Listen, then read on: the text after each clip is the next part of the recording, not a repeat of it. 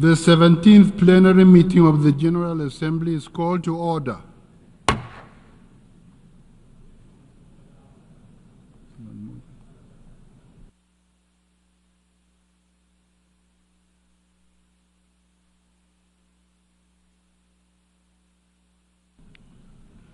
The Assembly will continue its consideration of Agenda Item 8, entitled General Debate.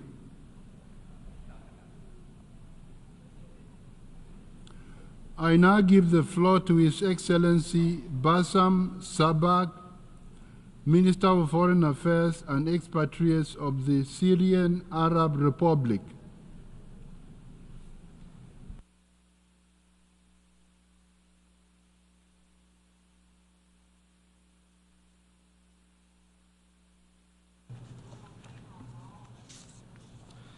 Thank you, Mr. President. I congratulate you on your election as President of the General Assembly at its current session, and I thank your predecessor, His Excellency Dennis Francis, for presiding over the previous session. I also thank the Secretary General for the efforts exerted to fulfill his mandate under the United Nations Charter.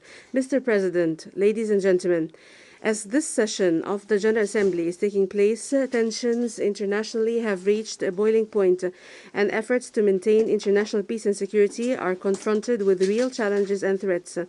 Clashes are intensifying, crises are multiplying, conflicts are escalating, chaos is spreading, terrorism is gaining ground, the global economy is faltering, poverty rates are rising, climate change is accelerating, and development indicators are lagging. These are the unfortunate results of 8 decades of multilateral action that have followed the establishment of the United Nations. While we previously sought to promote preventive diplomacy and the peaceful settlement of disputes, we are witnessing today more direct wars and proxy wars waged using terrorist tools. And instead of harnessing scientific advancement for the benefit and well-being of all people, we are witnessing disgraceful use of modern technologies as deadly tools to sow death and destruction. Instead of investing efforts and resources in achieving sustainable development for all, some are flagrantly draining the resources of other countries, stealing from their people, and imposing unilateral coercive measures that impoverish and destroy nations. Mr. President, for more than a decade, Syria has experienced unparalleled suffering. It fell victim to a fierce terrorist war, direct attacks on its territories that continue to this day, a multifaceted and stifling economic blockade and an unprecedented political and media incitement campaigns. Billions of dollars were spent to erode the development progress that Syria has worked over decades to achieve. Billions more were spent to spread chaos and undermine security and stability, and to force millions of Syrians to leave their homes, only to become internally displaced or refugees in other countries. Ladies and gentlemen, nevertheless, rest assured that, despite everything, we have remained faithful to our strong beliefs, our firm positions, and to the choices we made as a nation. Syria never hesitated to protect and defend its people, and never faltered in its war on terrorism. Economic hardships did not prevent us from meeting the needs of our people. All that has happened has revealed the true intentions of the collective West, which completely contradict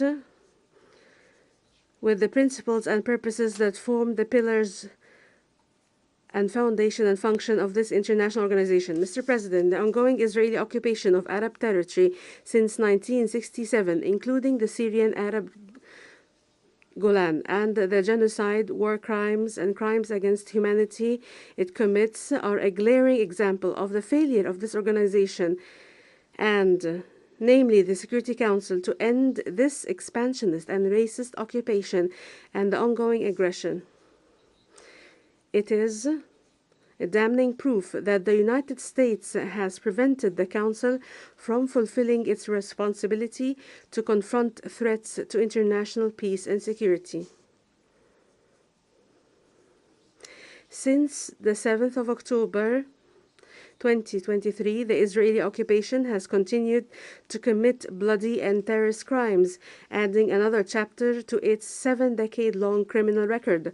Over the past months, the occupying forces and settler gangs have been carrying out a savage aggression on the Palestinian people and committing a genocide before the eyes of the whole world, which has claimed the lives of more than 42,000 Palestinians, most of whom are children and women. The Syrian Arab Republic strongly condemns the Israeli aggression against the Palestinian people and renew its solidarity with the legitimate struggle to liberate their occupied land and establish their independent state on their entire national territory, with Jerusalem as its capital, while ensuring the right of the Palestinian refugees to return to their homeland in line with international law and relevant UN resolutions.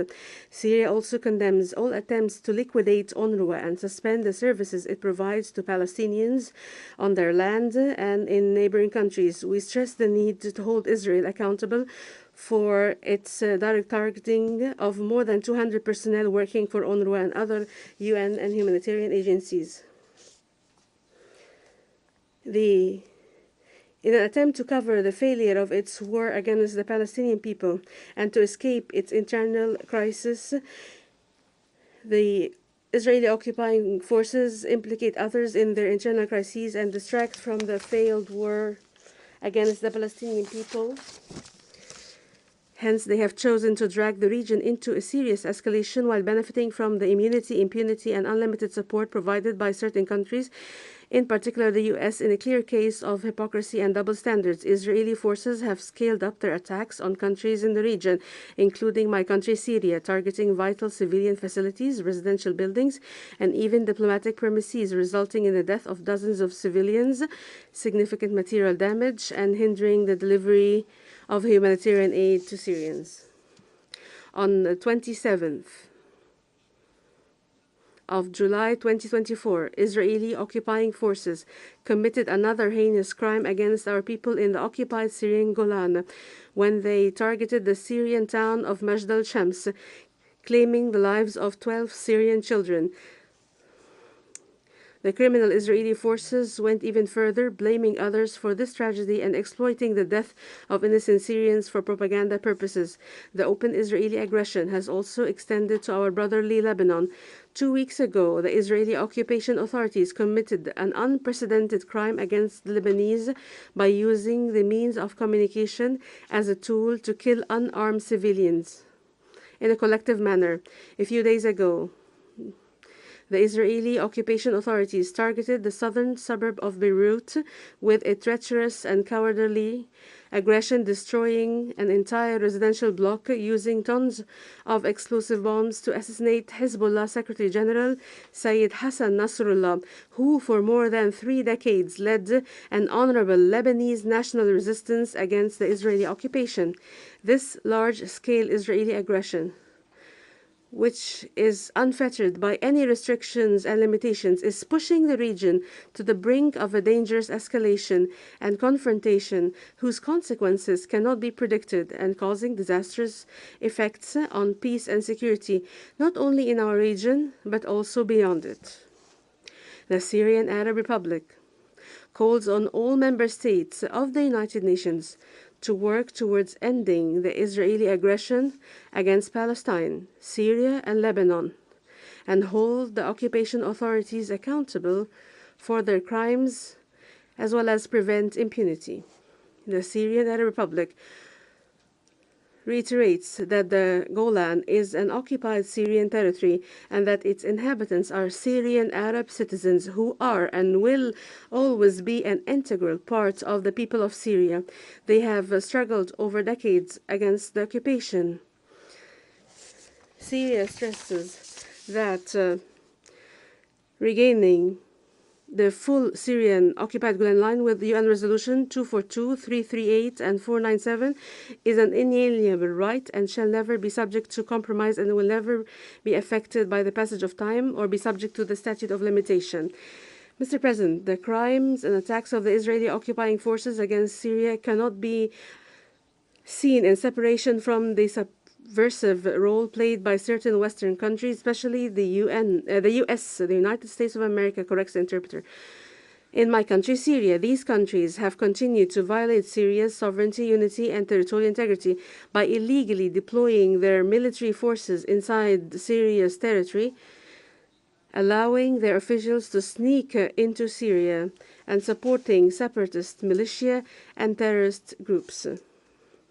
These countries have also worked to exacerbate the humanitarian situation of the Syrian people by depriving them of the benefit of their resources as a result of their systematic looting of Syria's national riches, as well, and by imposing inhumane, unilateral, coercive measures whose disastrous effects have affected all aspects of the daily lives of Syrians. These measures targeted various vital sectors, most notably the public health sector, energy sector, banks, financial transactions and transfers, transport, as well as the agriculture sector that has been affected by these measures that has led to reduced levels of food security. All the unfounded allegations made by Western countries to justify such illegal measures and to deny or downplay their catastrophic impacts have been laid bare in multiple recent UN reports. In this regard, my country reiterates its call for the immediate, full, and unconditional lifting of unilateral coercive measures as they amount to a collective punishment of the people and a form of economic terrorism and a flagrant violation of the UN Charter and international law.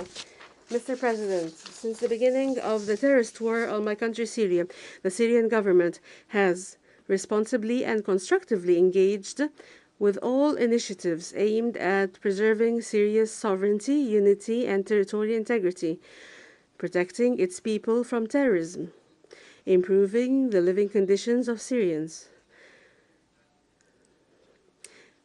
Many measures have been taken to that end, which can be summed up as follows. 1. Mobilizing all efforts to eradicate terrorist groups that are enlisted by the Security Council and putting an end to their dark thinking, extremist ideology, practices based on killing, torture, enforced disappearance, restriction of freedom, recruitment of children, discrimination, and violence against women and girls. The Syrian government continues to confront the remaining organizations to end the suffering of Syrians, and we call upon all countries to repatriate their citizens currently detained in illegal centers in northeastern Syria to end and close them due to the danger they pose to them in the future. 2. Pursuing national reconciliation and local settlement agreements, where 23 amnesty decrees have been issued, which facilitated the social reintegration of those who had lost their way. The most recent of these was Legislative Decree number 27 of 22 September 2024. 3. Supporting humanitarian access by granting the UN multiple authorizations to use 3 border crossings to deliver humanitarian assistance to eligible Syrian civilians in northwest Syria, and by granting the necessary approvals for humanitarian deliveries from inside Syria, despite all of the attempts by terrorist groups to obstruct humanitarian access and steal or divert the aid. 4. Continuing the efforts of the Syrian state institutions to enhance their role and increase their efficiency by holding on time all constitutionally mandated entitlements and following up on the process of economic and administrative development and reform, and moving forward with efforts to modernize legislative structures, including those related to strengthening the rule of law, developing media work, social protection programs, and empowering women, protecting the rights of children and persons with disability, as well as implementing the strategic plan for gender equality and developing legislation regulating conscription. 5. Sparing no effort to support the dignified return of refugees and displaced people to their areas. An agreement was reached with the Office of UNHCR on several measures which are being implemented accurately. Discussions are also underway with a number of neighboring countries to launch innovative projects that allow the provision, which would be a model to assist and facilitate the return and accelerate it. 6. Openly engaging with all the efforts and initiatives made at the political level, including we have been taking part in the Astana meetings, which have achieved concrete results. The Syrian government is also in constant contact with the UN Special Envoy for Syria and is cooperating with him in line with his mandated role as a facilitator of a Syrian-led and Syrian-owned political process. 7. Committing to dialogue and diplomacy as a basis to a course for correcting relations with other countries. The Syrian government has positively engaged with the various initiatives put forward in this regard, in line with our firm belief that the interests of countries must be built on sound relations based on specific principles and clear grounds to achieve the desired objectives. In particular, mutual respect for state sovereignty and territorial unity, joint action to address threats to security and stability, and pursuing common interests without interfering in internal affairs. Ladies and gentlemen, as Syria is healing from the wounds of what it's been exposed and subjected to, it looks to the future with a sense of hope and optimism. However, the success of its efforts necessarily requires the collective West to stop politicizing humanitarian work and linking it to political conditionality. Donors need to fulfill their pledges in humanitarian funding and provide sustainable solutions for livelihoods and supporting resilience, including by working to strengthen early recovery projects and increase and the immediate, complete, and unconditional lifting of unilateral coercive measures. Mr. President, Syria reiterates its demand for a Middle East zone free of weapons of mass destruction, in particular nuclear weapons, and to compel Israel to eliminate its arsenal of weapons of mass destruction, join relevant international treaties and conventions, and place its installations under international monitoring. Syria expresses its support and solidarity with Arab countries, especially those facing challenging circumstances resulting from foreign interference, natural events, or climate change. Syria reiterates its support to the right of the Russian Federation to defend itself and to maintain its national security in response to the West's hostile policies and in rejection of the logic of hegemony and unipolarism. Syria also condemns the attempts to confiscate Russian financial assets. Syria expresses once again its full support to the Islamic Republic of Iran and its legitimate right to defend its national security and the peaceful use of nuclear energy, and we commend Iran's constructive and responsible approach in this regard. Syria renews its support to the One China principle and the stances of the People's Republic of China as it faces external attempts to interfere in its internal affairs and deems it necessary to defend its sovereignty and confront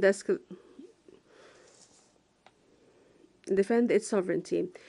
Syria condemns the decades-long U.S. economic embargo on Cuba and rejects the issuance of the infamous list called the countries sponsoring terrorism. Syria calls for an end to the U.S. military drills and exercises on the Korean Peninsula as they contribute to raising tensions in this region.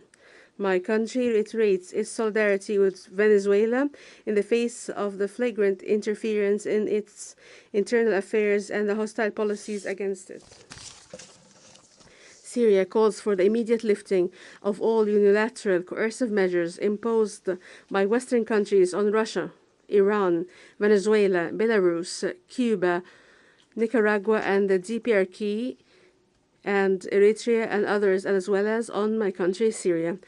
Mr. President, in conclusion, I would like to call on the countries of the world to summon the courage and make the right choice to guarantee a better present and future for present and future generations and save humanity from the scourge of all-out wars looming on the horizon by supporting the establishment of a more just and balanced through the reform of political and financial institutions to end the state of hegemony and unipolarity and better attempts to undermine the Charter of the UN and replace it with a so-called rules-based order. The Syrian Arab Republic, while looking forward to the current session of the General Assembly under your leadership to be able to fulfill the promise of its theme, we stress that success in translating this theme into a practical reality requires abandoning the policies of hegemony, exclusion, blockade, and collective punishment of peoples, and adhering to the Charter of Organization and respecting international law, multilateral diplomacy, and granting developing countries equal opportunities to advance their societies and achieve well-being, prosperity, and sustainable development for their peoples. I thank you, Mr. President.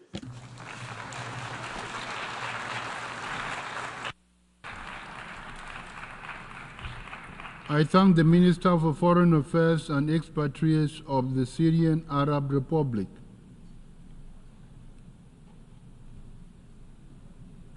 I now give the floor to His Excellency Ludwig Valdrag Ludwig Gentke Wataka, Minister of Foreign Affairs of Nicaragua.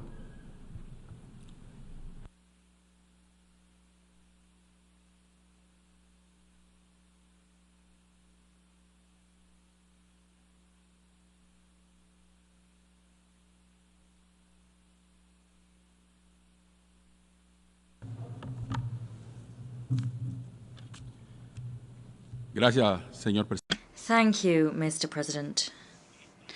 Ministers, representatives, after hearing so much analysis, the description of so much misfortune, so many calamities, and after hearing detailed descriptions of the Holocaust that afflict us as a human family, after watching so much intelligence sparkle before our eyes, we are left in silence, contemplating the void, because whilst we have knowledge, or whilst we think we have knowledge, we do not find, we cannot detect common responses to the weaknesses and pains that beset our society. There are no responses being found to the abuses, aberrations, the aggressions of global powers, to the unjust global order that from every angle seems to increasingly suffocate us.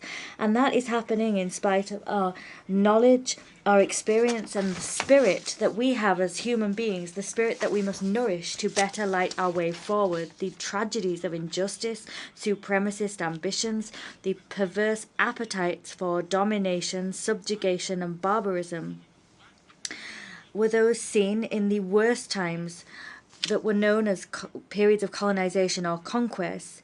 These phenomena seem to be worsening, keeping humankind perpetually enslaved to the basest sentiments, avarice, greed, and the imposition of models by some on others. This is all causing us to stray further and further from the principles and values of equality and rights that, with sweat and tears, humanity and intelligence thought they had won. Disaster after disaster, we continue to sow war as the savage MO of imperialism and capitalism. They too are savage, barbaric and fierce, and we're walking towards the extinction of all human beings. We are refusing to accept that only peace can triumph. That is true because peace is justice, peace is peaceful coexistence, peace is respectful cooperation, it is the furtherance of freedom, dignity and the sovereignty of all peoples.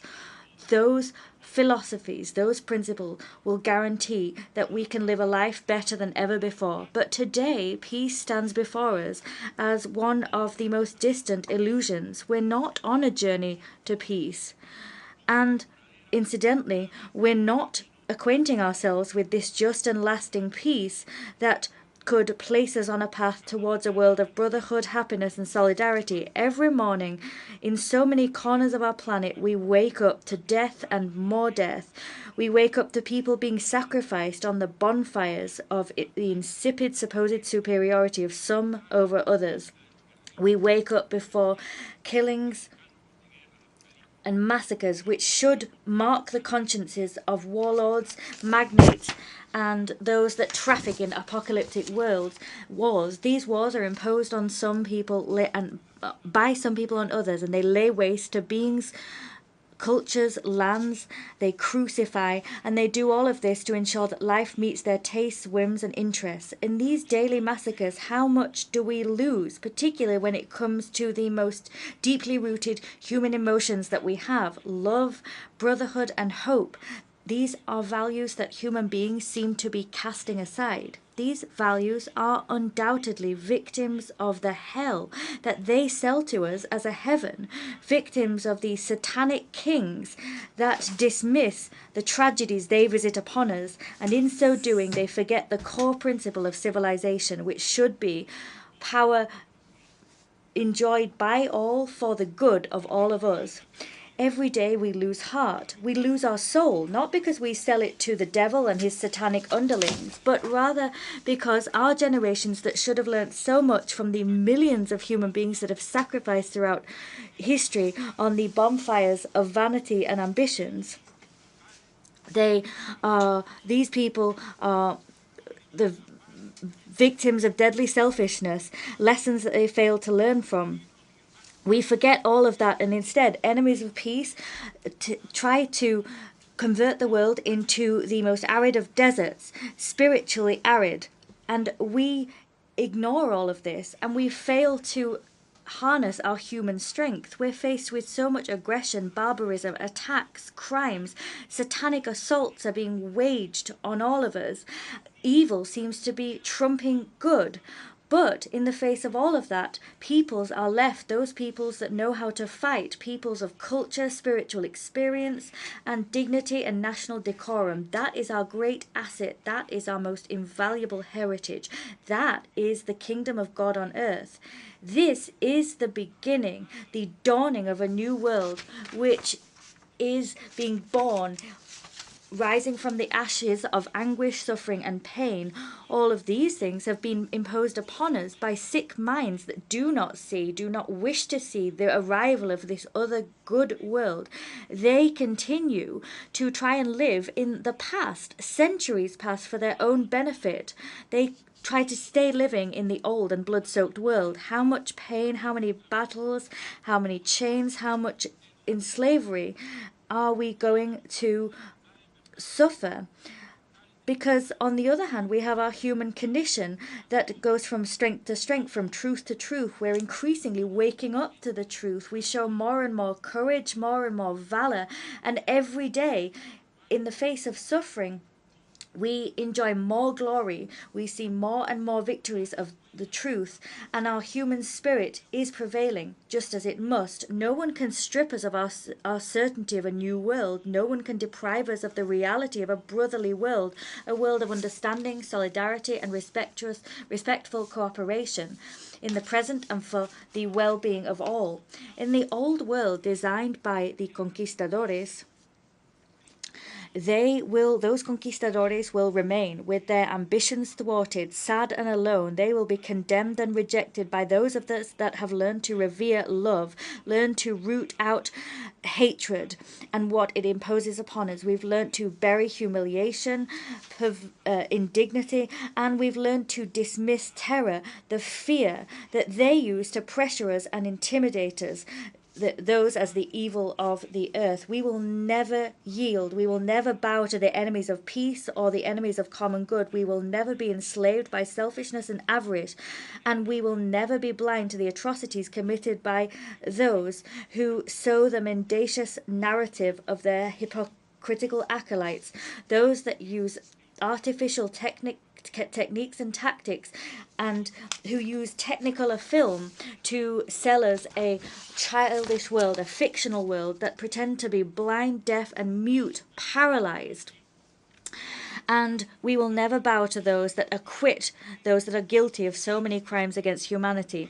We will not be silent, ever. We denounce and condemn the genocide that the government of Israel and its First World allies have committed, commit, and continue to commit against the glorious people of Palestine, against the courageous people of Lebanon, and against so many other brave, valiant, dignified people. None of us will yield to brutality. We are not silent. We will never be silent. We denounce and condemn the aggressions against Syria, Iran, and against all other great peoples in their struggles. We stand with our brothers on all continents. We will never be silent. We denounce and condemn the occupation and hijacking of the rights of peoples such as Haiti. We are not silent. We will never be silent. We denounce and condemn the systematic policy of extermination of cultures and rights that colonial imperialist powers visit upon peoples, governments, and countries who, like Cuba, Venezuela, Bolivia, Nicaragua, are members of the Bolivarian Alliance for the Peoples of our America. ALBA is a strategic unit with which we defend our sovereignty, independence, and legitimate models of institutions, our models of self-governance, and direct and participative democracy. We stand shoulder to shoulder with all countries and peoples affected by barbarism and the brutality which was unleashed and is being unleashed against our Mother Earth and our resources. That is causing what we know today as climate change. Climate change is none other than selfishness and the pillaging of our earthly resources.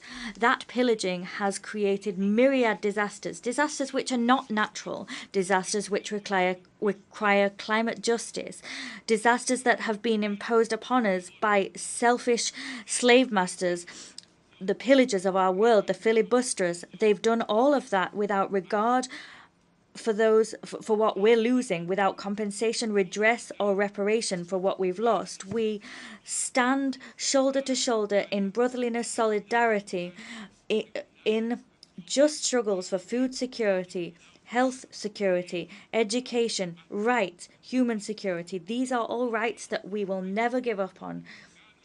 Of course, we are fighting an urgent daily struggle against terrorism in all its forms, against drug trafficking, organized crime, all vices and criminal activities that have been imposed upon us to weaken our institutions, models and practices, and in order to increase interference into our ways of life. Those doing that are attempting to instill and establish ways of living which are not our own. They're seeking to, in so doing, create an image of us according to which we are incapable, mere beggars. We will never accept that model. There are invaders, those interventionists that are dressed in sheepskin, that have the faces of wolves, and to them we say we are people rich in culture, resources, and community models. We are rich in values that have been distorted, slandered, or worn down. We will not allow ourselves to be converted into needy beggars, because we're not beggars, and will not allow you to pretend that we are just because you want to be falsely kind and generous. Your interests are patently clear, and you're using them to interfere in our own affairs. That's not only unacceptable, it's despicable and unbecoming. We have a right to our freedoms and the supreme dignity of our spirit and culture. We have a right to our own conscience and our own convictions. we are allowed to learn and continue on our humble pilgrimage, a pilgrimage that means that we learn from everyone. We're able to incorporate the good into how we live, to cast aside and reject everything that seeks to make us into servile machines divided by the strategies of the imperialists of the earth. We defend our highest dreams. We do so alongside Bolivar, Martí, Sandino, Morazán, and alongside so many great figures that preceded us and led the way for our struggles so that we would win, vanquish, and triumph. Nothing is free in this world. We must become more aware, and our heart must grow bigger every day. We must be absolutely lucid, clear, and coherent in our action, because it is only the union of the peoples of the planet that will be able to vanquish the Earth's imperialists. It is only this union that will make them retreat, even though they continue to criminally machinate. And they do everything they can to distort us, but we will distort them.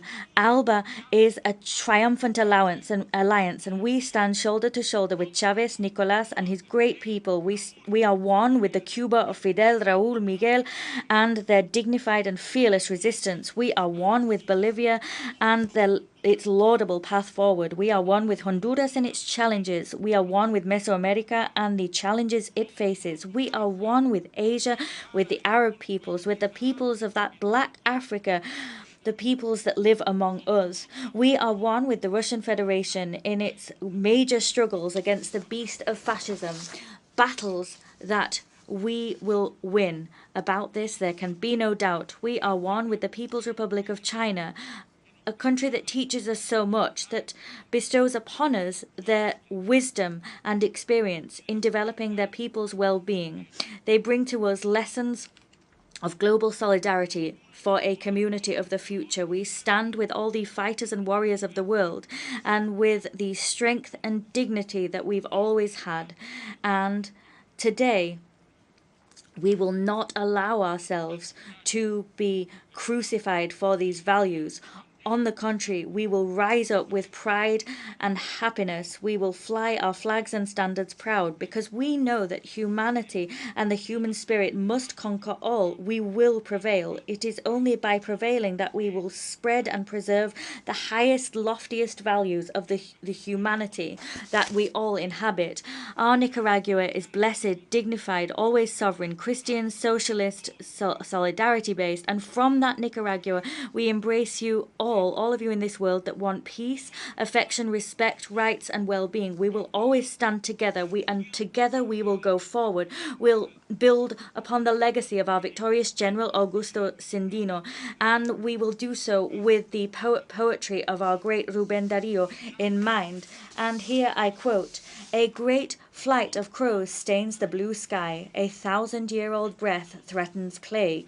In the Far East, men are being murdered. Has the apocalyptic Antichrist been born? Omens have been witnessed and wonders seen. The return of Christ seems imminent. The earth is pregnant with pain so deep that the dreamer, imperious, lost in thought, suffers all the anxieties of the heart of the world. Executioners of ideals afflict the earth, locking up humanity in a shadowy pit, along with the brutes of hatred and war. O Lord Jesus Christ, why do you take so long? Why wait to spread your hand of light over these wild beasts, and make your divine banners brilliant in the sun? It rises suddenly, pouring out life's essence over so many crazed, sad, or hardened souls, so in love with darkness as to forget your sweet dawn. Come, Lord, show us in all your glory. Come with trembling stars and the dread of cataclysm. Come bringing love and peace across the abyss. Let your white horse, which the visionary witnessed, come in, and let that divine extraordinary clarion sound, and may my heart be an ember of your swaying incense." Today we remember the Nicaraguan father priest, ambassador of the dignity and decorum of our peoples, Miguel de Escoto Brockman, he fought and he bequeathed upon us the responsibility to fight for the remodeling of the United Nations so that the United Nations could serve the cause of debate and the struggle for justice, the right to harmony and happiness of the peoples. The United Nations as an instrument belonging precisely to nations themselves, an instrument to denounce, condemn, reject, and repudiate all abominations and aberrations perpetrated against all of us. It is an instrument to encourage good, affection, to root out evil, opprobrium, and hatred in our relations. Our relations, our ties, should be those of brotherly coexistence.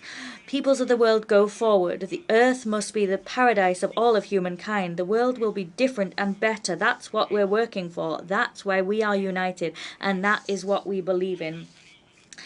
Allow me to bring to you the affection of all of Nicaragua's people, that of President Commander Daniel Ortega and Vice President Rosario Murillo. Many thanks indeed.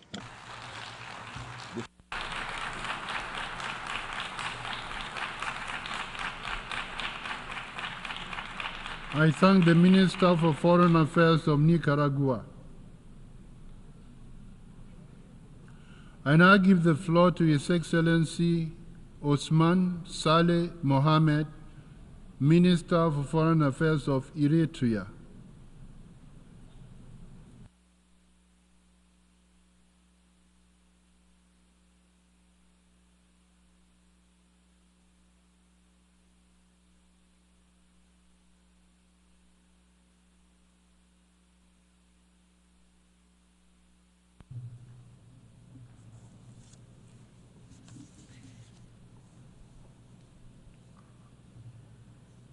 Your Excellency Philemon Yang, President of the 79th session of the United Nations General Assembly, Your Excellency Antonio Guterres, Secretary General of the United Nations, honorable heads of delegation, distinguished delegates, ladies and gentlemen.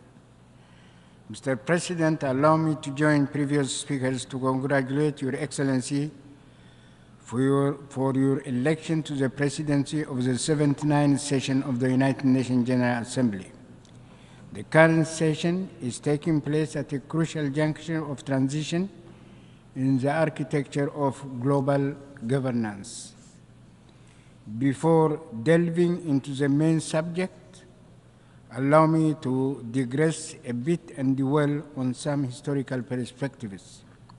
As it will be recalled, maintenance of global peace was indeed the overarching mantra and proclaimed objective when the League of Nations was established 1 century ago in January 1920 in the immediate aftermath of the First World War.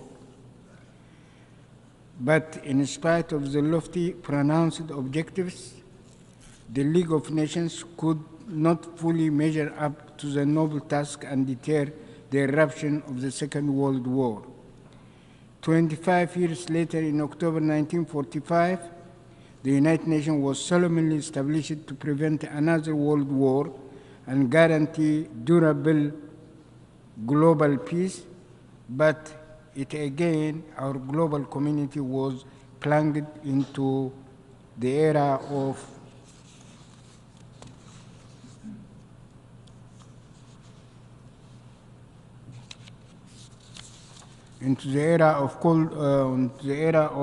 the Cold War, whose hallmark was a controversial bipolar international world order.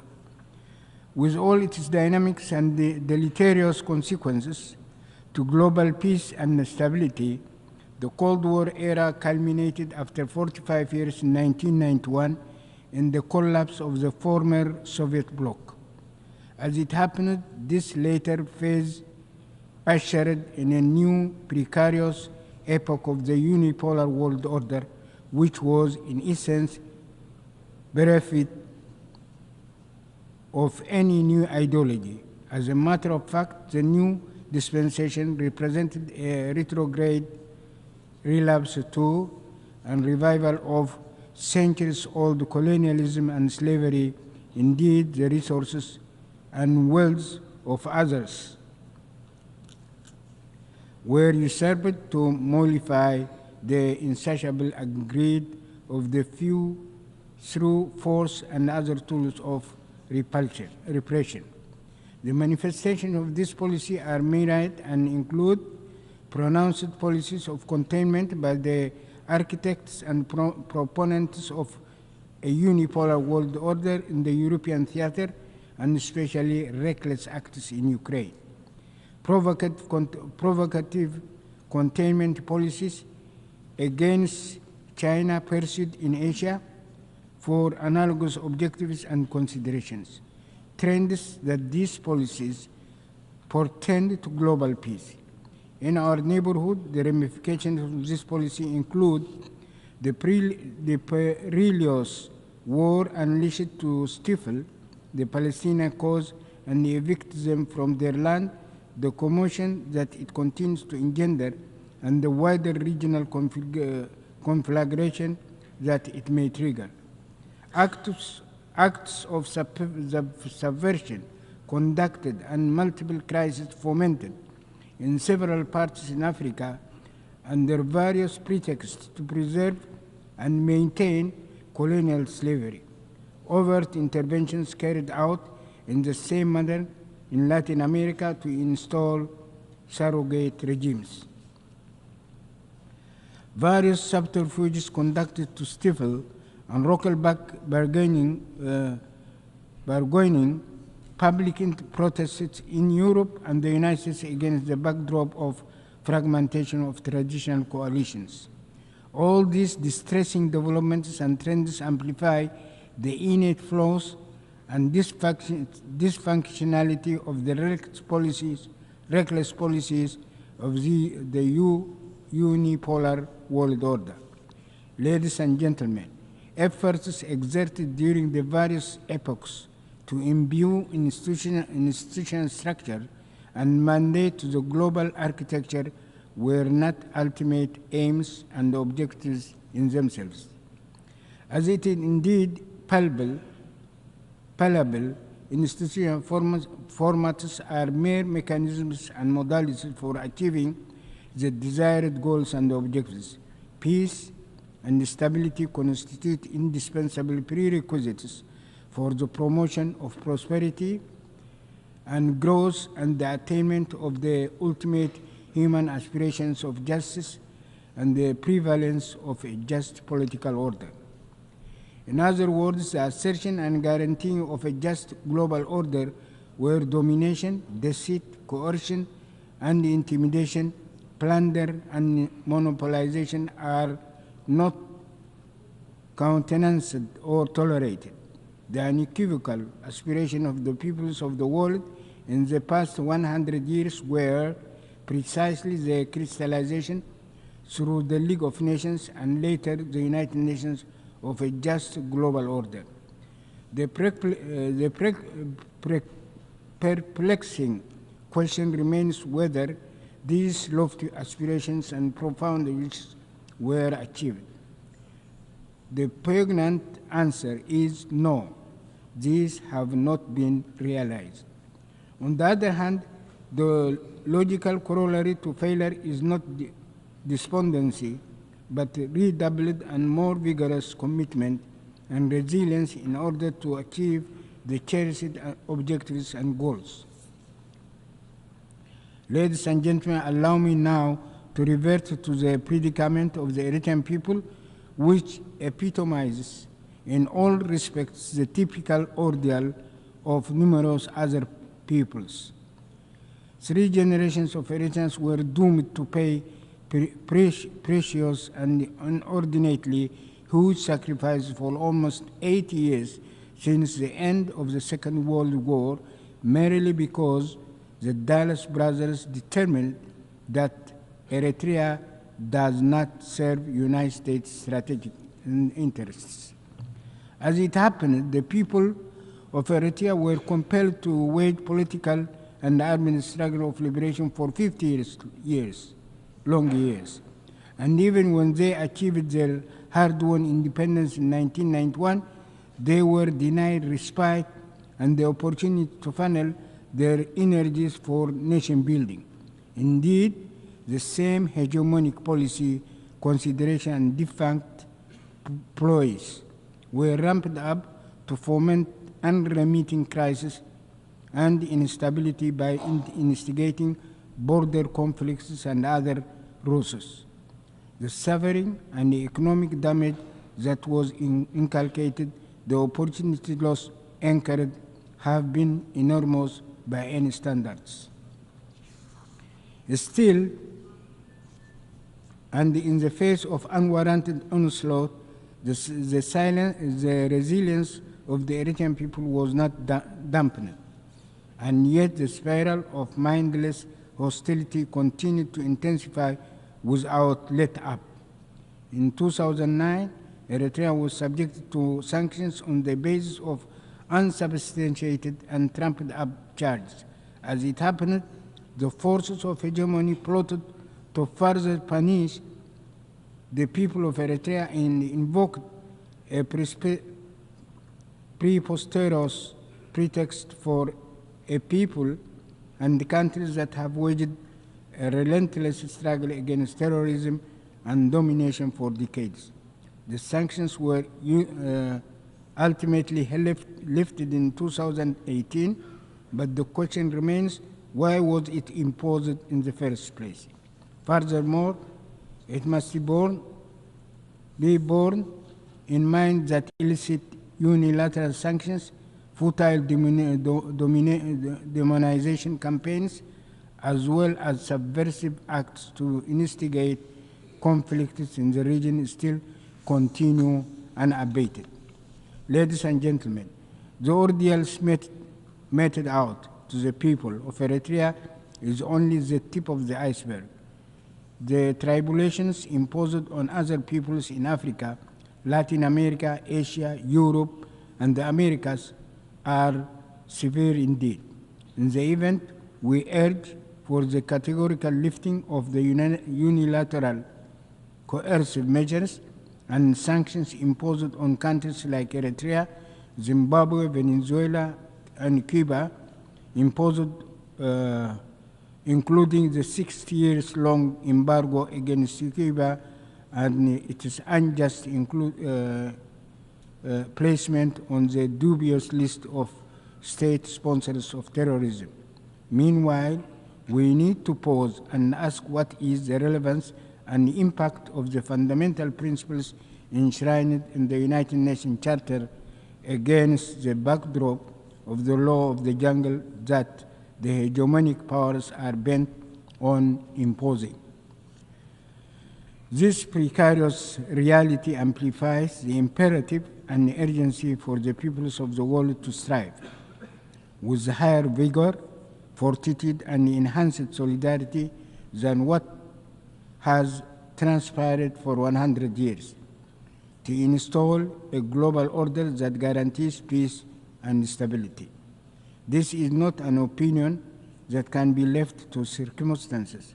The forces of hegemony must also be made accountable for their crimes for the dispensation of justice. Let me conclude my brief address by reiterating our best wishes for success in our current endeavors. I thank you.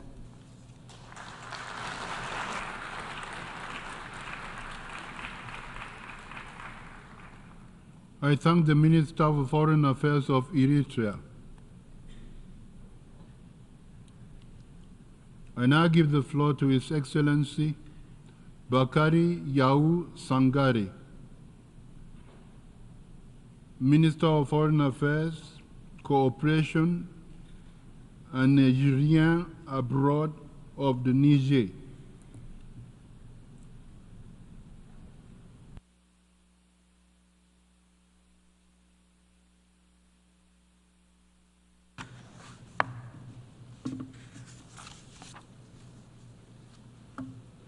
Bismillahirrahmanirrahim. Monsieur le Président. Distinguished President, distinguished heads of state and government, distinguished heads of delegations, ladies and gentlemen. Je voudrais tout d'abord At the outset, I would like to warmly congratulate Mr. Philemon Yang on his election as President of the 79th session of the UN General Assembly. I also would like to express to his predecessor, Mr. Dennis Francis of Trinidad and Tobago, my sincere thanks for his outstanding work during his mandate, despite the turbulent global context. Unfortunately, I will not go any further in my congratulations, and you'll understand why. Ladies and gentlemen, exactly 1 year ago, in this same hall, from this very same podium, my country, Niger, was unjustly and unjustifiably deprived of its right to speak. That wasn't the worst of it.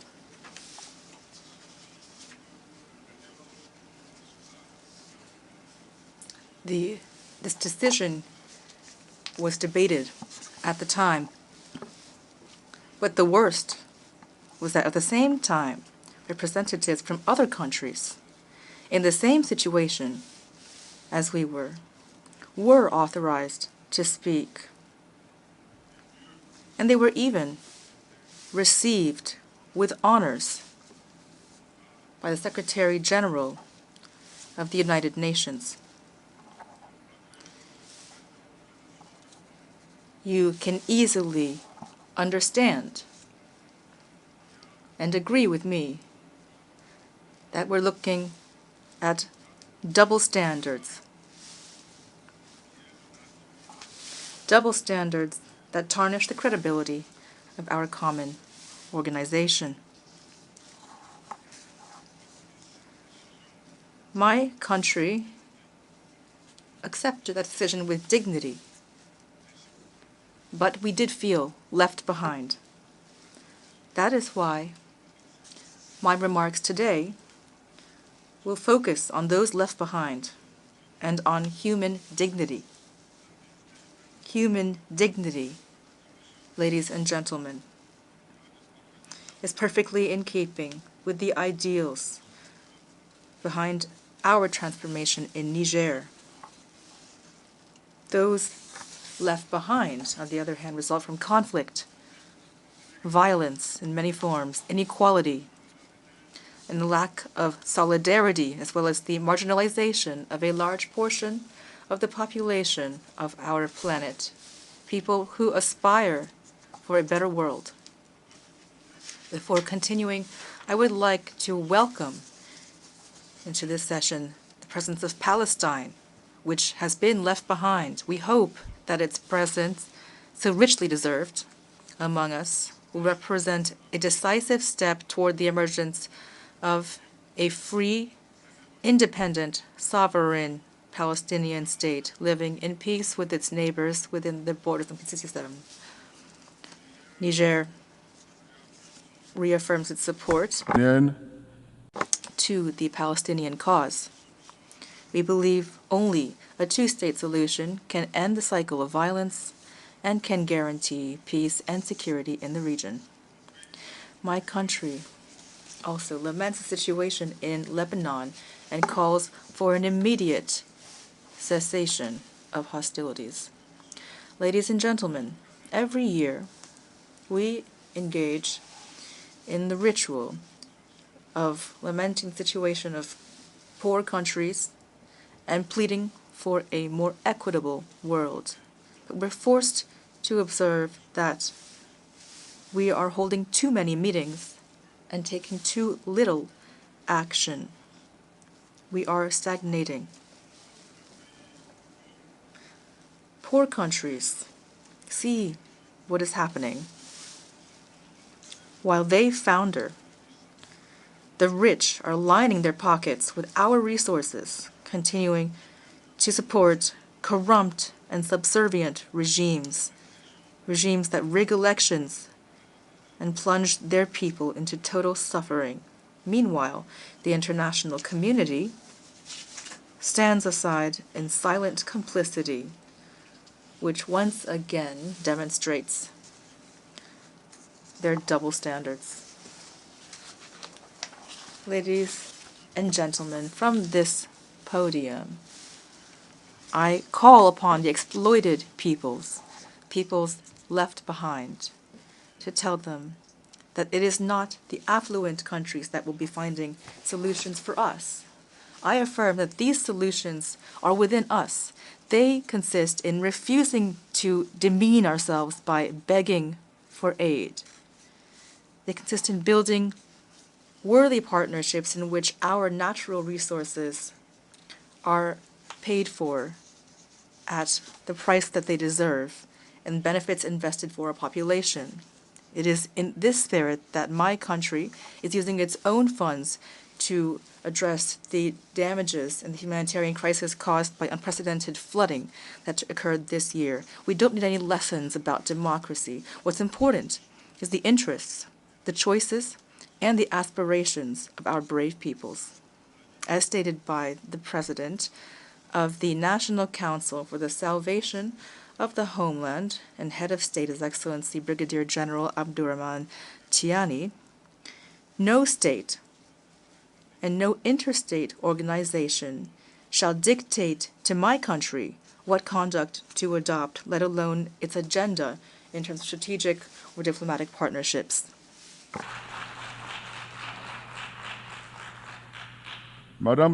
Ladies and gentlemen, as you know, the Sahel region, for more than a decade now, has been suffering a severe security crisis that jeopardizes the very existence of its states and which represents an ignominious attack on international peace and security.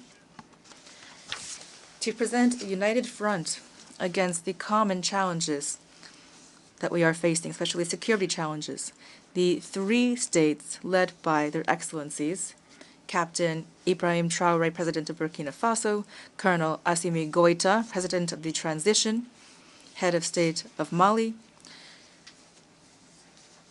and Brigadier General Abdurrahman Tiani, President of the National Council for the Salvation of the Homeland, Head of State of Niger.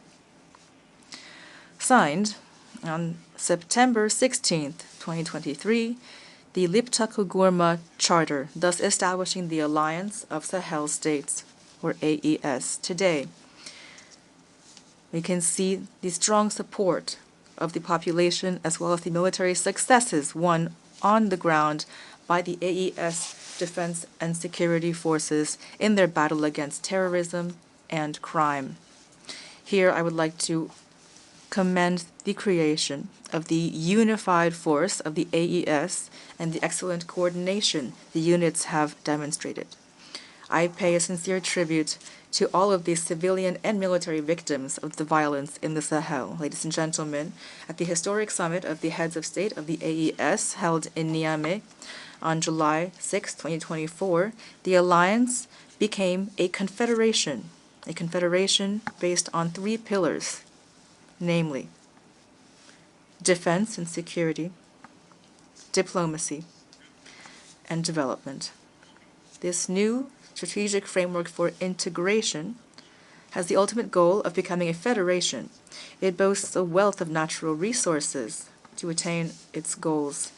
This wealth has caught the covetous eye of certain Western powers, which are financing and arming terrorist groups in order to destabilize our countries.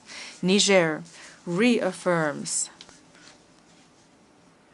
its strong condemnation of these hostile acts and rejects all forms of support for terrorism, especially the active and public support of Ukraine for the terrorist coalition that perpetrated a cowardly attack on Tinzawaten in Mali.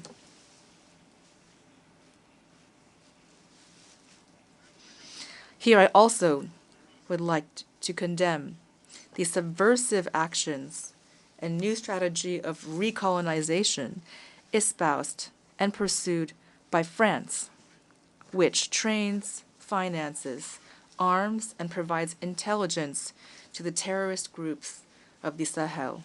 It provides food and lodging to its local lackeys, some of which occupy the diplomatic premises of Niger in Paris in flagrant violation of the Vienna Convention of 1961 on diplomatic relations.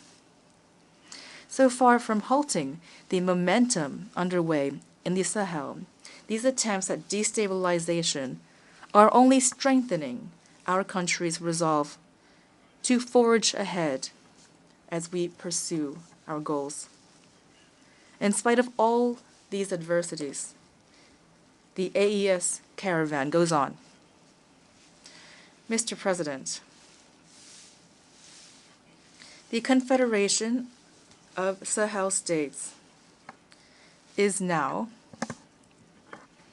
as much as some might be displeased by it, a new geopolitical deal which will fully play its role in the international arena while respecting the sovereignty and the freedom of choice of its partners, as stated by His Excellency Colonel Assimi Goïta, President of the Confederation of the AES, on the first anniversary of the alliance. Quote, "In our spirit of independence and regained sovereignty, we remain open to cooperation with brotherly and friendly peoples based on fraternity and mutual respect." Ladies and gentlemen, on the national level, the inclusive vision of the President of the CNSP and Head of State, Brigadier General Abdurrahman Tiani, is based on 4 strategic pillars as follows: bolstering security and social cohesion, promoting good governance, developing production bases, and accelerating social reforms. These pillars aim to ensure the security, political, and socioeconomic sovereignty of our countries. They inform all of the actions of the state and its partners to pave the way for a structural transformation of the Nigerian economy and to improve the population's well-being. To guide this transformation, especially in the mining and oil sectors, my country is willing to sign partnership agreements with foreign investors based on the principle of win-win cooperation and while respecting the dignity of our peoples, which have until now been left behind. The goal is to make the Sahel a region of peace and prosperity, as affirmed by President Tiani. In closing, I would like to thank our brotherly countries, our friends, Burkina Faso, Mali, Togo, Morocco, Turkey, Russia, China, Iran, and all others who have supported Niger as it transforms itself. I would like to conclude by asking the diaspora of our countries, wherever they may be, to continue to pray for God to protect the AES, to protect our peoples and our governments. Long live solidarity between peoples. Long live the AES Confederation. Thank you.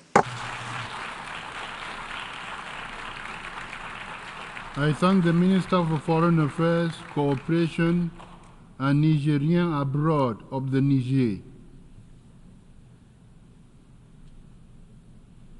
I now give the floor to His Excellency Karamoko Jean-Marie Touare, Minister of Foreign Affairs, Regional Cooperation, and Burkina abroad of Burkina Faso.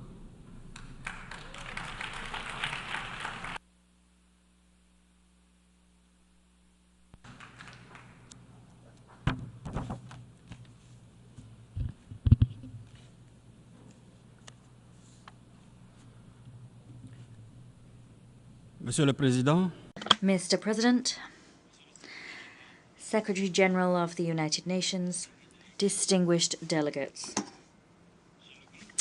I have the great privilege and the honor of conveying to you, on behalf of His Excellency Captain Ibrahim Traoré, President of Burkina Faso, Head of State, the brotherly and friendly greetings of the valiant people of Burkina Faso, a people who, in the face of adversity, namely the heinous acts of aggressors and enemies of peace, machinations and interference in its many forms, a people that, in spite of all of the above, have developed a resilience to continue its glorious journey towards inclusive social and economic development.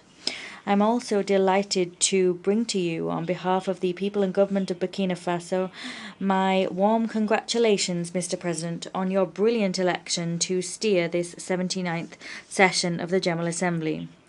I also wish to convey the congratulations of my delegation to Mr. Dennis Francis, your predecessor, for the achievements garnered over the course of his mandate in an international context marked by deep division. Secretary General, Burkina Faso quite rightly appreciates the work done by the UN system and its partners under your leadership, work that they continue to do on the ground to support my government's efforts. In this connection, indeed, my country is delighted at the choice of the theme for the 79th session of the General Assembly, which calls us to action. It is leaving no one behind, acting together for the advancement of peace, sustainable development, and human dignity for present and future generations. How evocative that title is. By referring to that theme, allow me first of all to convey to you the aspirations of all strata of Sahelian society in general and the aspirations of Burkina Faso's people in particular. One account reads as follows: I am a peasant from Burkina Faso.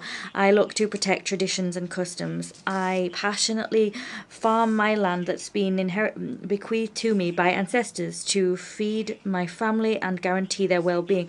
I want to live free, proud, and in dignity. Another account reads: I am a woman, a mother, a dignified descendant of the Yenega Gwimbi Ouattara princesses. Like other brave Sahelian women, I have an unparalleled strength of character. I would give my life to guarantee that my children, my brothers and sisters, and my compatriots can survive and thrive in a society of peace and love. I wish to live free, proud, and in dignity.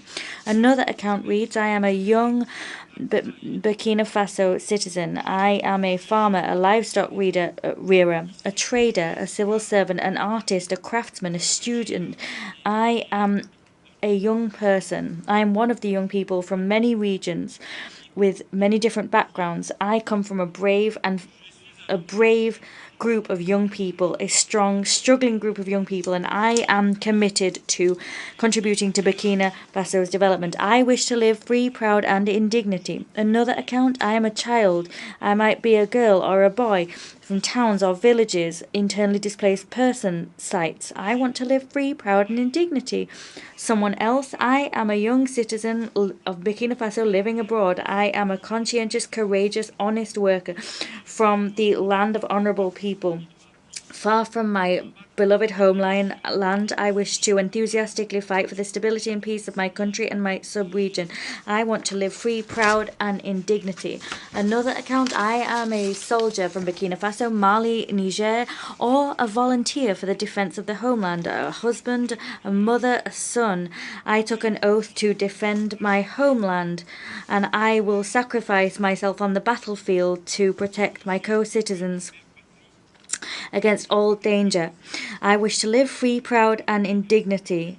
I am contributing to the development of my sub-region. Mr. President, these aspirations are the beacons which guide my government's action. The struggle of that government is to create a society in which the men and women of the Sahel can live free, proud, and in dignity.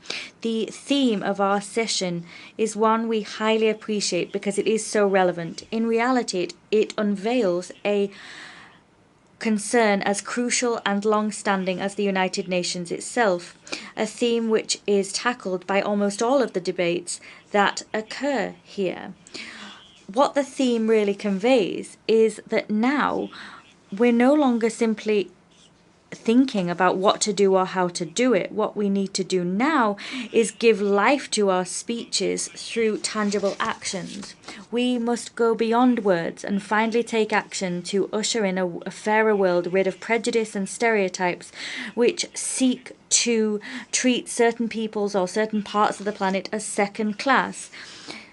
Treat them as people doomed to wait in the prisons of isolation and scorn, waiting for handouts, living at the mercy and whims of great powers that claim to be the only ones able to indicate the path that others must follow, and they dictate how others must live. We must focus our efforts on the common goals of our organization. An organization whose primary goal is to promote the well-being of peoples by guaranteeing that they can live in peace and security. This urgent and overriding need to build a new world together and work together to create a fairer world is entirely valid in the current context. A context dominated by protracted crises, complex conflicts, and unequal economic governance, which further divides states and exacerbates differences between people. The consequences of such division are human tragedy. This disastrous state of affairs is the result of a multilateralism standing at a crossroads, a multilateralism which is exhausted, a multilateralism whose reputation has been neutered time and time again by predatory actions by certain member states who've decided that they are the masters of the world, and as such, they've built their foreign policy on subjugating and exploiting other states. We need to be properly concerned by this issue because the harmony and the cohesion of our world is at stake. For that reason, Burkina Faso would like to take this opportunity to once again appeal to reason, to the wisdom of all of us. We'd like to appeal to the powers of our world to prioritize an inclusive global governance, which is rid of hegemonizing visions.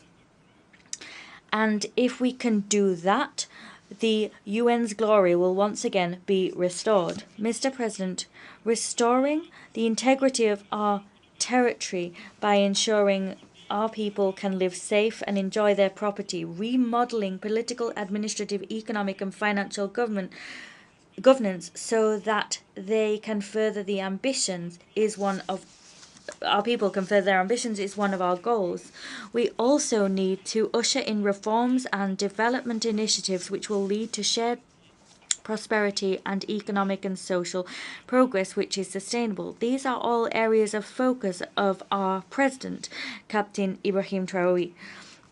And with his leadership and far-sightedness, we shall prevail. The people of Burkina Faso has decided to affirm and embrace its sovereignty, putting an end to its subjugation. It has demonstrated extraordinary resilience, just as all the people of the Sahel have done. They have understood the importance and magnitude of our struggle and as such have joined the ranks of our defence and security forces. With this tireless support, thanks to patriotism, the genius, the bravery and the spirit of sacrifice of the sons and daughters of Burkina Faso, our country has notched up success we couldn't even have hoped for. We've also had significant successes in our committed fight against terrorists instrumentalized, deployed from a distance and financed by neo-colonial powers. Here I wish to pay a much-deserved tribute to civilians and members of our military who have fallen on the battlefield, and I bow down before their memory. Mr. President, we're seeing strategic reforms and visionary reforms where our troops are concerned. We've built their capacity, we've reorganized our fighting forces on the ground, and in so doing, we've increased our means of resources to act, and that has been our salvation, because ultimately we have won back all of the areas that were overrun by criminals and their allies. Turning now to statistics, almost 70% of our territory is now under state control. That compares to 40% in 2022. That turning tide has allowed displaced persons to return. Schools have been able to reopen in less than 2 years. Our taking back of our territory has allowed more than 700,000 people to return to their villages. That action has allowed almost 1,500 schools to reopen their doors, offering the opportunity to so many pupils to return to school and continue their studies. They've long yearned for that time to come. These results compel admiration and spark great hope. They've been made possible by the endeavours of our defence and security forces, by the patriotic commitment of our volunteers for the defence of the homeland, and by the staunch support of the diaspora and the outpouring of solidarity they've showed. This patriotic mobilisation of all of our society has allowed us to collect some 99 billion CFA, that is $165 million, in 2023 alone. That far exceeded initial estimates. In other words, you can see here how determined our people are to finance and wage a struggle against terrorists and their allies. Mr. President, at this very moment, we are notching up successes in our offensive against obscurantist forces, against their acolytes that have a questionable, shady reputation. At the same time, we're seeing that we are the victims of a defamation and smear campaign being waged against our soldiers. They are being accused of violating human rights without the slightest smidge of evidence being brought forward. This propaganda has been cobbled together and aims to lower the morale of Burkinabe patriots and to sabotage their legitimate struggles. And that's happening quite simply because the acolytes of chaos have not yet understood the dynamic underway.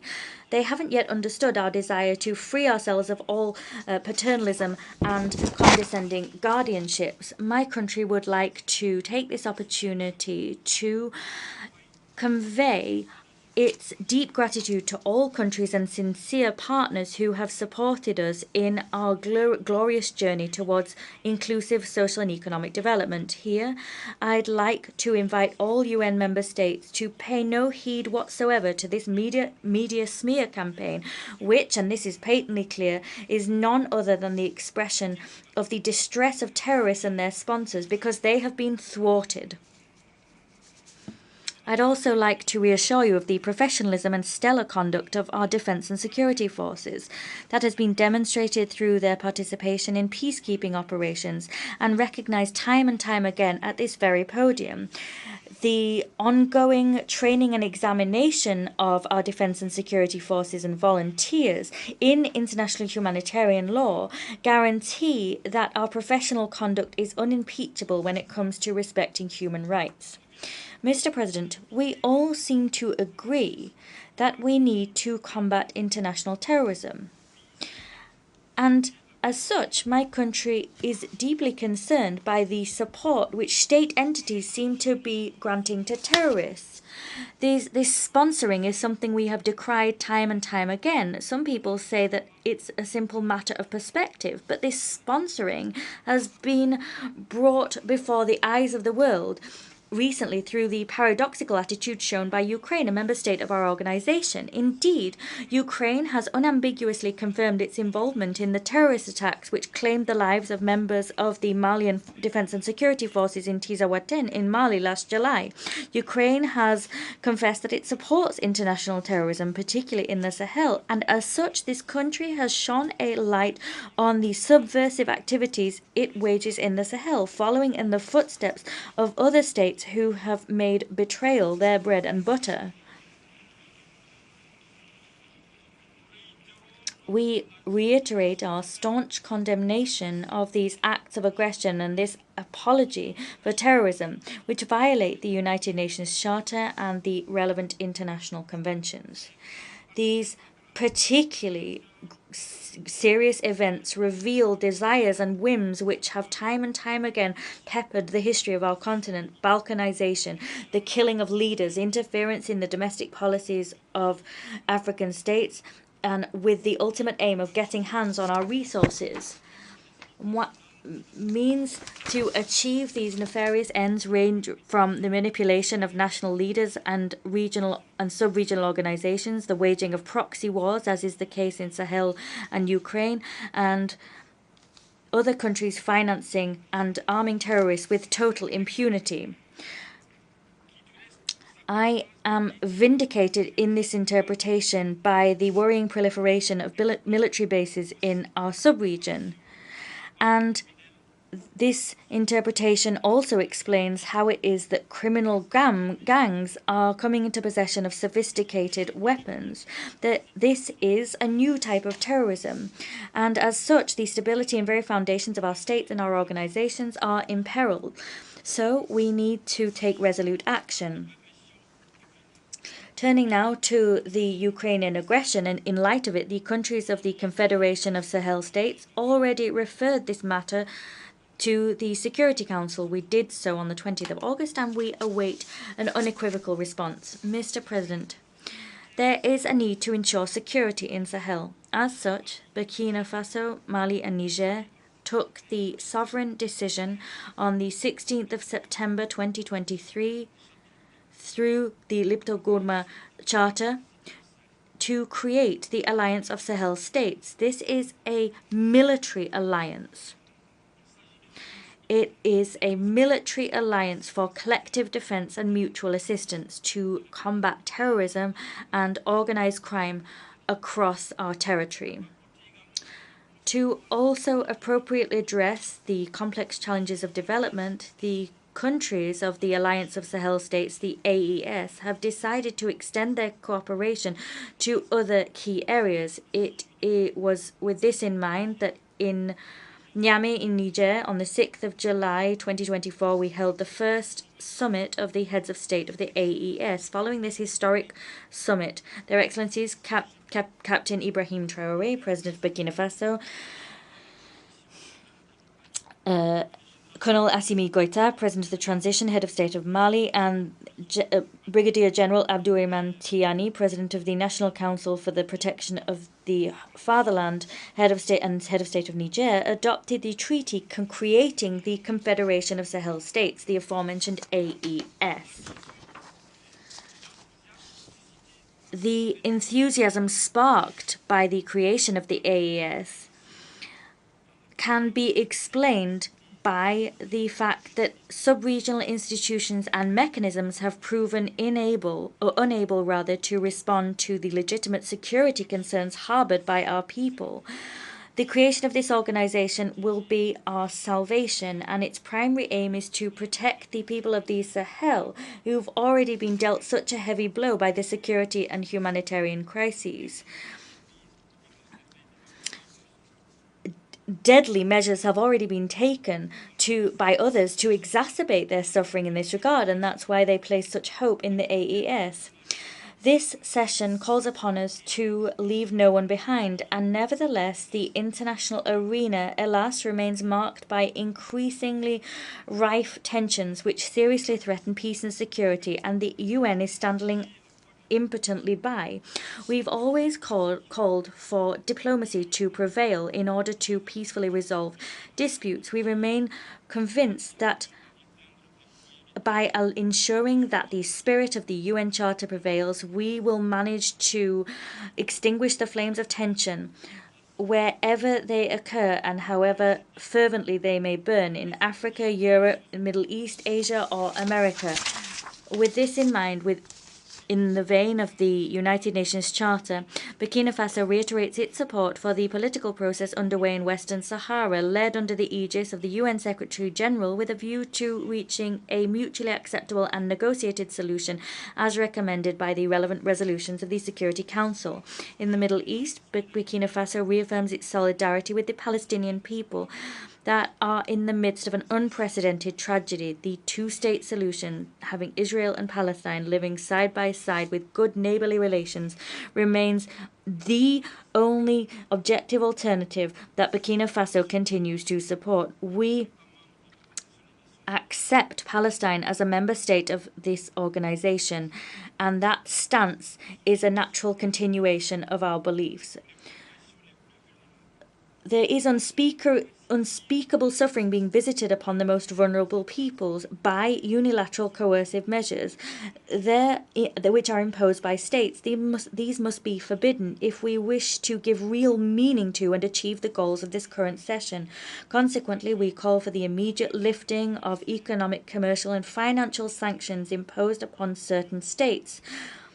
The only thing these states have done wrong is seek freedom for their peoples. That's the case of Cuba. It's also the case for the Bolivarian Republic of Venezuela, Nicaragua, Iran, and many other countries.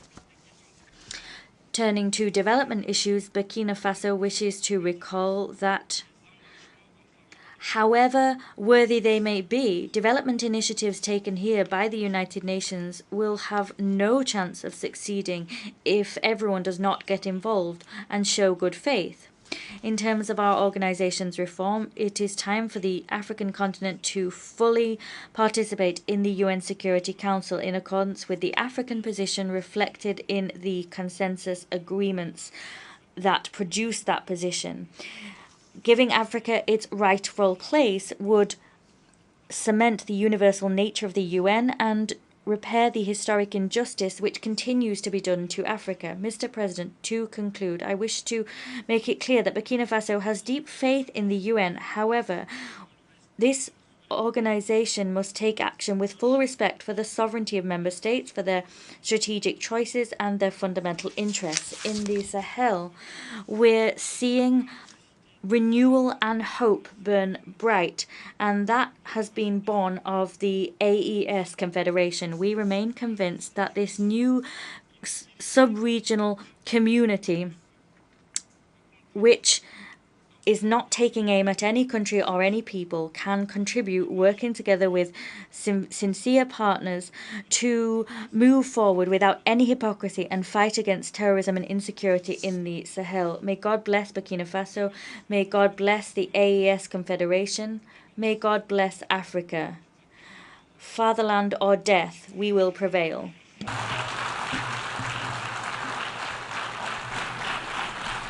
I thank the Minister of Foreign Affairs, Regional Cooperation, and Burkinabe abroad of Burkina Faso.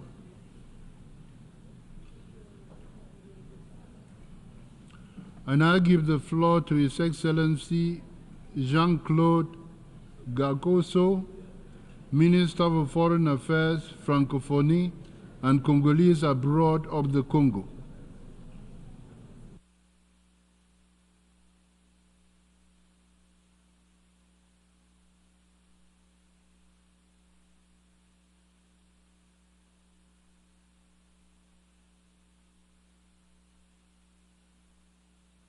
Monsieur le Président, President of the General Assembly, Secretary General of the United Nations, distinguished heads of state and government,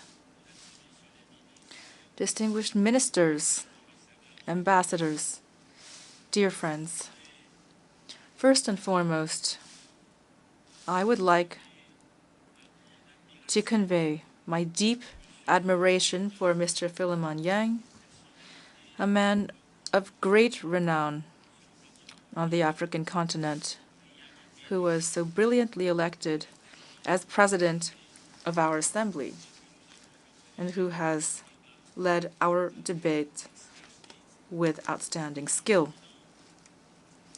Mr. President, our world, as most speakers have said from this very podium, is indeed standing at a crossroads. It is facing a sort of deadly spiral of overlapping crises and dangerous conflicts, which one might think are all but unresolvable. Indeed, situations involving war and armed violence of all forms in Ukraine, in Palestine, in Lebanon, in Sudan, in the Sahel, in the Horn of Africa, in the east of the DRC. These are situations that I could, unfortunately, continue to list for quite some time. And that is on top of the climate crisis, crippling debt burdens, and of course, the apocalyptic specter of nuclear war. These are all existential challenges, Mr. President, that will require what remains of our human wisdom and will demonstrate what remains to us of our understanding of good and evil. All these situations, all of us in this hall know it, are profoundly revealing at the same time that they are enthralled to human vanity. They faithfully reflect the irrepressible desire of some of us to dominate absolutely and to possess absolutely. This is an insidious vice, surely rooted in the very origin of humanity, which we have yet to eradicate completely. From this podium, speaking for peace, I call for all those with political power throughout the world to hear me. For the sake of peace, I call upon their collective wisdom, this cardinal virtue that was taught by the ancients in all of our societies, in Africa, Asia, Europe, the Americas, and the Pacific. For the sake of peace, I'm calling upon the conscience of all of us to awaken to the fact that we are one single human race, traveling on the same ship, linked as a community of destiny, bound by reciprocal obligations and by shared duties. I call upon universal fraternity, human fraternity, this generous utopia that emerged during the Enlightenment and which in 1948 led to the Universal Declaration of Human Rights, which has become the credo of all humanists. Mr. President, our world is in dire need of rediscovering peace. Otherwise, it is rushing toward its own perdition. Peace is not just an option. It is not an alternative. Peace is an imperative. And this imperative falls upon all of us, everywhere. It is this imperative toward peace, Mr. President, that drives the mediation efforts today of the African Union in Libya, a country where President Denis Sassou Nguesso, on behalf of whom I speak, has been striving tirelessly for years for general peace and for inclusive reconciliation. Through perseverance and force of will, the High-Level Committee of the African Union on Libya, which he presides, has been able to bring these enemy brothers around the same table. this committee encouraged them to speak to each other, encouraged them to forgive each other, and convinced them to yield to justice, that foundation of the rule of law which Libya has been aspiring to, Libya which is now emerging from its ashes like the invincible phoenix. This peace, so diligently sought and so patiently cultivated for years now, will soon culminate in the official signing by all parties in Addis Ababa of a reconciliation charter. From there, general, free, democratic elections, so long awaited, will be held. Mr. President, the renewal of multilateralism, which underlies the Pact for the Future, which we just adopted, clearly will require the affirmation of a multipolar world, a paragon of the diversity of cultural expressions. It will require a just, stable, equitable world in which all peoples can coexist on an equal footing without discrimination based on race, tradition, or religion. Whence the urgent need to reform international institutions that emerged after the Second World War, beginning with the UN Security Council, which must reflect our modern cosmopolitan world through a more just representation of the world's peoples. Here, I repeat Africa's legitimate demand for 2 seats among the permanent members of the Security Council with veto rights.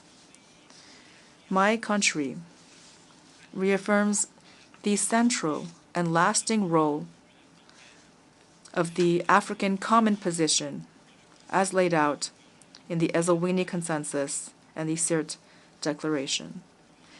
Mr. President, the time has come for Africa to take up its rightful place in the community of nations, and thus it is up to us, representatives of the allied nations present here, to choose to make the honorable choice to enter history through the front door and to once and for all eradicate medieval prejudices and obsolete stereotypes on Africa. It is up to us to consolidate and magnify our many convergences, those same convergences that light the true paths in the history of man. Mr. President, there can be no sustainable development on any continent if our country, if our planet is not protected from the destruction of the environment. Climate change has now become an existential threat. And this threat, as we know, is multifaceted. Rising temperatures, melting glaciers, disastrous flooding, rampant desertification, the destruction of biodiversity, epidemic outbreaks, and the exodus of populations caused by all of the aforementioned factors. All of these clearly illustrate the fragility of our beautiful blue planet. The community of nations has no choice. It must take action here and now. It must act without hesitation, with rigor, with responsibility, to save our world from an irreversible cataclysm. One of the pillars of this action, of course, is intelligent reforestation and universal reforestation of the planet. We must all contribute as far as we can. The Republic of Congo and the African Union have come to the 79th General Assembly with a well-developed strategy, which my delegation has already registered as a draft resolution for the upcoming work of our committees. This strategy, for which I here call for the support of our Assembly, aims at a significant, steady, and irreversible increase of global forest cover based on international cooperation, which combines reforestation and forest rehabilitation activities throughout the world. All of this will be based on a cooperative, coordinated, concerted, consensus-based approach between states. Mr. President, before leaving the podium, I would like to speak about a situation that is pricking our conscience. It is a situation that will not allow us morally to stand idly by. I'm speaking of the protracted blockade inflicted on Cuba, this embargo which will soon have lasted a century, an embargo that is causing unthinkable suffering to the innocent people of this country. Mr. President, this embargo, which many Americans themselves find archaic, this embargo should long ago have been simply abolished.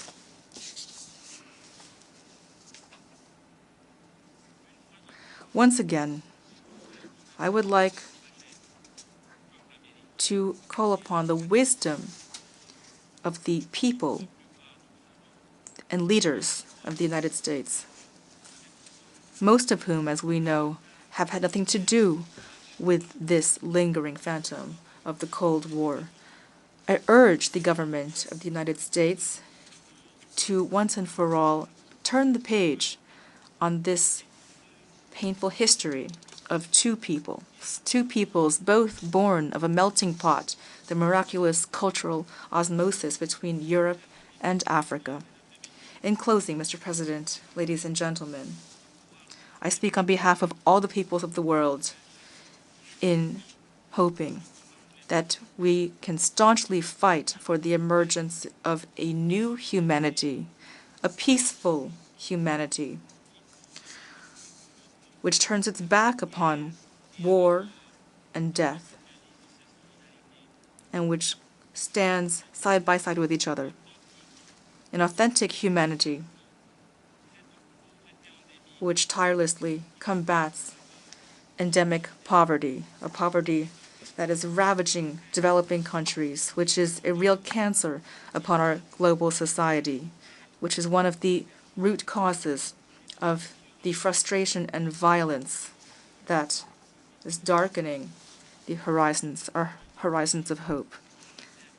A fraternal humanity, as imagined in this very city by the great artist John Lennon.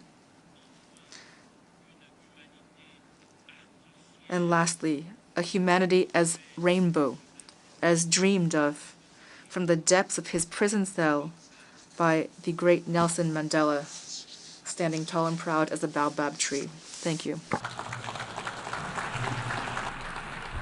I thank the Minister for Foreign Affairs, Francophonie and Congolese abroad of the Congo. I now give the floor to His Excellency Ahmed Attaf, Minister of Foreign Affairs and National Community abroad of Algeria.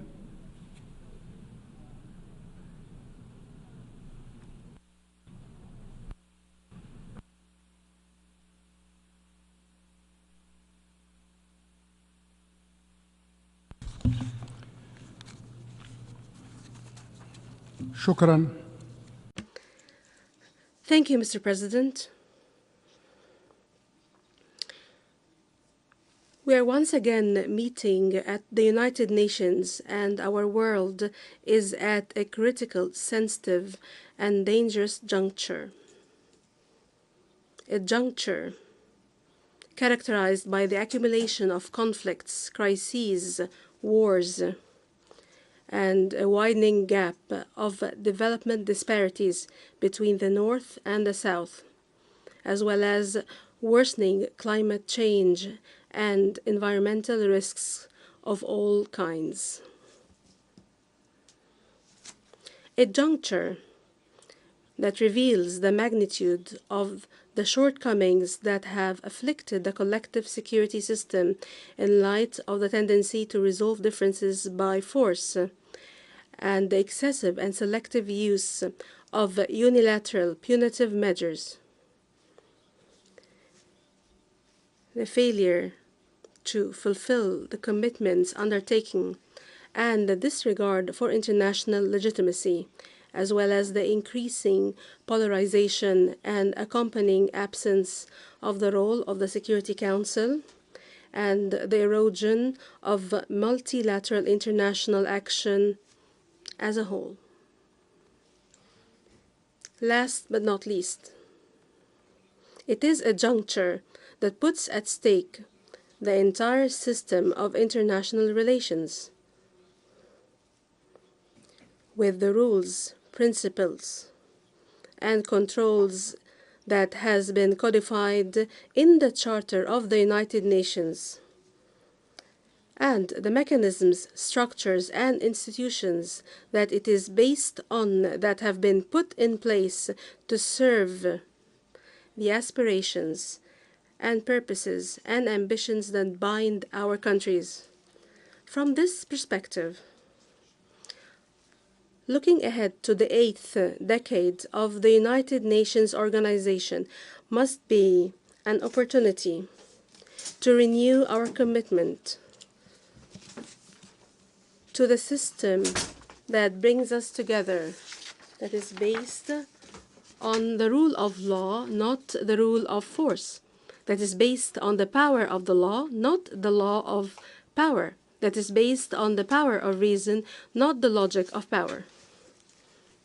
We are in a dire need today to restore our commitment to and respect for the United Nations Charter and the rules of international law, before which we are all equal. We all have a duty to respect and abide by those rules. The ongoing genocide in Gaza that has continued for almost 1 year, and the recent spillover of this war into the West Bank and Lebanon,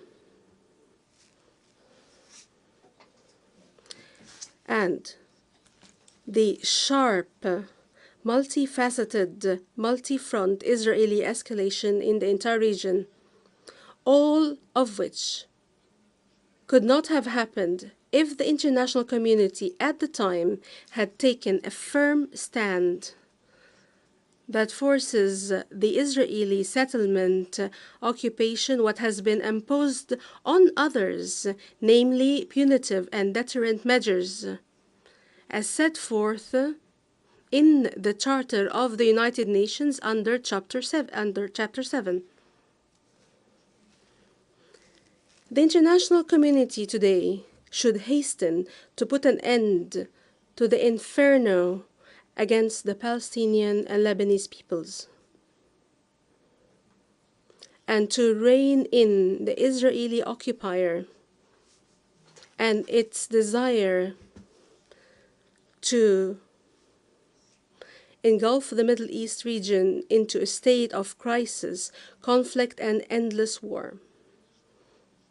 The international community should also realize that it is facing a decisive phase in the history of the Palestinian question,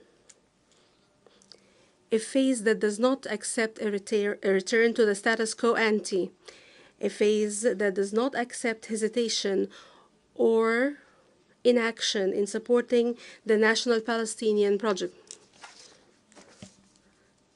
a phase that does not allow for procrastination in supporting the move towards the establishment of an independent and sovereign Palestinian state as a just, lasting, and final solution to the Israeli-Palestinian conflict. من هذا المنبر From this podium, at its previous session, the President of the Republic, Mr. Abdulmajid Tebboune, appealed to our United Nations organization to expedite the admission of the full membership of the State of Palestine. This has been done in a less volatile, tense, and tragic circumstance in the occupied Palestinian territory and throughout the neighboring region of Palestine. Today, the question of Palestine is at its darkest historical chapter ever. This approach is inevitable and urgent and self-evident. The full membership of the State of Palestine in this organization remains a crucial step towards the preservation of the two-state solution, towards addressing what the Israeli occupation is gearing up to thwart, a step towards safeguarding the tenets of resolving the Arab-Israeli conflict and the pillars of security and stability in the region. With regard to developments in our regional neighborhood,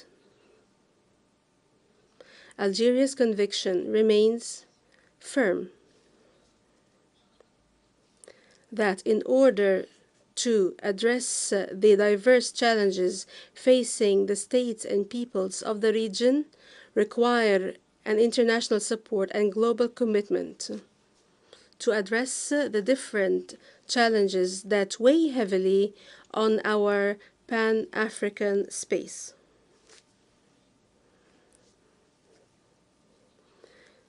This is fully the case for the Sahel region. Apologies, the interpreter notes. In this same vein, we look forward to ending colonization by turning the last page of colonization, which we see on the territory of the Western Sahara.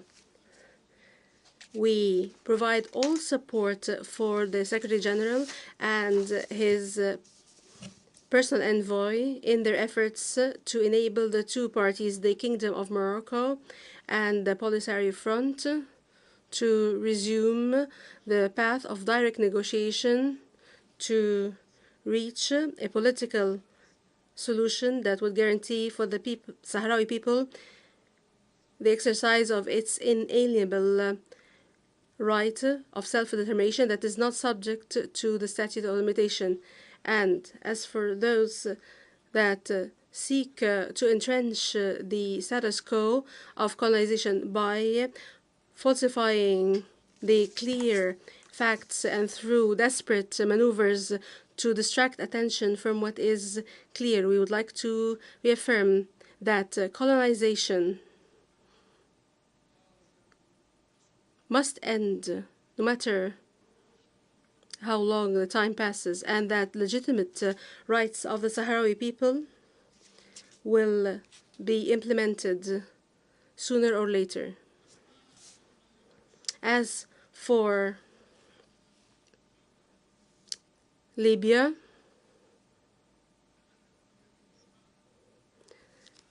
Algeria calls for the expeditious addressing of the scourge of foreign interference, which is sowing discord in that brotherly country and fueling clashes and conflicts among its people. Only then can our Libyan brothers come together on a consensus that begins to achieve the goals of national reconciliation and fosters a trend towards the organization of fair and free and transparent elections. All of this in the service of the high purpose that we desire from the bottom of our hearts, which is the unification of Libya, its people, its territory, its government, and its institutions. وعلى الصعيد القاري At the continental level, Algeria is continuing its efforts and endeavors to make a qualitative contribution to the African overarching action in light of the priorities firmly set by the continental agenda.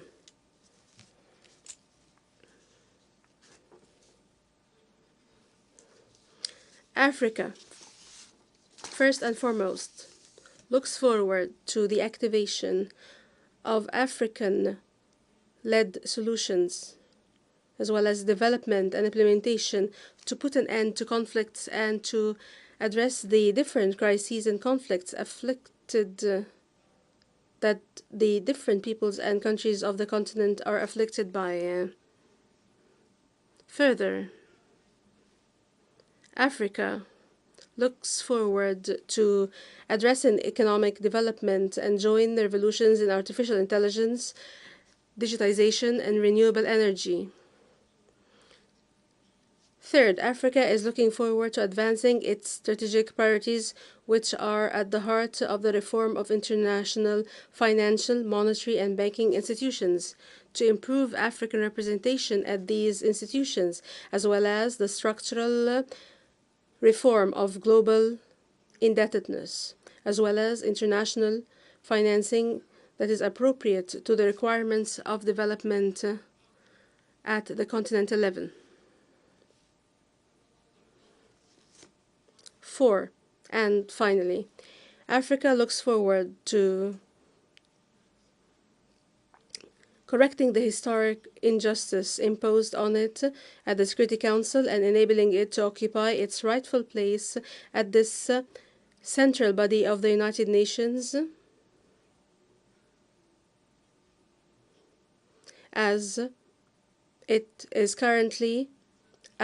has recently joined the G20 as a permanent member. With the same commitment at the continental level, Algeria continues its endeavors to establish a balanced, beneficial, and meaningful partnership in the Sahel region, which is currently undergoing a fragile situation, as countries in that region are suffering from an escalation of political unrest and an increase in the threat of terrorism and the absence of sustainable development, as well as the spread of the phenomenon of climate change. Algeria, in the face of all this, reiterates its solidarity with the peoples and countries of the Sahel region. We stress our firm belief that our security and stability and prosperity is part of that of the security, prosperity, and stability of its neighboring African region. لقد تفوه ممثل دولة. A representative of a country from this region and from this space have, in brazen language, attacked my country with base language that should not be dignified with a reply. A reply of this level should not be becoming of this noble podium. This base language, impolite language, will not be met by my country except by a polite language, one that truly reflects our loyalty and sincerity to the deep-rooted, unwavering bonds and deep-seated desires and links in the region, which cannot be shaken by transit circumstances and the triviality of those who are behind it. بلدي إرادة صلبة. My country has a firm and long-standing will, and our hands are extended to our brothers as we seek to build with our brothers a Sahel edifice that enjoys security and prosperity. Algeria today is taking firm steps on the clear path set forth by our President Abdelmajid Tebboune to enhance political stability and institutions and to build a strong and diverse economy that would end our dependence on the oil sector and to promote the social character of our state and as a solid legacy of our noble revolution of liberation. This approach has yielded its first results in the consolidation of the country's security and stability and consolidation of its democratic course, particularly during the recent presidential elections, as well as by laying the foundations for a comprehensive economic renaissance, which has restored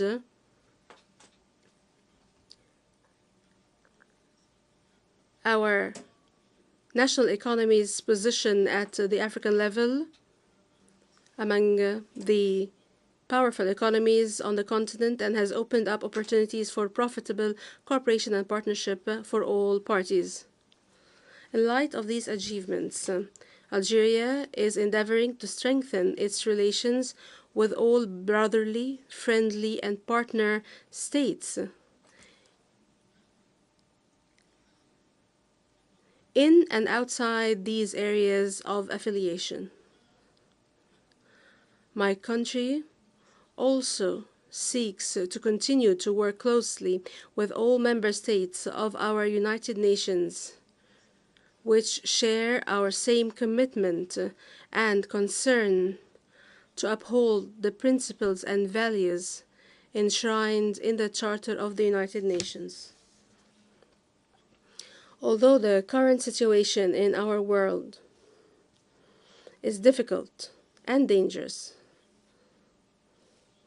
which breaks the strongest of wills and erodes the most solid of determination, we are very confident that hope will survive and that ambition will remain available.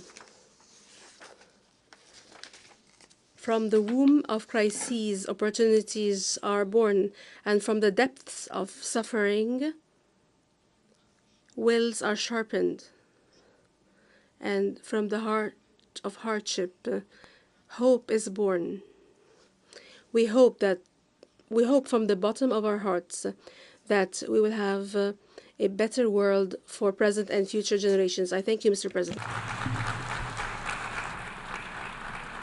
I thank the Minister for Foreign Affairs and National Community Abroad of Algeria. I now give the floor to His Excellency Albert Shingiro, Minister of Foreign Affairs and Development Cooperation of Burundi.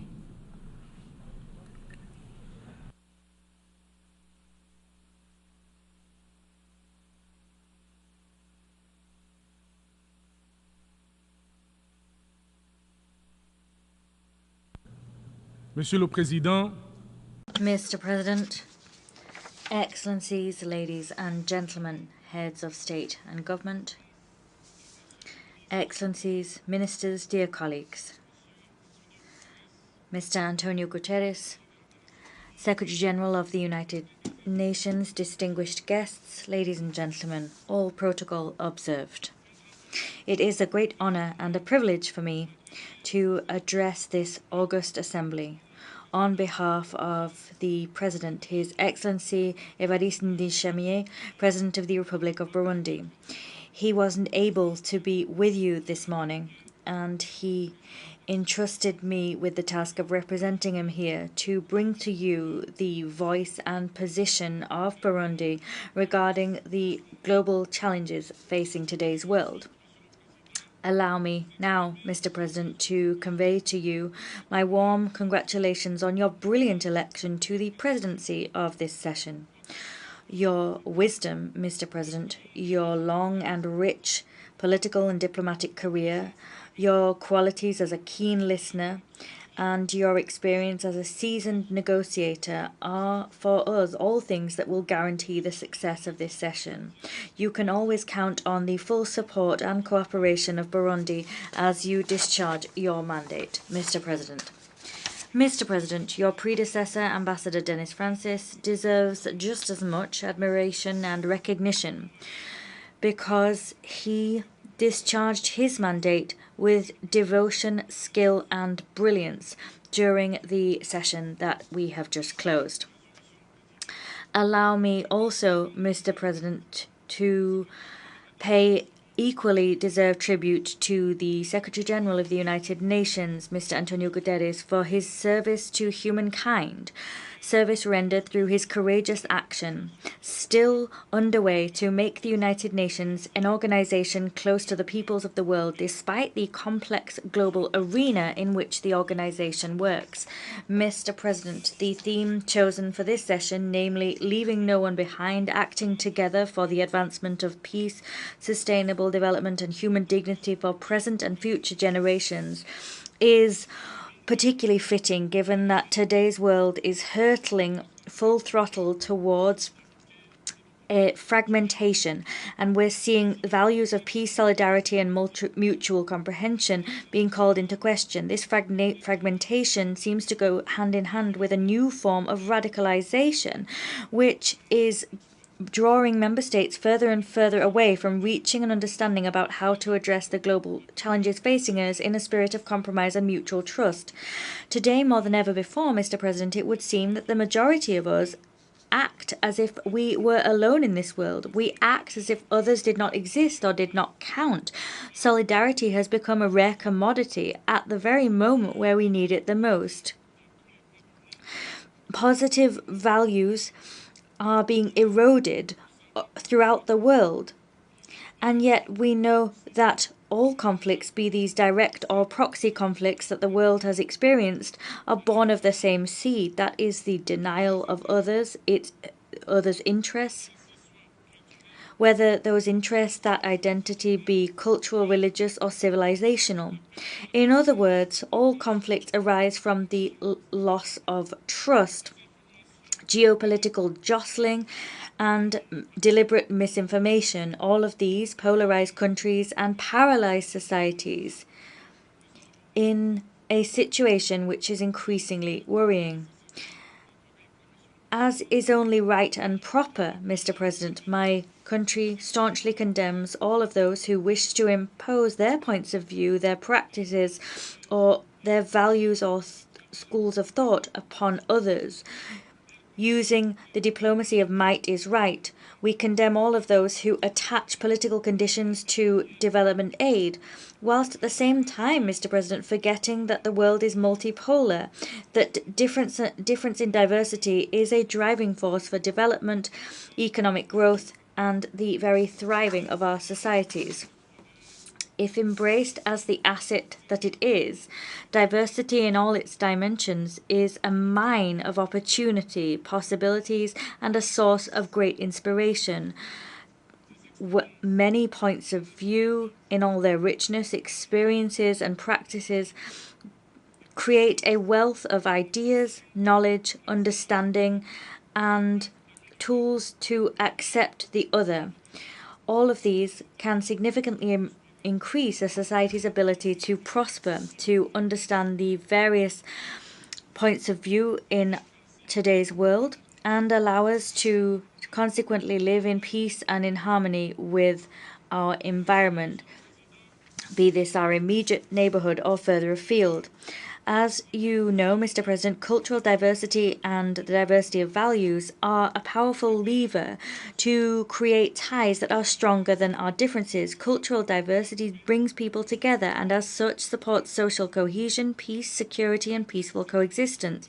Despite its unifying power, the unifying power of culture, the last 20 years have been marked by a growing instrumentalization of culture and values in order to sow tension and division. Precisely because it is so heavy with meaning and intrinsically bound to people themselves, cultural diversity and the values which we hold dear have increasingly been placed on the front line of conflicts and used as a tool of division, even a weapon of war, used first and foremost, Mr. President, to subjugate weakened societies, particularly in the most fragile regions of our world. This narcissistic exploitation of culture and values has contributed to extending crises and conflicts, but it's also led to human rights being eroded, namely economic, social, and cultural rights. Today, more than ever before, narrowing the divide between cultures, values, and civilizations is urgent and necessary in order to establish peace, stability, solidarity, and allow inclusive development which leaves no one behind. Mr. President, the world that we live in today needs now more than ever before a consensus-based approach to major challenges such as the conflicts which continue to rage, natural disasters, climate change which is worsening, poverty and inequality which are omnipresent, mistrust and discord which are dividing the world. Our spirit of compromise is fading, international solidarity is losing momentum, and of course there are the Sustainable Development Goals which are very far indeed from being achieved. In terms of its role in building a better future and a global order based on the rule of law, a peaceful, equitable, prosperous and solidarity-based world, Burundi, my country, continues to pursue its ambition of building relations of friendship and cooperation based on the principle of sovereign equality and the principle of mutual trust.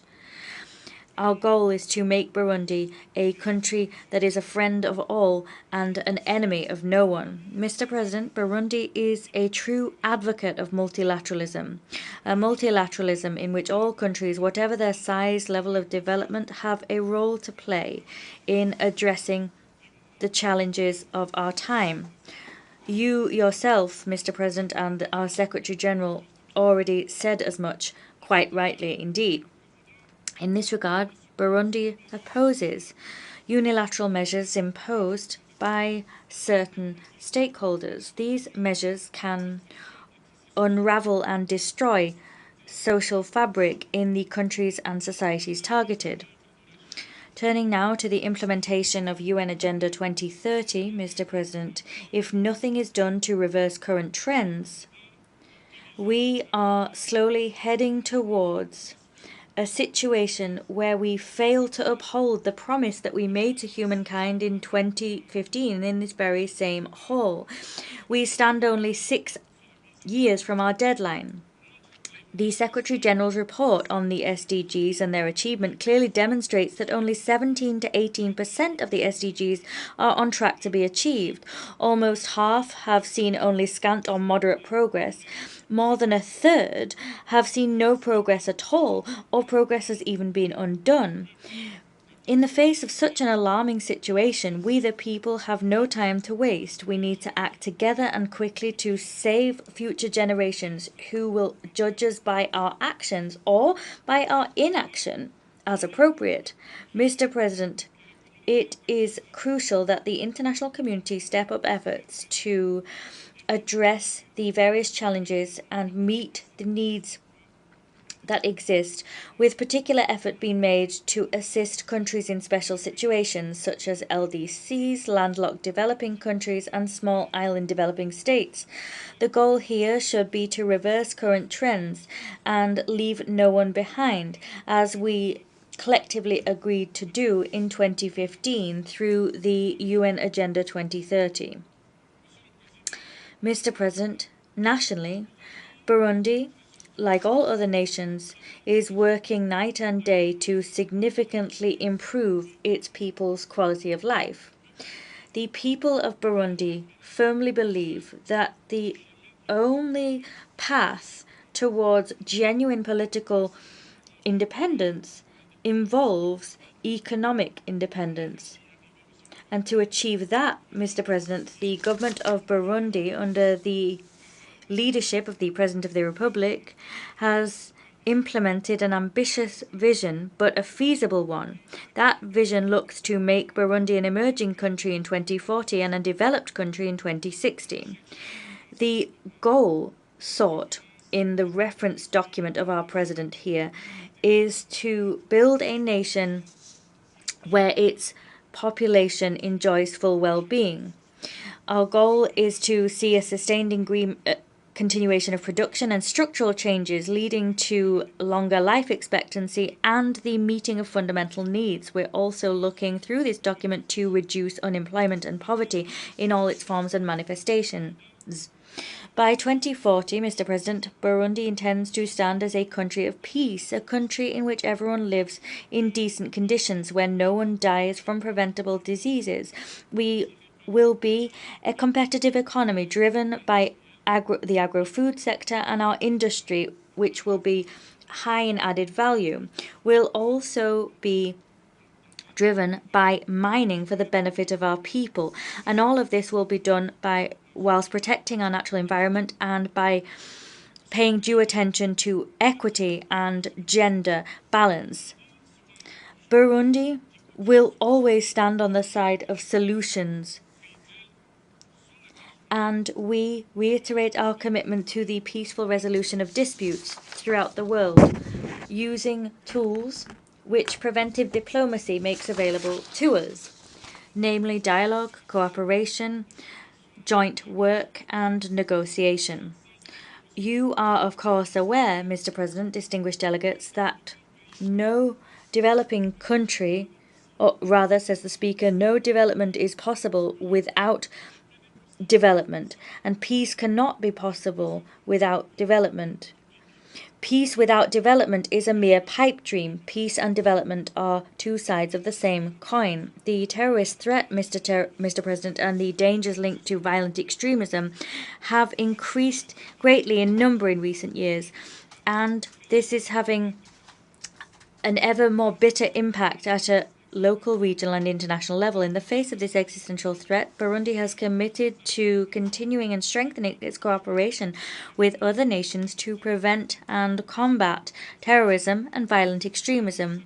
We're doing this by making a substantial contribution to peace operations and counter-terrorism operations, namely in Somalia, Central Africa, and in the east of the DRC. Our goal is to support these three brotherly countries in their legitimate efforts to restore state authority across the full extent of their territory. Mr. President, the climate crisis is pummeling our planet before our very eyes, and sustainable solutions are taking their time because of a lack of financing and climate action in order to help the countries of the global south to face this three-pronged planetary crisis, namely climate change, pollution, and biodiversity loss. Burundi, like all other nations in the sub-region, is increasingly affected by climate change, despite the fact it contributes only minimally to global greenhouse gas emissions.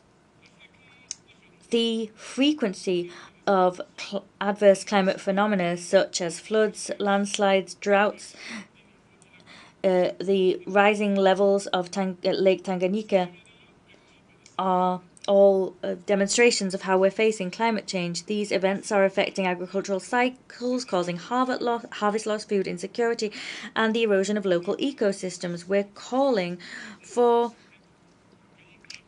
quicker progress to be made to allow countries gravely affected to receive green financing to limit the adverse effects of climate change on the implementation of the SDGs.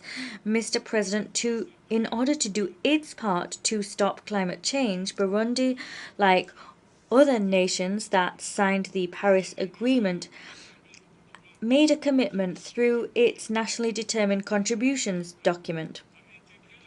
A commitment to incorporate environmental protection, building resilience to climate change and food security into national policies and the vision of Burundi as an emerging country in 2040 and a developed country in 2060. As you are aware, Mr. President, climate change do not only have an impact on our physical environment, it also affects the health of our people. With that in mind, Mr. President, Burundi has established healthcare measures and public health measures and incorporated these into our climate change mitigation plan.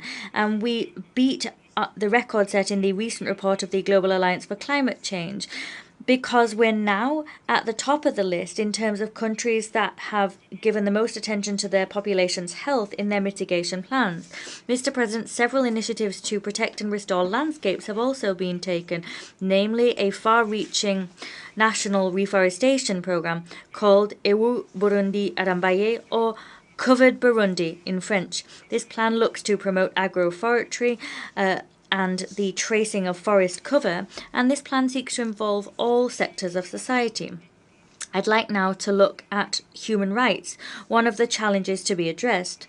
For Burundi, dignity, as referred to in the theme of this session, begins by promoting and protecting human rights. These are universal, indivisible, interdependent, and inextricably linked. My country, Burundi, firmly believes that human rights must be strengthened and fully incorporate the fundamental principles of universality, transparency, impartiality, non-selectivity, non-politicization, and objectivity, as well as the rejection of two standards as a principle. Special mechanisms sometimes imposed to deal with geopolitical tensions in certain areas of the world must be sacrificed in favor of dialogue and cooperation. And in this connection, Burundi must be given fair treatment within the Human Rights Council in Geneva. We call upon certain stakeholders to avoid continually clobbering us with special mechanisms that are political in nature and have no added value in terms of ensuring the enjoyment of human rights in all of their facets. Here, I encourage those who champion such projects, they know who I'm talking about, I ask them to withdraw the initiative to extend the mandate of the so-called Special Rapporteur for Human Rights in Burundi. That project should not be renewed. The mandate should not be renewed because the attitude of this mechanism creates useless tensions and avoidable tensions, and those that initiate these projects are politically motivated, cynical, and immoral. International migration is a global reality, a phenomenon that has existed since the dawn of our planet. Our country, our communities, migrants and families are affected unpredictably and all in different ways. Burundi recognizes a need for a holistic approach to human mobility. There needs to be strengthened cooperation at a bilateral, regional and global level in order to facilitate safe, orderly and regular migration. Nationally, Mr. President, Burundi is currently in the process of signing cooperation agreements with countries of destination for labour migration. This cooperation-based approach aims to ensure legal, social and human rights protection for migrant workers, and it also aims to significantly curb human trafficking. Mr. President, the issue of multilateralism has received particular attention since the very beginning of this session. After 79 years of existence, of the United Nations, the overriding conclusion is that in spite of its limits, of which the world is well aware, the multilateralism has served to significantly improve global problems. The most recent evidence that multilateralism is not dead and buried was the adoption by consensus in this very hall on the 22nd of September of our Pact for the Future and its annexes. This is a concise and action-oriented document. However, Mr. President, despite this encouraging result, there are signs that portend the gradual weakening of our spirit of compromise. There are harbingers of indifference when it comes to collective rules.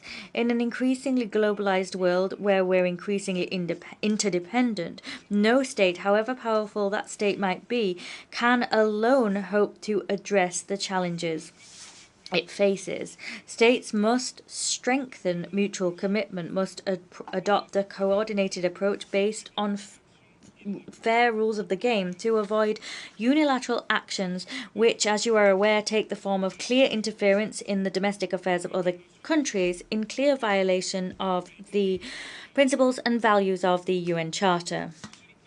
Mr. President, I wish to turn now to Security Council reform. Negotiations on this matter have finally become more flexible. We're seeing movement. Through me, Burundi reaffirms its commitment to the common African position reflected in the Esselwini Consensus. Mr. President, we will never be able to hammer home enough the following fact. The multilateral system is demonstrating that its capacity is limited to effectively guarantee proper global governance. Notable injustice, unprecedented injustice is being done to Africa. It's the only continent absent from the Security Council among the permanent members, and we are underrepresented among the elected members. That injustice must stop now.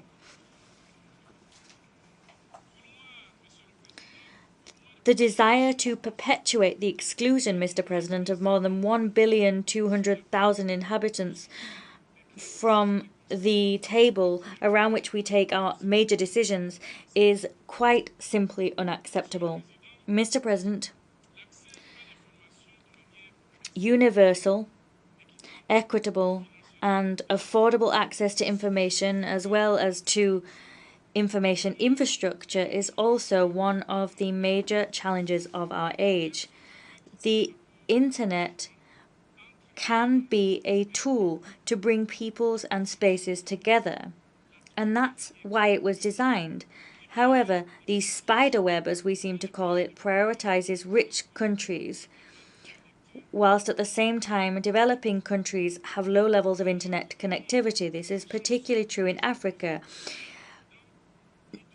Today in our world, our trade and our exchanges are becoming increasingly digital, Mr. President, and as such it's vital that all countries have access to internet, including AI, that is revolutionizing our world. There is a growing gaping gap between the countries of the global north and the global south, and that's meaning that many people in the global south are losing out on social, scientific, and economic opportunities. Leaving no one behind is one of the pillars of the UN actions.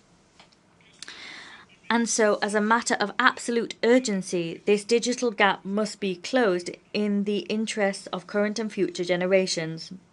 Mr. President, I would be remiss if I did not inform this august assembly and that our country is committed to implementing the theme of our assembly, that is unity and diversity, to bring communities to a state of peace, sustainable development, and ensuring that everyone can enjoy human dignity. That is our commitment. I thank you.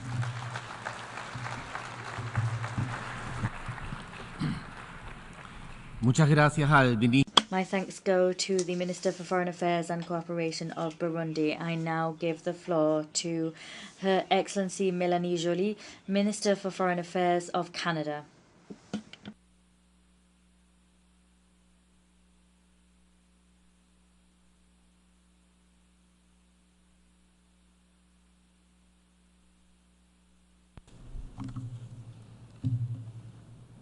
Monsieur le Vice-Président, Mr. Vice President, distinguished colleagues, it is an honor for me to take the floor before you today on behalf of Canada and the Canadians. I'd like to underscore that I am meeting with you here on the traditional territory of the Lenape people. This recognition is important because today in Canada we are celebrating the National Day of Truth and Reconciliation, during which we recognize and commemorate the Indigenous peoples who were here before us and continue to live among us. We recognize the pain caused by decades of abuse, negligence, and racism. Here as well, we would like to commit to doing better and to rectifying the errors of the past so we can move forward together. is a country based on the rights and freedoms that are enshrined in our constitutional charter. A core reason Canada is a prosperous society is that beyond offering the freedom to pursue a better life for you and your family, it is also a way for us to provide freedom from the barriers that prevent you from enjoying a better life. Freedom from fear, violence, intimidation, and discrimination. Freedoms that foster a sense of inclusivity and belonging. Freedom that protects the vulnerable and builds stronger communities. Far too often, though, some of the loudest voices claiming to speak for freedom are the ones trying to redefine that word for their own purposes. They claim freedom as an excuse to do as they wish without any regard for the freedoms of others. This is certainly not how we should define freedom. They hide behind the word to tell us everything is broken, to spread disinformation and parrot the lines fed to them by those who wish to interfere in our elections and undermine our democracy. They weaponize the term freedom to further marginalize those in the most vulnerable situations, to justify spreading hate, and even deny people their right to make choices about their own bodies, including limits on reproductive rights. At the end of the day, through all of the noise, what they really mean to say is freedom for some, not freedom for all.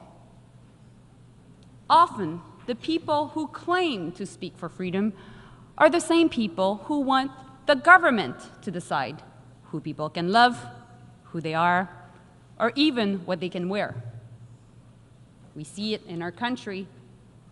We see it around the world. At the international level, we see it when groups or countries declare that international law doesn't apply to them.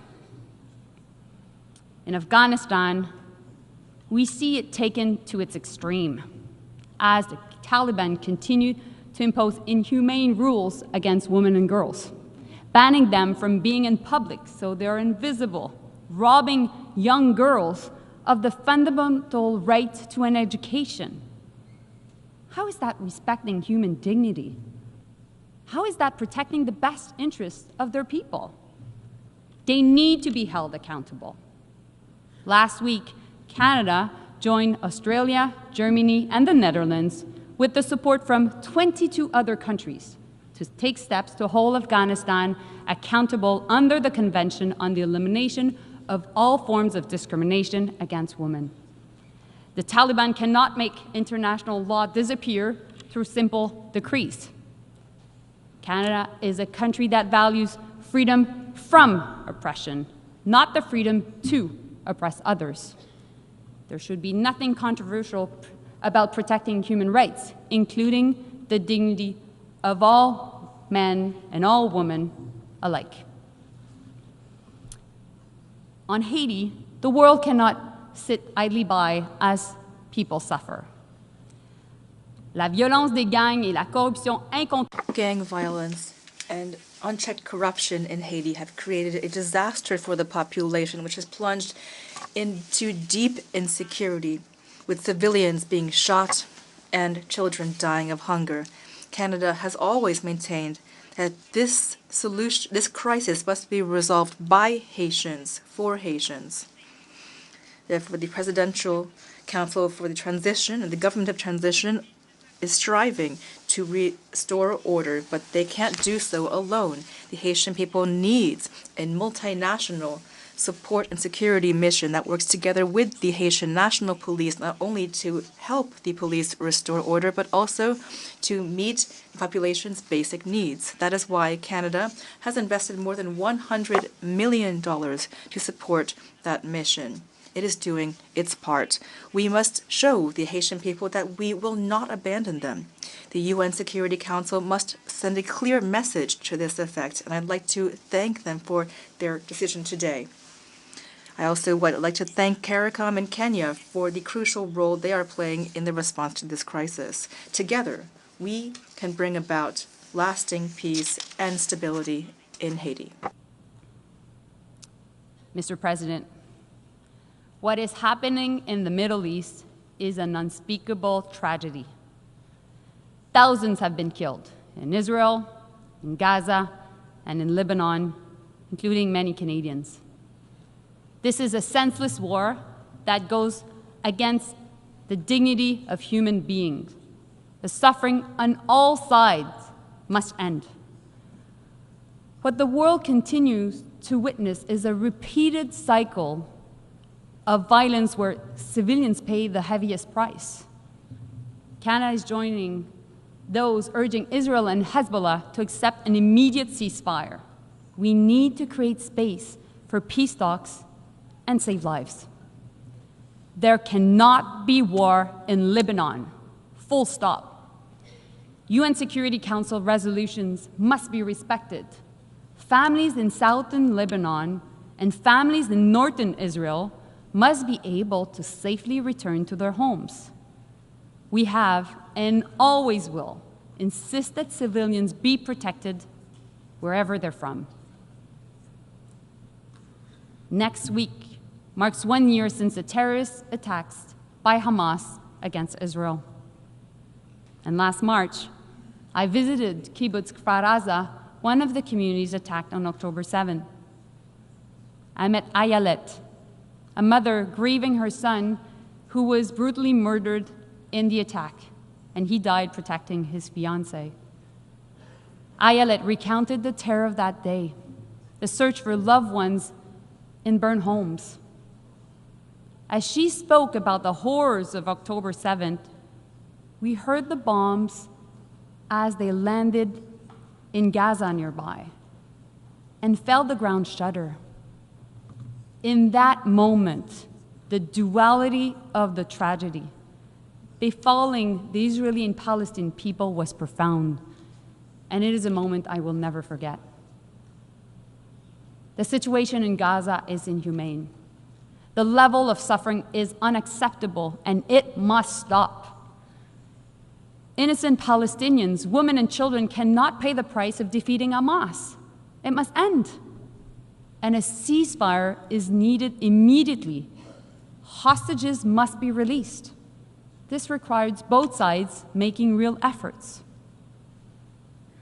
Mr. President, for lasting peace, Canada has long advocated for a two-state solution. We believe both Israelis and Palestinians have the right to exist. We all know a negotiated agreement is the best chance for Israelis and Palestinians to live side by side in peace and security. Unfortunately, Hamas, a terrorist organization, continues to operate in Gaza, refuses to release hostages, and refuses to lay down its weapons. And meanwhile, the government of Israel is against the creation of a Palestinian state. Violence against Palestinians by extremist settlers and expansion of settlements by Israel in the West Bank continue unabated. And this is unacceptable. Canada supports the creation of a Palestinian state. That is why we are providing security and development support to Palestinians themselves.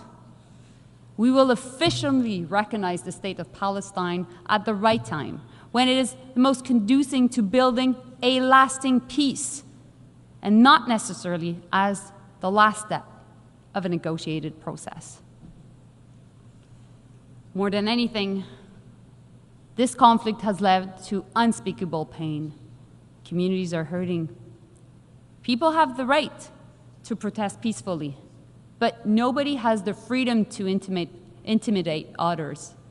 Polarization is a real problem, and division is real. We have a collective responsibility to bring people together.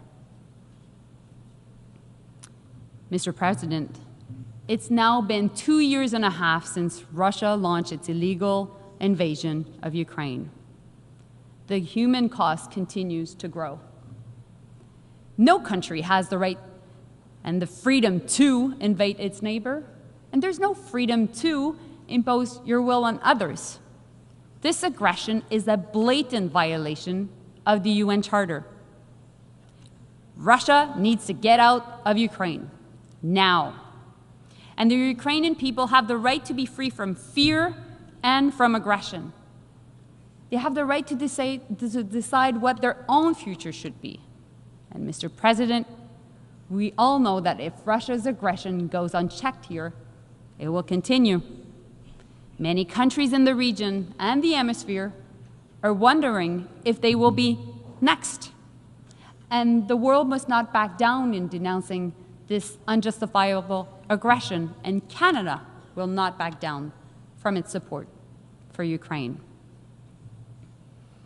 At the end of October, Canada will host a conference co-organized with Norway and Ukraine on the human dimension of Ukraine's 10-point peace formula. We will focus on the return of children to their families, as well as deported civilians and prisoners of war.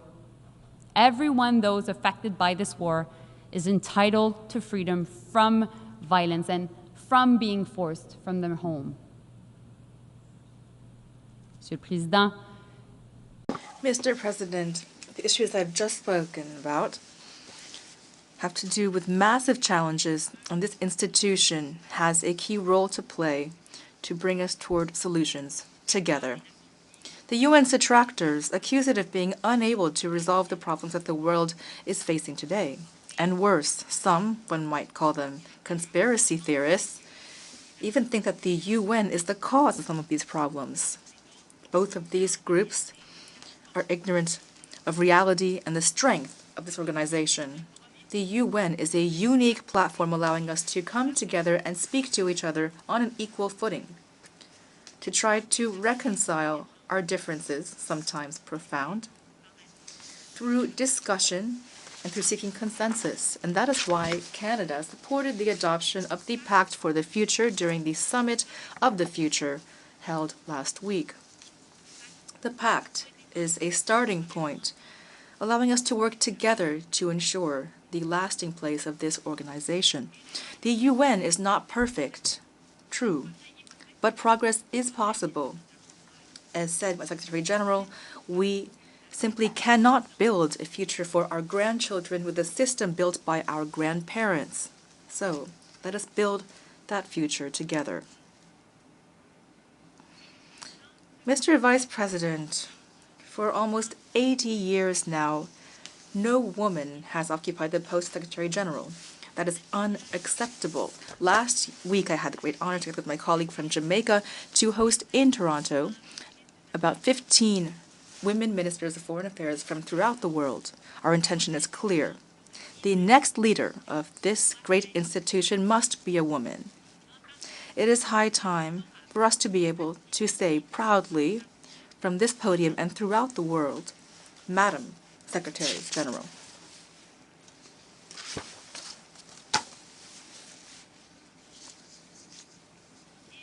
And I will say the same thing for the post of President of the General Assembly. Mr. Vice President, with all due respect, which you inspire in me as well as the President, I hope that next year the delegates will be speaking to a Madam President.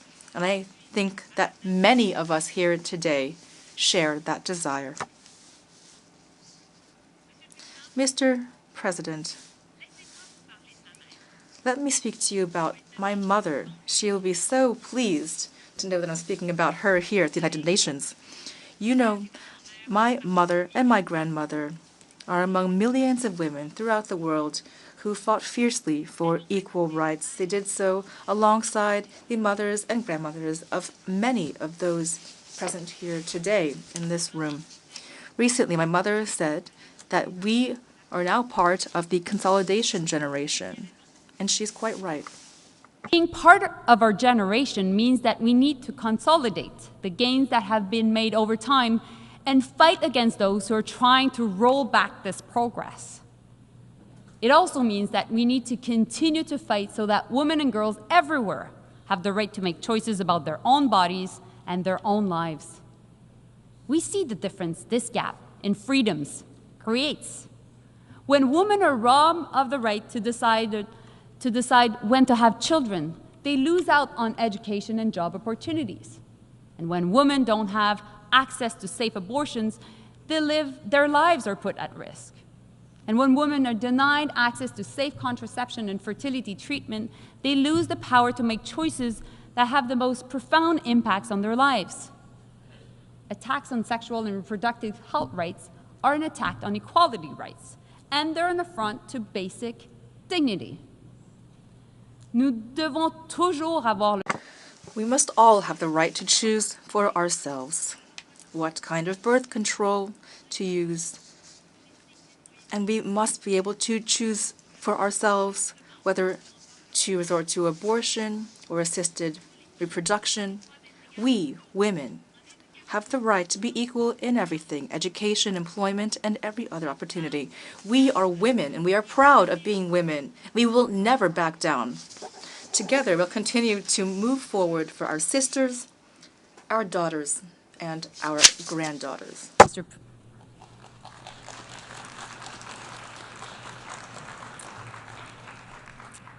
Mr. President, 2 years ago, I stood here and said countries around the world were faced with a choice. And we still have that choice today. We can choose a world where rules can be broken by the powerful, bringing us back to darker times of tension and conflicts.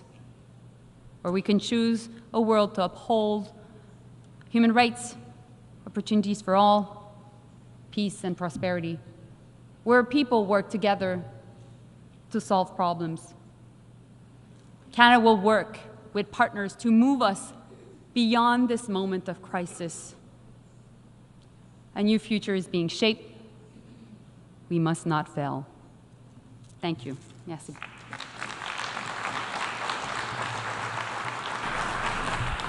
Muchas gracias. Thank you very much. My thanks go to the Minister for Foreign Affairs of Canada. I now give the floor to His Excellency Charles Fleming, Minister of State of Ireland. Sean Fleming, you have the floor.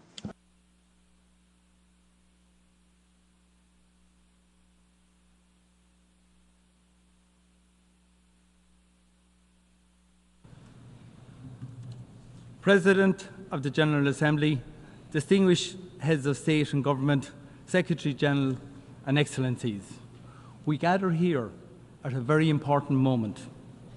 World leaders have agreed a pact for the future, which charts a way forward to meet the challenges facing us as a global community.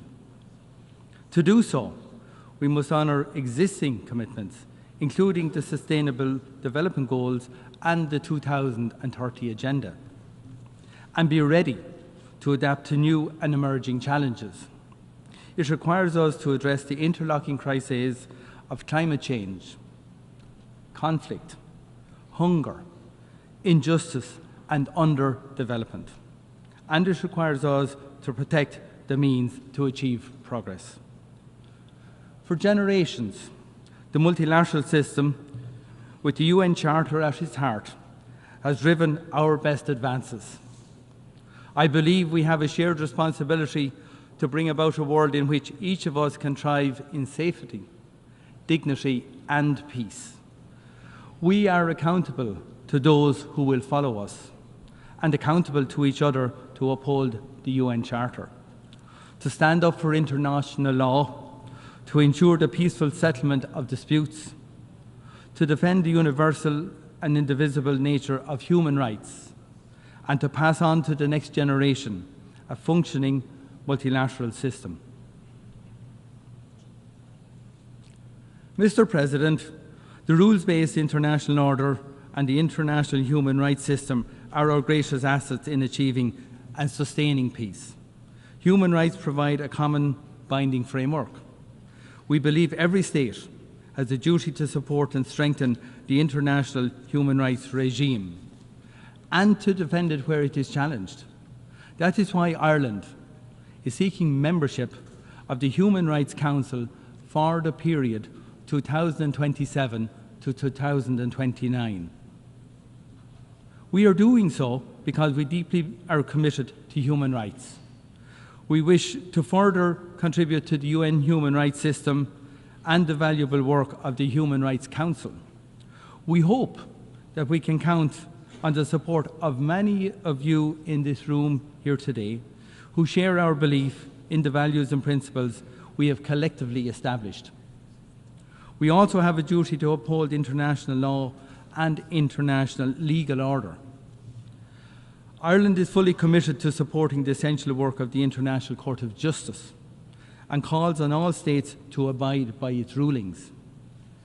Ireland is also wholly committed to the international criminal justice system. The International Criminal Court is a cornerstone of that system and must be allowed to pursue its mandate without fear or favour. We strongly condemn all attempts to intimidate or threaten the ICC, its officials, or those cooperating with the court. There can be no impunity for the most serious crimes of international concern. Mr. President, we're seeing a global backlash against the human rights of women and girls.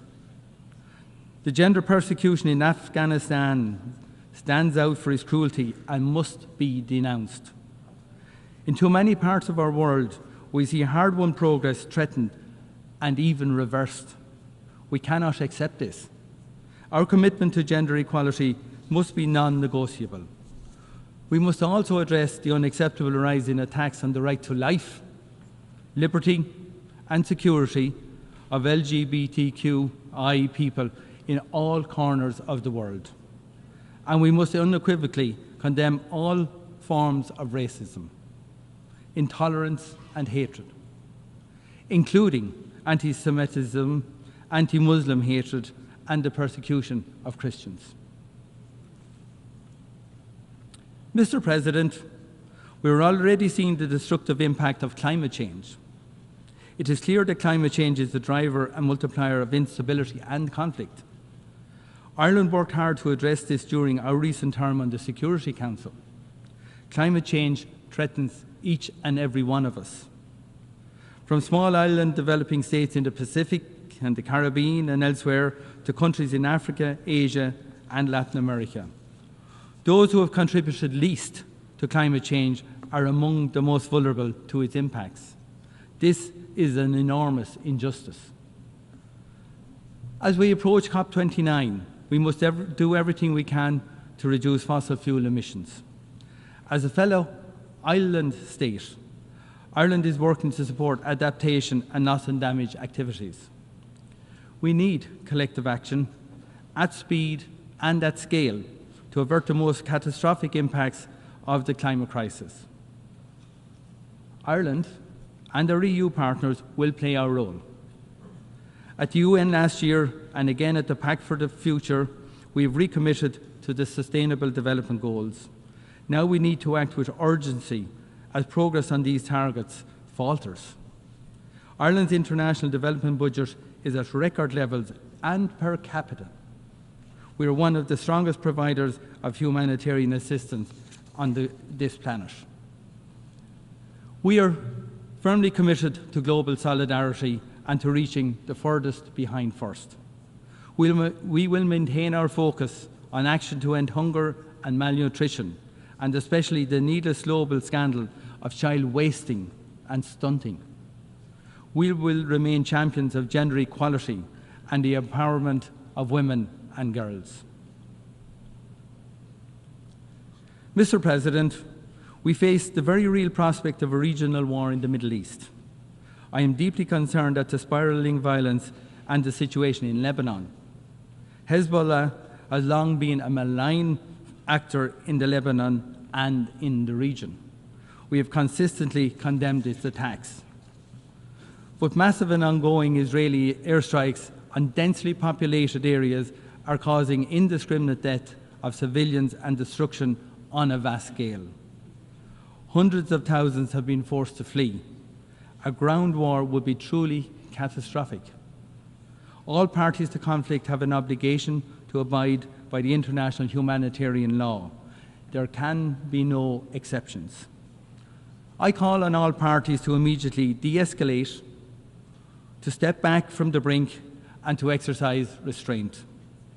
And I call on all states that have influence, including Iran, to use it constructively. We need to create the space for political and diplomatic solutions and to ensure urgent humanitarian assistance can get to those in desperate need. The violence must stop now. Mr. President, the scale of death and destruction and human misery in Gaza is truly horrific and completely unacceptable. Ireland has consistently condemned Hamas for its heinous attacks in Israel on the 7th of October.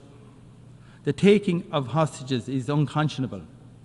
However, Israel's response has been and is completely disproportionate. We need an immediate ceasefire and hostage deal, followed by a massive surge of humanitarian aid into Gaza. Instead, we are seeing an alarming escalation of the conflict in the West Bank and now in Lebanon. The violence and killing must stop. It has long been clear that the only viable basis for a lasting peace and security for Israelis and Palestinians is a two-state solution. The recent adoption by the General Assembly of a resolution on the advisory opinion of the International Court of Justice is a step in the right direction. The international community must now act to implement it. Ireland supports the global initiative launched last week here in New York to support the two-state solution. I encourage states to join in this shared effort. Mr. President, Russia's unjustifiable war of aggression against Ukraine represents a severe threat to the global multilateral system. A challenge to the norm that borders cannot be changed by force should concern us all very deeply. We should all be deeply concerned by defiance of the UN Charter by a permanent member of the Security Council. Undermining the rules-based order on which each of us of our security depends should concern us all. The transfer of ballistic missiles by Iran to North Korea to Russia for use in Ukraine is totally unacceptable. These transfers are unlawful and threaten international peace and security, and they must stop. This is not just a European security concern. This is a war with global impacts on food security and on energy and commodity prices. Too often, it is those who are least able to respond who suffer the most. And it is a colonial war about annexing the territory and destroying the identity of a United Nations member state. That is why Ireland is committed to holding Russia accountable for its actions and to bringing about a comprehensive, just and lasting peace in Ukraine. As the global community reaffirmed at the first summit on peace in Ukraine, the UN Charter can and must serve as the basis to achieve that peace. It is shocking that Russia has threatened the use of nuclear power in this conflict. The mere possession of nuclear weapons brings the risk of human and environmental disaster. That is why Ireland will propose a resolution to this General Assembly to further our collective scientific understanding of the dangers of these weapons. I urge all countries to join in this resolution. We cannot allow a new nuclear arms race. We must also act to prevent another arms race for weapons beyond human control, and to do so urgently, given the pace of technological development. Ireland supports the Secretary-General's call to conclude a treaty on autonomous weapon systems by the end of 2026. Mr. President, the Horn of Africa and the Sahel region are beset by multiple overlapping crises, from food insecurity, drought and flooding to actual conflict. Addressing them means working for sustainable development and human rights. The situation in Sudan is appalling. 12 million people forced from their homes. Widespread reports of abuse against civilians, particularly again against women and girls. 25 million people face crisis levels of hunger and are now facing famine. We need to see urgent action. We demand a ceasefire, humanitarian access, protection of civilians, and accountability for human rights abuses. We must do whatever it takes to pressure the parties to come back to the negotiating table and to bring an end to the destructive cycle of violence. And we need to see accountability for those who have committed these atrocities. Mr. President, as we witness these harrowing conflicts, we must not accept this situation. The world as it is now is not the world as it should be. We have seen what can be achieved by cooperation through this organisation, that the fundamental international community has managed to come together in a time of heightened tension to endorse that vision, to agree a way forward, a pact for the future, shows us what can be achieved. We continue to be united in our shared humanity. Ireland will work hard with others during this General Assembly to follow through on our words with action. Thank you very much for listening to me on behalf of Ireland.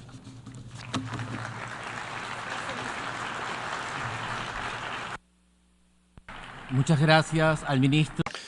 I thank His Excellency the Minister of State of Ireland, and I now give the floor to His Excellency Mr. Manuel José Gonçalves, Deputy Minister for Foreign Affairs and Cooperation of Mozambique.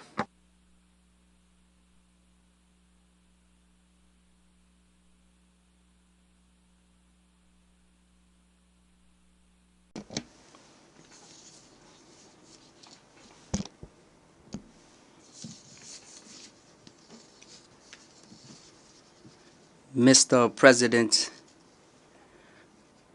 of the 79th session of the United Nations General Assembly, Mr. Secretary General of the United Nations, distinguished heads of delegations, excellencies, ladies and gentlemen. It is with great honor that I address this august assembly and convey to your excellencies and all participants in this session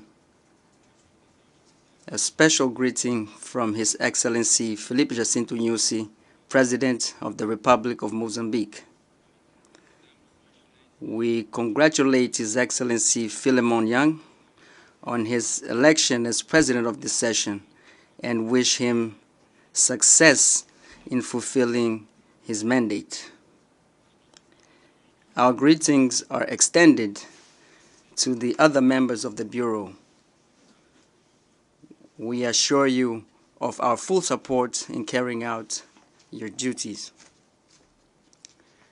We also commend the positive work carried out by your predecessor, His Excellency Ambassador Dennis Francis, which contributed to the strengthening of our organization towards a greater approach to the peace and development agenda.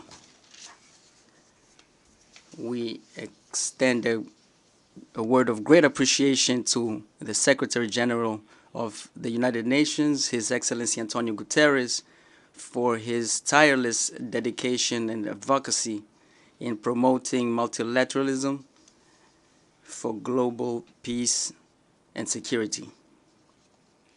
Mr. President, the current session of the General Assembly constitutes a sovereign opportunity to reinforce multilateralism, our collective action to consolidate international peace and security and global and global security for the well-being of humanity. These renewed commitments are reinforced through the deliberations of the Summit of the Future and other important high-level events recently held. We therefore welcome the theme of our general debate, which has particular importance due to its connection with the future, which requires urgency in strengthening international cooperation so that together we can face the challenges faced by humanity today to build a prosperous present and a promising future for humanity. We are aware that in just 6 years, the 2030 agenda will expire, and the progress made on its implementation is still tenuous. It is urgent to mobilize the necessary resources for its financing, as well as for other internationally agreed development objectives in order to achieve the Sustainable Development Goals. Therefore, we encourage all member states to accelerate the materialization of the commitments made, including the reinforcement of mutually beneficial cooperation to respond to prevailing challenges, including the fight against poverty, conflicts, terrorism, and climate change. Mr. President, Excellencies, we express our optimism about our collective future, where an environment of peace and security reigns. The functioning of our global institutions must keep up with the current dynamics that are imposed upon us. Thus, we align ourselves with the voices that defend the urgency of the reform of the United Nations, especially at the level of the Security Council, for greater inclusion, particularly giving a permanent voice to the African continent, thereby correcting the historical injustice to which it has been subjected. We are encouraged by the continued collaboration between the United Nations and the African Union to overcome conflicts within the context of maintaining a peace, international peace and security. Resolution 2719, adopted by the United Nations Security Council on 21 December 2023, is a significant milestone for African Union-led peace support operations. It strengthens collaboration between the United Nations and the African Union, promoting greater regional and national ownership of peace initiatives. We hope that it will effectively ensure access to adequate, predictable, and sustainable financing required for the operations of the African Union. We believe that this collaboration will contribute to giving greater strength to efforts to prevent and resolve conflicts towards a prosperous and peaceful Africa, the Africa we want, as established in Agenda 2063 of the African Union. Mr. President, Excellencies, the concert between nations has been feasible throughout these times due to the collective observance of the sacrosanct objectives and principles of the Charter of the United Nations, including the defense of the right to self-determination of peoples, respect for the sovereignty and territorial integrity of states. It is deeply concerning the escalation of conflicts and tensions in various parts of the world. In Ukraine, unfortunately, there is still no encouraging signs for an end to the conflict. We believe that the safest path is dialogue between the parties. It is up to all of us, as members of the United Nations, to persuade the parties to the conflict, to end hostilities, and opt for a dialogue towards peace between these two countries.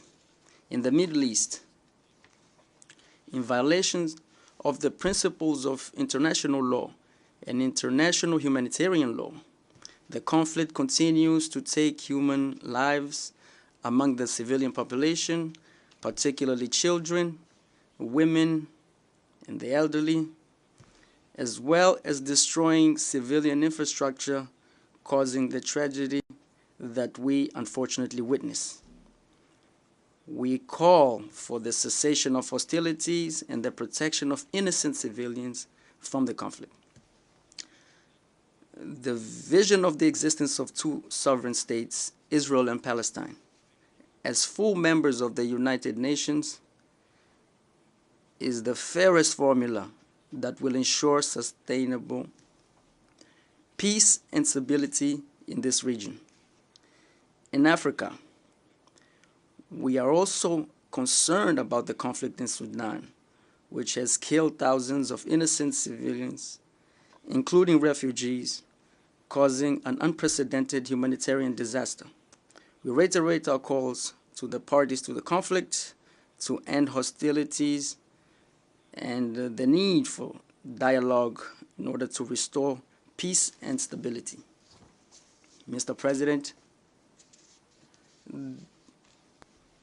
the use of sanctions and other unilateral coercive measures does not contribute to the preservation of peace, security, and sustainable economic and social development.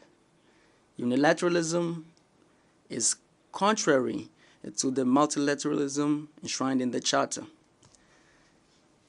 In this context, we reiterate our firm call for the total lifting of unilateral coercive measures imposed on Zimbabwe and Cuba, as they have significant negative impacts on the populations of these countries, harming their rights and well-being, so as to allow for more fair and equitable development. Mr. President, Excellencies, in January 2023, Mozambique assumed the biannual 2023-2024 term as a non-permanent member of the United Nations Security Council. With 3 months remaining until its end, we would like to reiterate the honor and privilege we have had in serving in that United Nations body responsible for maintaining international peace and security. In the last 2 years, Mozambique has made its direct contribution to peace and security in the world, collaborating in addressing all topics on the Security Council's agenda, amongst which we would like to highlight peace and security in Africa, combating terrorism, women, peace and security, and the nexus between climate, peace, and security. We presided over the body in March 2023 and in May 2024. We are leading the ad hoc working group for preventing and resolution of conflicts in Africa. We will soon end our mandate. We reaffirm our commitment to continue collaborating with a view to pursuing the goals that guide the United Nations Security Council to strengthen international peace and security. We therefore thank all member states for the support provided to Mozambique during its mandate and reaffirm our commitment to multilateralism and the principles and objectives set out in the United Nations Charter, which have guided our mandate since the beginning. Mr. President, Excellencies, in Mozambique, we continue to consolidate our young democracy and citizenship, strengthening dialogue and seeking consensus in the various fora of participatory representation. In this spirit,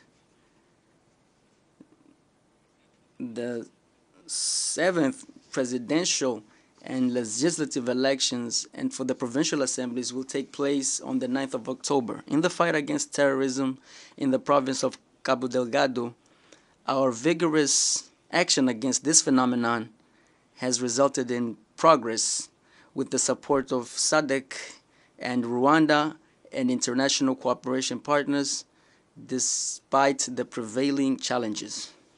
In this regard, we would like to reiterate our appreciation and gratitude to all bilateral and multilateral partners who have spared no effort in supporting us in the fight against terrorism and for the restoration of peace and tranquility to the victim populations and for the reconstruction of economic and social infrastructures in areas affected by terrorist actions. Furthermore, our country has faced multiple and complex challenges that include exposure to risks associated with climate change, such as cyclical cyclones, droughts, and floods. These phenomena cause, on average, economic losses of around 1.1% of GDP per year. Mr. President, Excellencies, finally, we reiterate the commitment of the government of the Republic of Mozambique to international peace and security, which are essential factors for the well-being of humanity and a prosperous world. I thank you very much. Muchas gracias al viceministro. I thank the Deputy Minister for Foreign Affairs and Cooperation of Mozambique. And I now give the floor to His Excellency Sheikh Shakbout Nayan Al Nayan, Minister of State for the Minister of Foreign Affairs of the United Arab Emirates.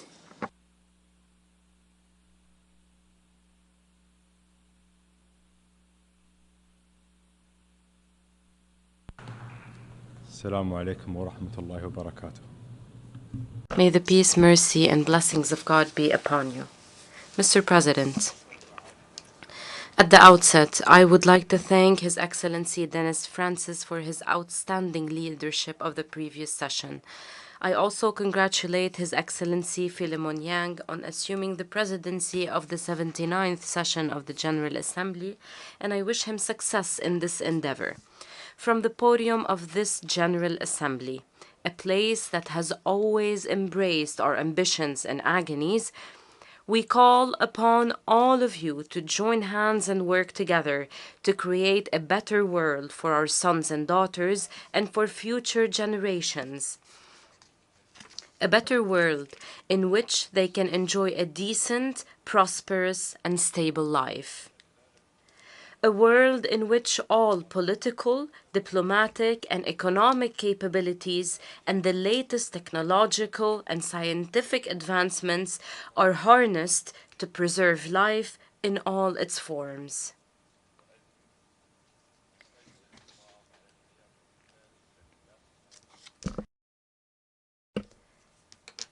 In the United Arab Emirates, we have focused on this vision. We have unleashed the wheel of progress in every field, from development, economy, and education to technology and industry. Since its inception, the UAE has adopted a transparent foreign policy based on credibility and building balanced relations with all countries. This includes supporting regional and international efforts aimed at achieving stability and reducing escalations, encouraging dialogue and building bridges, as well as resolving crises instead of merely managing them.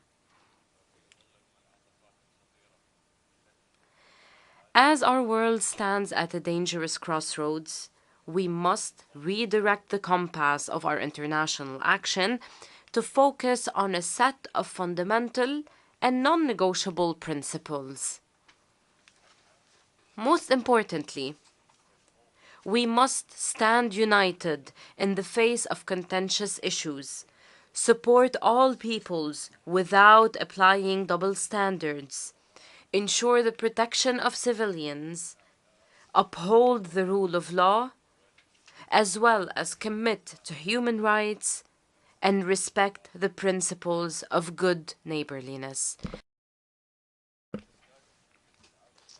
Returning to these basic principles has become more urgent than ever, particularly with the serious violations committed in conflicts raging in our region and around the world. These violations have deepened human suffering, erased decades of progress, and caused widespread displacement, creating massive refugee crises. This has also increased the burdens on concerned and neighboring countries, particularly with the ongoing bloody wars on the Gaza Strip, the wars in Sudan and Ukraine, and the crises taking place in Yemen, Syria, Libya, Sahel, Afghanistan, Myanmar, Haiti, and other countries. It must be recalled that even wars have rules. Parties must respect international law, including international humanitarian law. In Gaza, an immediate and lasting ceasefire must be reached. Rapid, full, and unimpeded access of humanitarian assistance at large scale must be allowed, and the hostages and detainees must be released. The relevant Security Council resolutions must also be implemented. We must act wisely in response to the rapid developments threatening our region. It is evident that what we have warned about is now unfolding beyond our control. We regret to see the war spread to Lebanon, at a time when we were hoping for an announcement about reaching a deal to end the war on Gaza. It is unacceptable to ignore the decisions and advisory opinions issued by the highest judicial body of the United Nations, namely the International Court of Justice.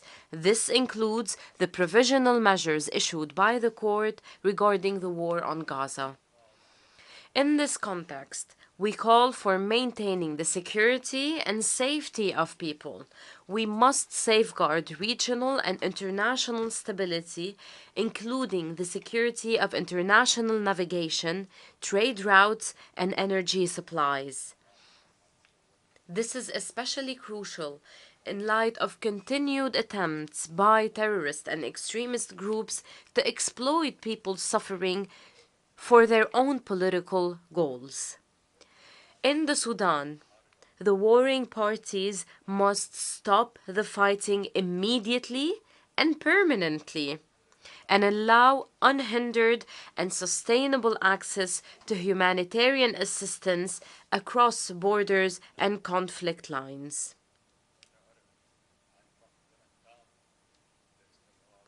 We completely reject the continued targeting by the warring parties of civilians and their obstruction of the delivery of humanitarian assistance.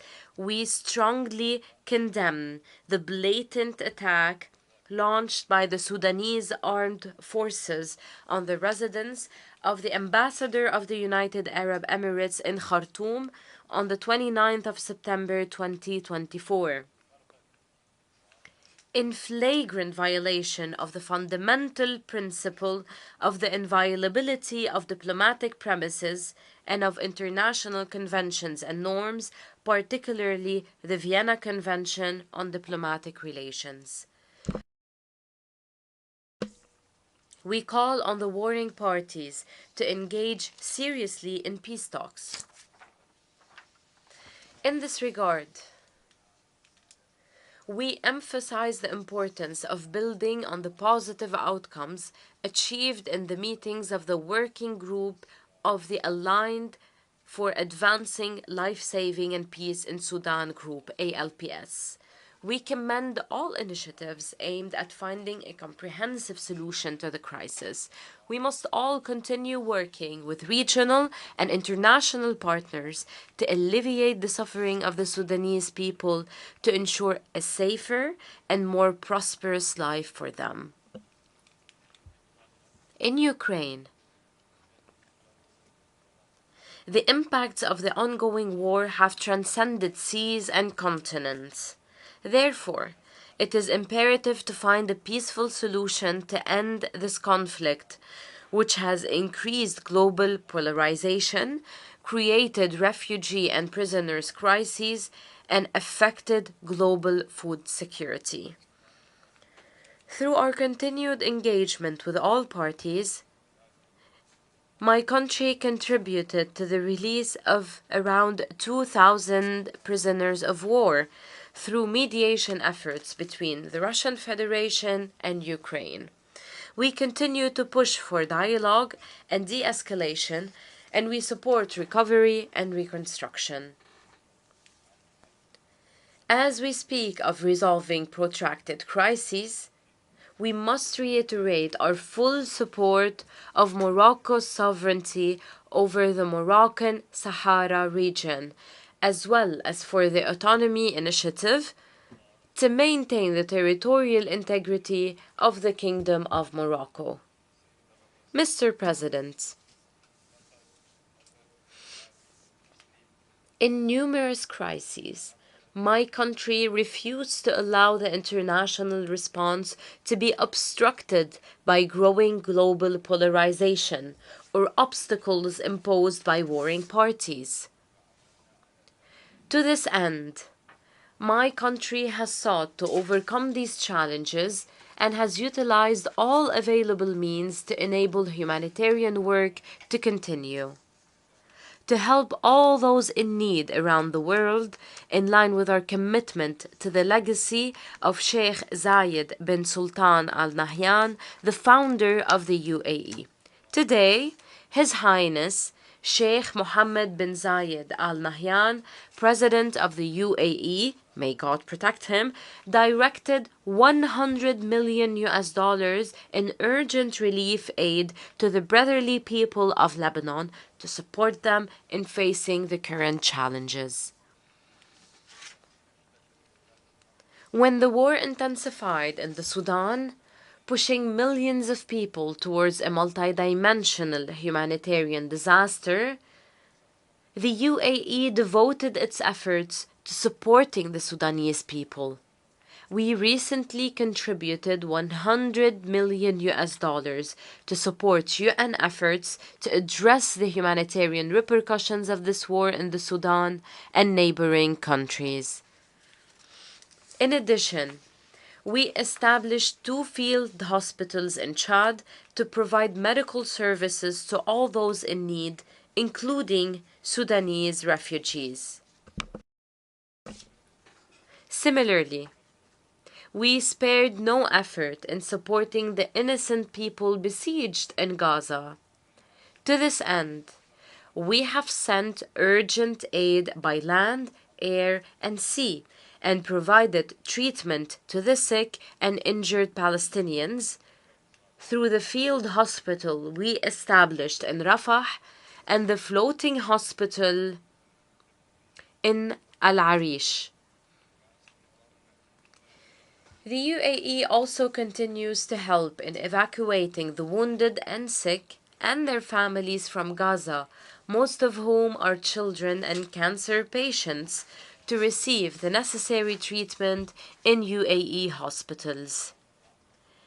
We also maintained our support to UNRWA, which plays a vital role in Gaza. We welcome its recent launch of preparatory programs to resume its educational services in the Strip. We applaud the humanitarian workers for all their efforts, who provide a ray of hope in the dark shadow of war.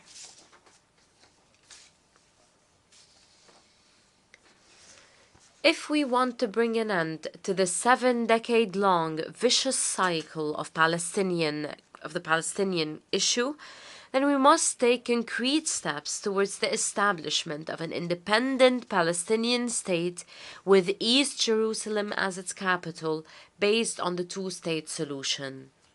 We must also consider the establishment of a temporary international mission in the Gaza Strip upon an official request from the Palestinian government to address the humanitarian crisis, re-establish security and law, and reunite Gaza and the West Bank under a reformed Palestinian Authority.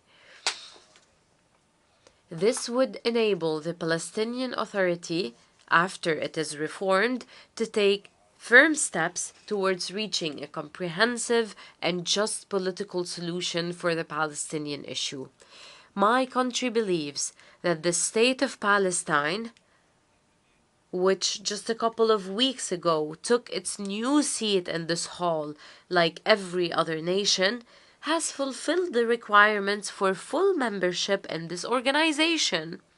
It deserves to be recognized by all states as a fully fledged state under occupation. Mr. President, in parallel with our efforts in these files, my country renews its demand to Iran to end its occupation of the 3 UAE islands, Greater Tomb, Lesser Tomb, and Abu Musa. These islands are an integral part of the UAE. We will continue to urge Iran to respond to our repeated calls to resolve this issue, either through direct negotiations or by resorting to the International Court of Justice. In all other issues, the UAE believes that the best way to resolve crises is through diplomacy. We cannot fight fire with fire. When traditional approaches are no longer effective, it is our duty to renew these approaches to be able to move forward during the darkest moments of our history.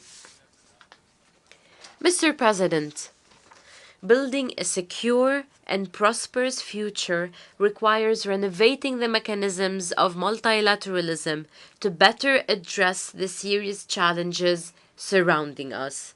Therefore, we must undertake important roles in finding solutions for conflicts and crises, particularly as the current international system has proven ineffective in preventing the most serious crimes or holding its perpetrators accountable. This requires, in the first place, reforming the Security Council through a comprehensive effort that includes all member states of the United Nations. This would allow the Security Council to restore its credibility, fulfill its mandate of maintaining international peace and security, and combat impunity, even in situations where polarization and political considerations prevent the Council from taking action.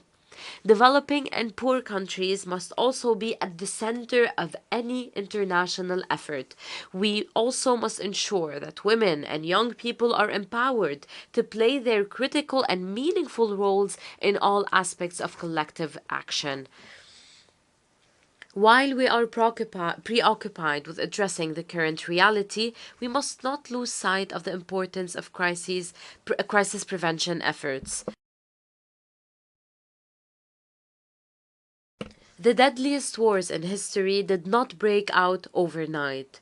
They were a result of extremism, hate speech, and intolerance accumulating over years, if not decades. This requires taking concrete steps to uphold the principles of tolerance and peaceful coexistence and coordinate regional and international efforts to extinguish the sparks of conflict before they even start. Furthermore, collective action is the only way to address the challenges threatening the future of humanity and our planet, including climate change. The outcomes of the 28th session of the United Nations Climate Change Conference, hosted by the UAE, demonstrated what we can achieve when we work together.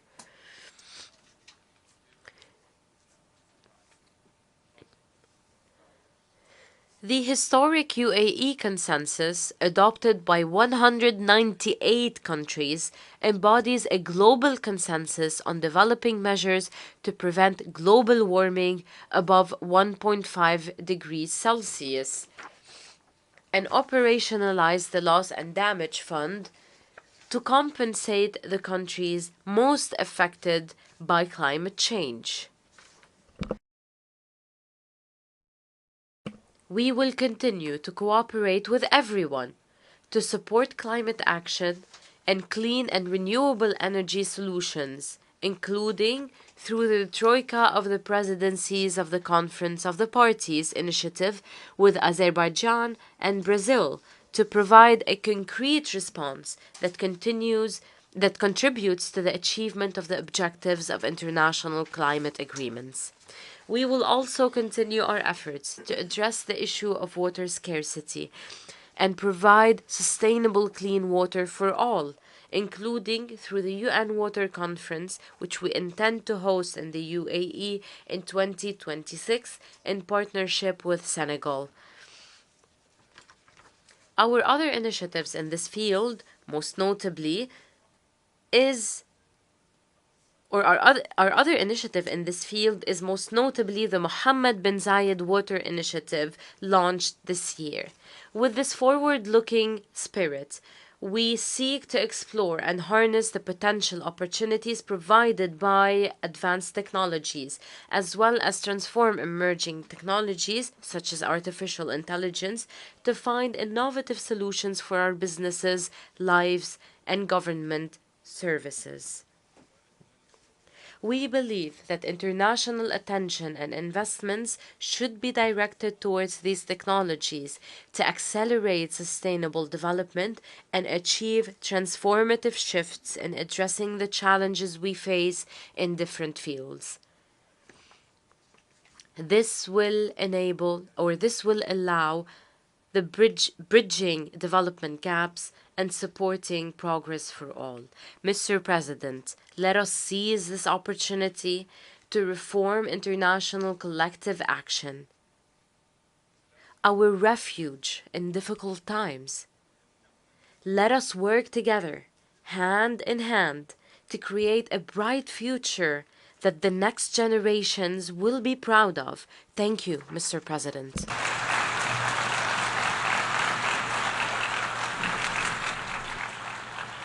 Muchas gracias. I thank the Minister of State for the Ministry of Foreign Affairs of the United Arab Emirates. I now give the floor to His Excellency Peter Mohan Maitre Perez, Head of the Delegation of Sri Lanka.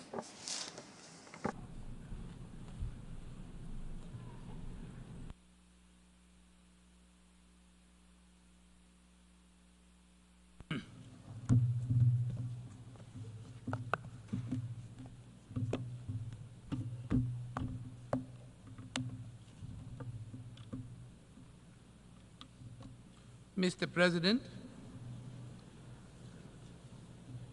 Excellencies, distinguished delegates, ladies and gentlemen. Sri Lanka felicitates His Excellency Philomen Young of Cameroon on his election as the President of the 79th session of the United Nations General Assembly. Mr. President, against the background of global turmoil, setbacks and transformations, the aspirations of this year's Assembly for a better global future resonate with those of the people of Sri Lanka. On the 23rd of September, following a transparent and peaceful electoral process and a dignified transition in keeping with our decades of democratic practice, His Excellency President Anura Kumara Dissanayake was sworn in as the 9th Executive President of Sri Lanka. The people of Sri Lanka have vested in him the mandate to realize the people's aspirations for the future and to build a sustainable foundation for future generations. His Excellency President Dissanayake has outlined to the nation his determination to put in place a united Sri Lanka and a transformed ethical political culture. A political culture echoing the wishes of the people. His future trajectory combines nation building based on public trust in governance and in the political system through accountability, integrity, and the elimination of waste and corruption. In the words of His Excellency President Anura Kumara Dissanayake, quote, "We are launching a unified Sri Lankan nation that respects diversity, fully ending an era of division based on race, religion, caste, and class." Close quotes. In order to achieve these objectives, the government has recognized that it is crucial to reinforce stability and confidence in the economy and stimulate growth. The government will work within commitments to reach macroeconomic stability through the framework of international financial institutions and in negotiations with sovereign and private external stakeholders. The government is acutely aware of the hardships that have been faced by the people in the process of economic transition. Measures will therefore be put in place to generate greater resources for enhanced public expenditure and welfare to raise the living standards of our people with equity and justice. Mr. President, the recent vote for change by the people of Sri Lanka presents us with a renewed opportunity, and we are determined to succeed, including with the support of our friends in the international community. Mr. President, despite our consensus on the Pact of the Future, this year's UNGA takes place at a moment of profound global crisis on multiple fronts. In the Middle East, we are closer to wider regional conflagration than when we convened last week, and the humanitarian suffering in Gaza gets worse by the day. The achievements of the SDGs now appears beyond our reach, and we are off target on the Paris climate goal to limit the temperature increase to 1.5 degrees centigrade above pre-industrial levels. Big power rivalries and geopolitical tensions have reignited and widened, and new rifts are reappearing on north-south lines. Racism, intolerance, discrimination, and xenophobia against migrants are on the rise. Theaters of conflict and tension have opened up on land and in oceans. The developments in the digital realm provides a fertile ground for proliferation of disinformation and hate speech, with the potential of violence. Mr. President, the lingering impact of the pandemic have reverberated throughout the global economy, creating profound economic insecurities, threatening free trade and leading to protectionist barriers. We are spending more on weapons than ever before in the past, and regrettably, the use of nuclear weapons is in mainstream discourse. New domains are being weaponized, including outer space and cyberspace, while the use of AI is challenging international humanitarian law in the battlefield. Excellencies, today a large number of developing countries, including my own, face a debt crisis of unprecedented proportions. This debt distress severely impedes our ability to invest in sustainable development, as we are unable to meet these financial obligations while simultaneously investing in the future and the well-being of our people. It is a fact that financing challenges remain at the heart of the sustainable development crisis. As per the Financing for Sustainable Development Report of 2024, the SDG financing gap is between US dollars 2.5 to 4 trillion. Staggering, isn't it? Mr. President, given these immense challenges, the need for comprehensive reform of the global financial architecture has never been more pressing. The current international debt resolution framework has failed to respond adequately and efficiently to contemporary challenges. The global landscape has changed dramatically, with global debt, particularly in the developing world, increasingly controlled by international bond markets and non-Paris Club lenders. Think about it. It is therefore time that we review the architecture's traditional moorings. We must urgently reform this system to reflect the new economic landscape. It is therefore necessary, we say, to find a more efficient, comprehensive, and equitable way to address the debt crisis. Mr. President, other institutions of global governance that reflect the world of the past century need to be reformed to meet the challenges of the present and the future. The composition of the Security Council must be expanded to be representative of current global diversity and decision-making. In parallel, the role of the United Nations General Assembly, the most representative primary organ of the United Nations, where all countries have an equal voice, must be strengthened and revitalized. Mr. President, Sri Lanka's commitment to maintaining global peace and security has been unwavering. We recognize that peacekeeping is one of the most effective tools to the United Nations to help member states to manage the difficult phase of transitioning from conflict to peace.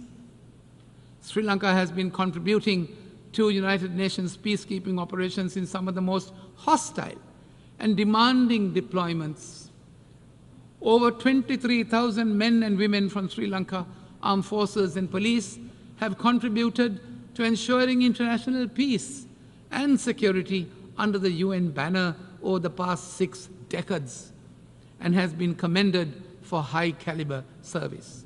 Mr. President, beyond economic recovery, we face an even greater existential threat, the ongoing climate crisis, and the accompanying need for a just energy transition. Although our development strategy has not contributed to climate degradation, Sri Lanka has taken concrete steps to address these challenges. We will increase our nation's forest coverage and increase renewable energy in our energy mix. It is time for developed countries, Mr. President, to fulfill their obligations and assume their fair share of responsibilities under the principle of common but differentiated responsibilities. We need their support in mitigation and adaptation efforts, as well as compensation for loss and damage. Without a concerted international effort, Mr. President, to bridge the climate financing gap, the burden of climate impacts will continue to fall most heavily on those least responsible for the crisis. Sri Lanka is committed to phase out coal by 2040 and reach net zero carbon emissions by 2050. As a climate vulnerable country, Sri Lanka has been advocating for operationalization of the Loss and Damage Fund and called for climate justice. There is therefore an urgent need, we say, for increased climate financing, especially for vulnerable developing nations like Sri Lanka. Mr. President, two other critical issues which are also relevant to Sri Lanka as an island nation were part of the discourse during this year's high-level week. Sea level rise is an imminent reality affecting millions. While Sri Lanka has taken mitigatory measures nationally, as included in the National Adaptation Plan for Climate Change, it is through concerted international action that solutions can be implemented to halt the global warming that is the cause of sea level rise. Sri Lanka initiated the UNGA resolution on declaring 1st of March as the World Seagrass Day to bring international attention and awareness on a small but significant aspect of universal importance of combating climate change.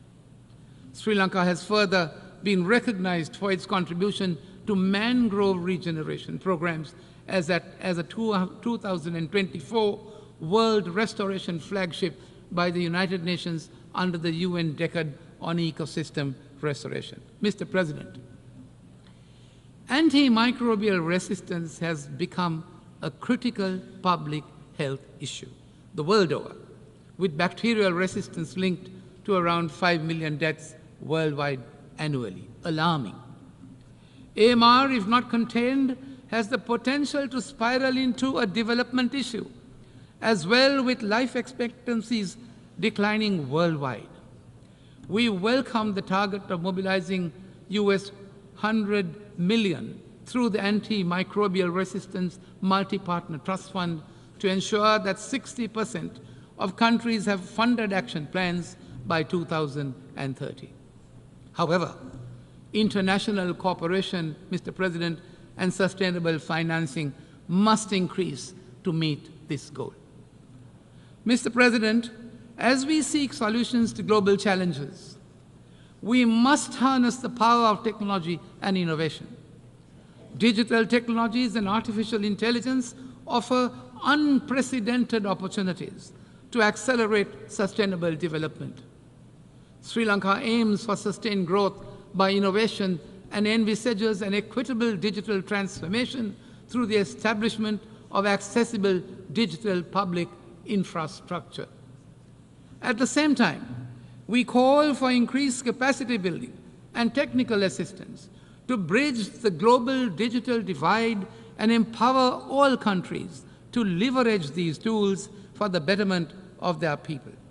Mr. President, the General Assembly's theme calls on us to leave no one behind and to act together for the advancement of peace, sustainable development, and human dignity for present and future generations.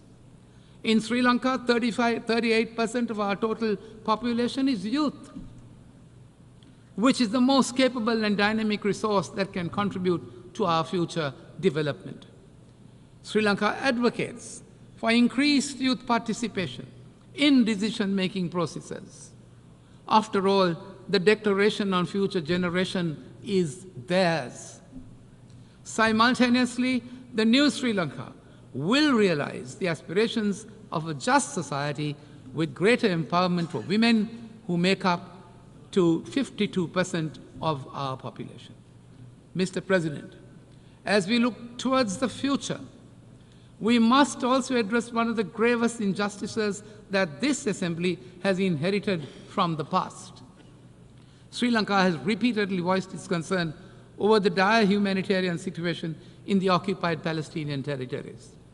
We reiterate our support for the recognition of the legitimate and inalienable right of the Palestinian people to statehood and join the call for a two-state solution based on the 1967 borders in line with all UN resolutions.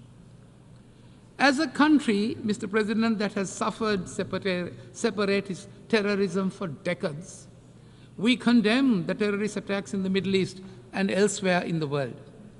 Sri Lanka calls for complete and unconditional lifting of all unilateral coercive measures imposed against any country, as they hinder free trade, right to development, and have unintended humanitarian consequences.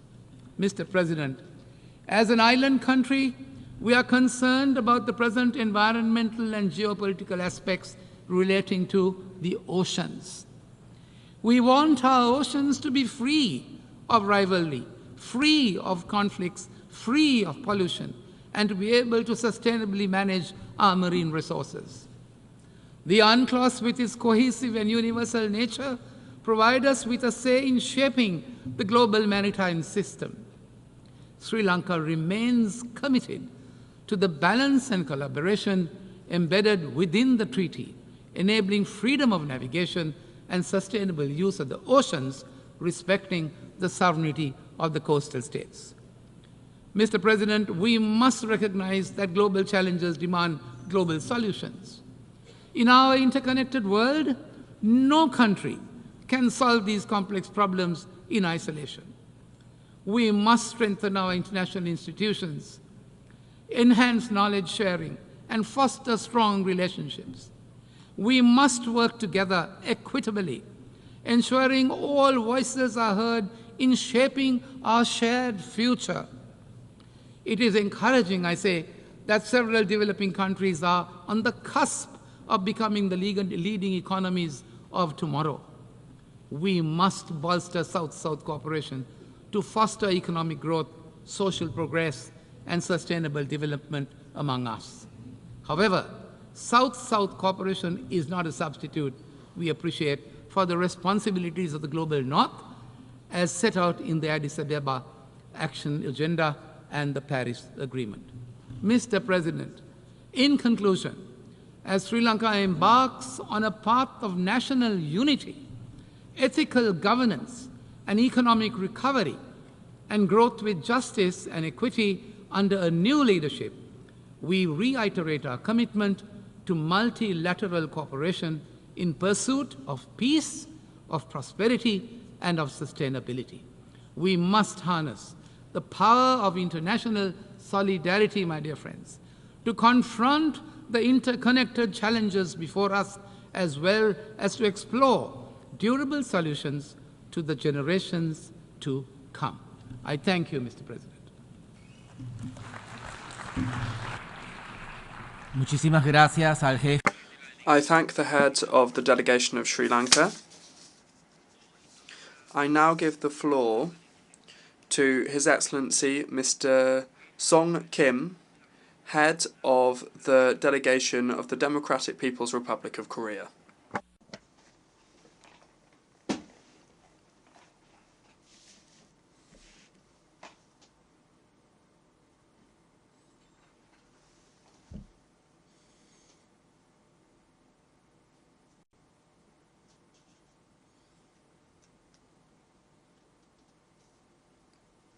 Mr. President, Mr. Secretary General, distinguished representatives, allow me first of all to congratulate you, Mr. Philemon Yang, on your election as President of the 79th session of the UN General Assembly.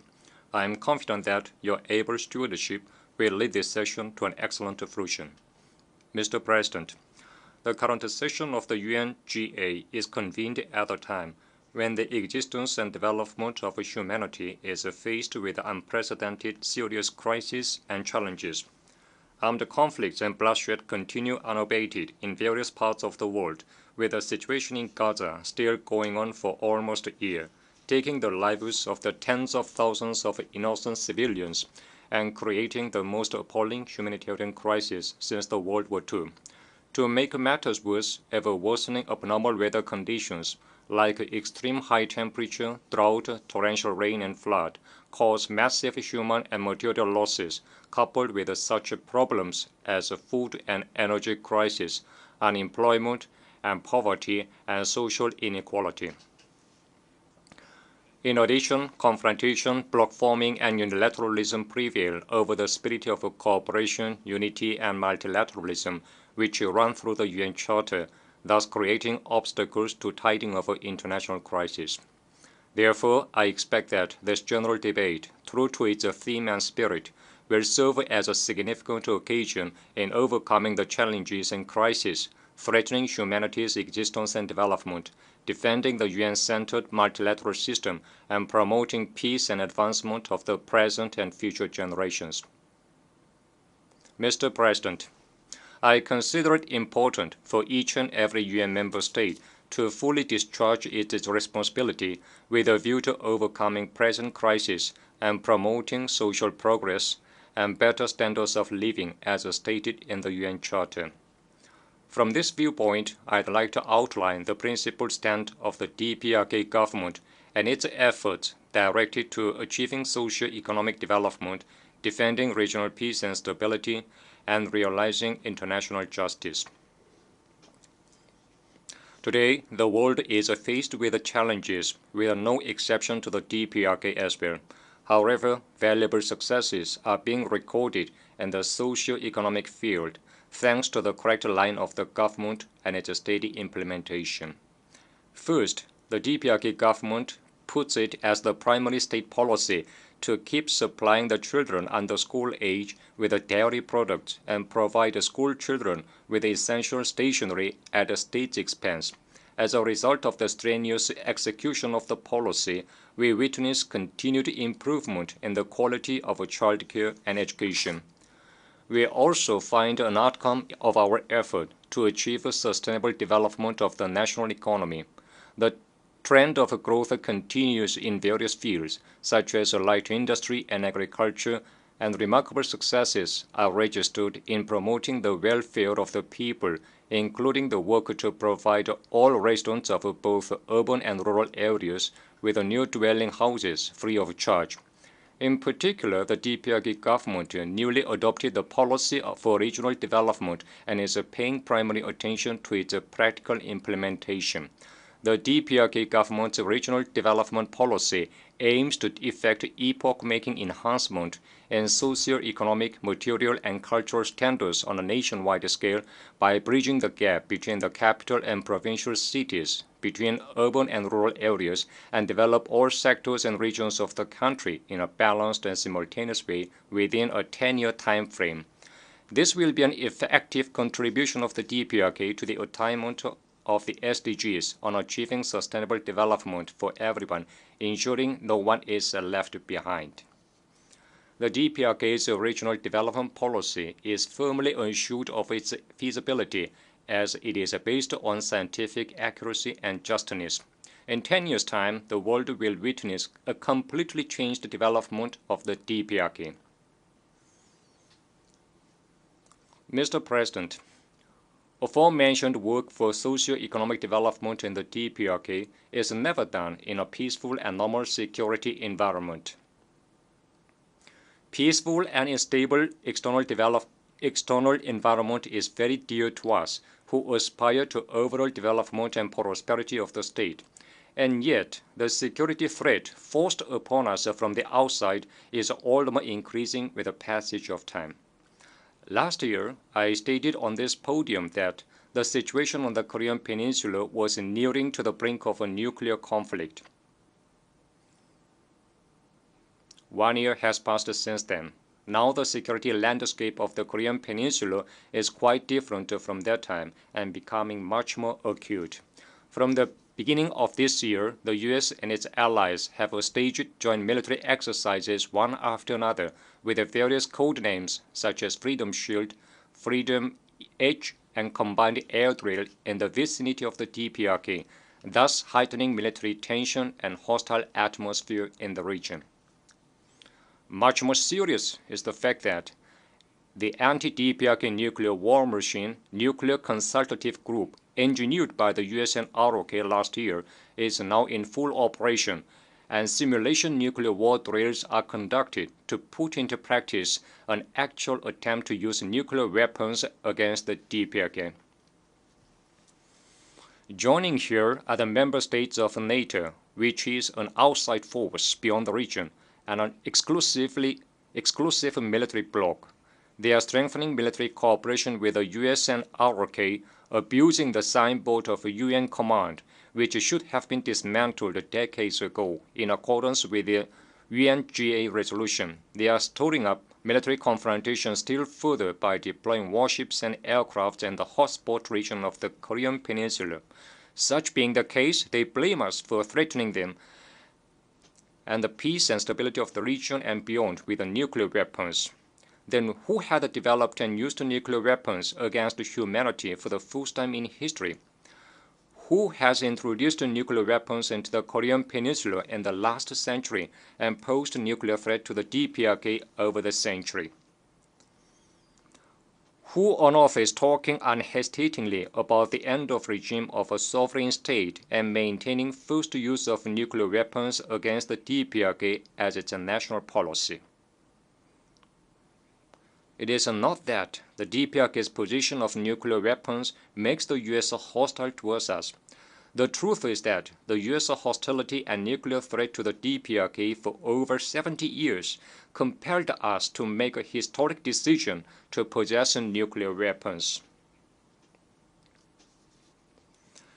Our nuclear weapons were just made and exist to defend ourselves. As such, any talk about our nuclear threat only proves a conceived hostility towards the DPRK. The security environment of the Korean Peninsula is bound to be intricately complicated through to the next generation as well, unless the U.S. and its followers change their confrontational and aggressive nature. Under such circumstances, it is an indispensable exercise of sovereign rights for the DPRK to maintain powerful strength capable of defending national security interests and guaranteeing peaceful development. The situation on the Korean Peninsula has not entered into war, even though it is fraught with extreme tension. It is totally attributable to our country's powerful war deterrence, which helps stave off threat of aggression and keep the balance of power in the region. Therefore, we continue to increase our war deterrence capabilities, not only from our obligation to ensure national security, but also from our mission to maintain peace and security in the region and beyond. Comrade Kim Jong-un, president of the State Affairs of the DPRK, said that we can choose either dialogue or confrontation, but we should go further in getting ourselves fully prepared for confrontation. This is the review and conclusion drawn from the 30-year-long DPRK-US relations, he said. When it comes to the right to self-defense, a legitimate right of a sovereign state, we will never go back to the point in the far-off past. When it comes to the national prestige, we will never bargain over it with anyone, for it was gained through the bloody struggle of the entire Korean people. Whoever takes office in the United States, we will only deal with the state entity called the U.S., not the mere administration. Likewise, any U.S. administration will have to face the DPRK, which is different from what the U.S. used to think. Mr. President, it is the invariable external policy of the DPRK government to champion justice and peace, aspire after progress and development, and promote friendship and solidarity. This is also the idea running through the UN Charter. From this viewpoint, the DPRK government stands strongly against the acts of dividing international political arena into two camps with unlawful double standards, giving precedence to their hegemonic interests and disturbing peace and stability. At present, many factors obstruct attainment of the SDGs set forth by the UN. The most critical among them are the high-handedness, arbitrariness, and double standards of the US and certain UN member states. Since October last year, the indiscriminate massacre by Israeli authorities has claimed more than 40,000 Palestinian civilian lives in Gaza Strip, including many children and women, and thus exposed a nation to a complete extinction. The UN exists to prevent the recurrence of the scourge of war that had inflicted untold sufferings to mankind. It is really shameful and deplorable that such act against humanity has persisted for 1 year. It is highly imaginable that one state is immune to any censure and sanction, even after committing such a horrible massacre. This is entirely due to the patronage of the US, a permanent member of the UN Security Council. The US has vetoed UNSC resolutions on bringing peace to the Middle East on as many as 5 occasions, overriding the wishes of the international community to see the ethnic cleansing stopped by its ally. This is how the US has discredited the authority of the UN and incited crime against humanity.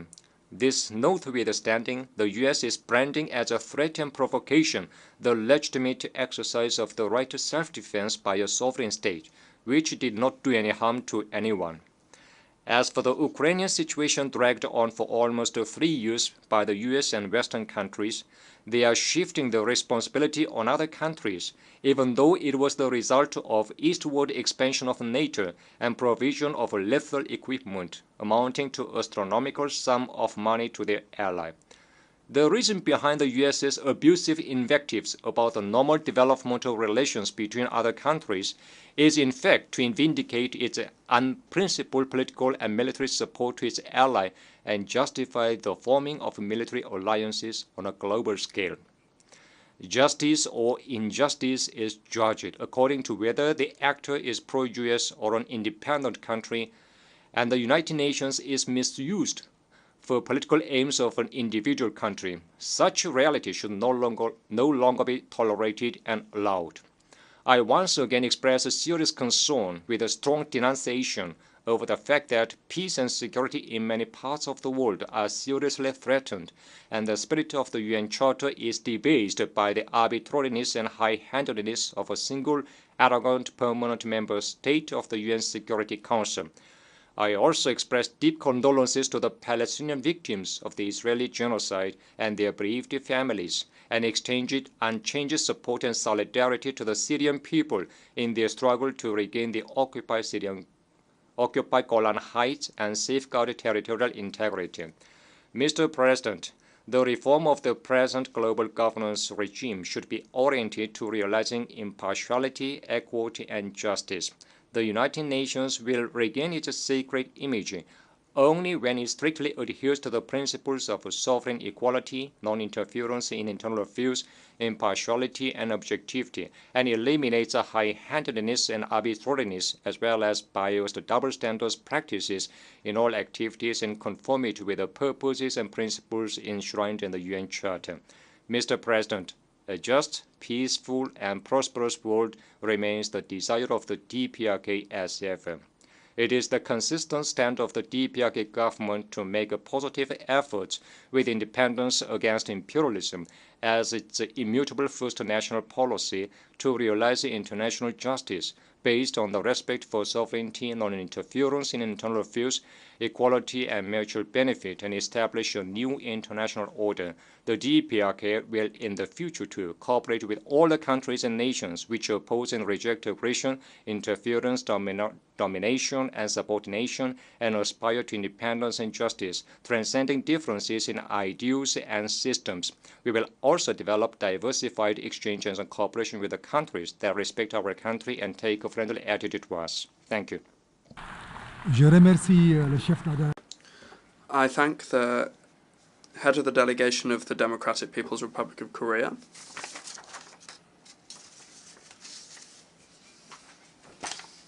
And I now give the floor to His Excellency Tibuori Tito, head of the delegation of the Republic of Kiribati.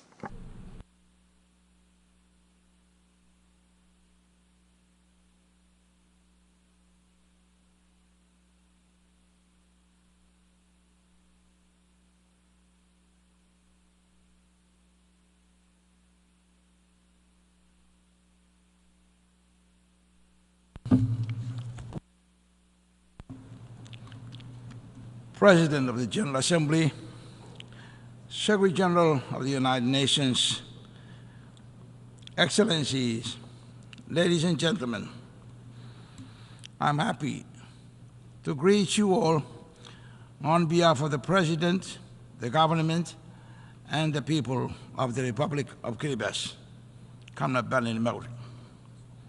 At the outset, I wish to join other delegations in congratulating Your Excellency, Mr. Philomena Yang, the government and the people of Cameroon on your election as the President of the 79th session of the United Nations General Assembly, and to assure you of Kiribati's full support and cooperation as you steer our work over the next 12 months.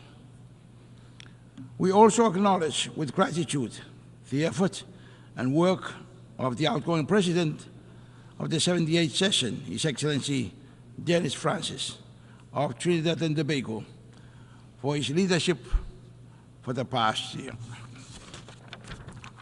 It is with immense pride and a deep sense of responsibility that Kiribati stands before this assembly, marking the 25 years of its membership of the United Nations.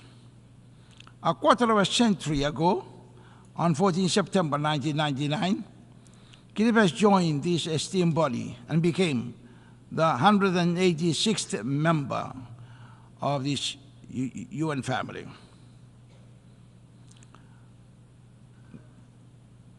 Believing that the challenges we face as a small island nation are inextricably linked to the fate of the global community. As we celebrate this milestone, we honor the path that we have walked with our global partners. And we reaffirm our commitment to the core principles of the United Nations: peace, justice, human rights, responsibility, and respect, and sustainable development.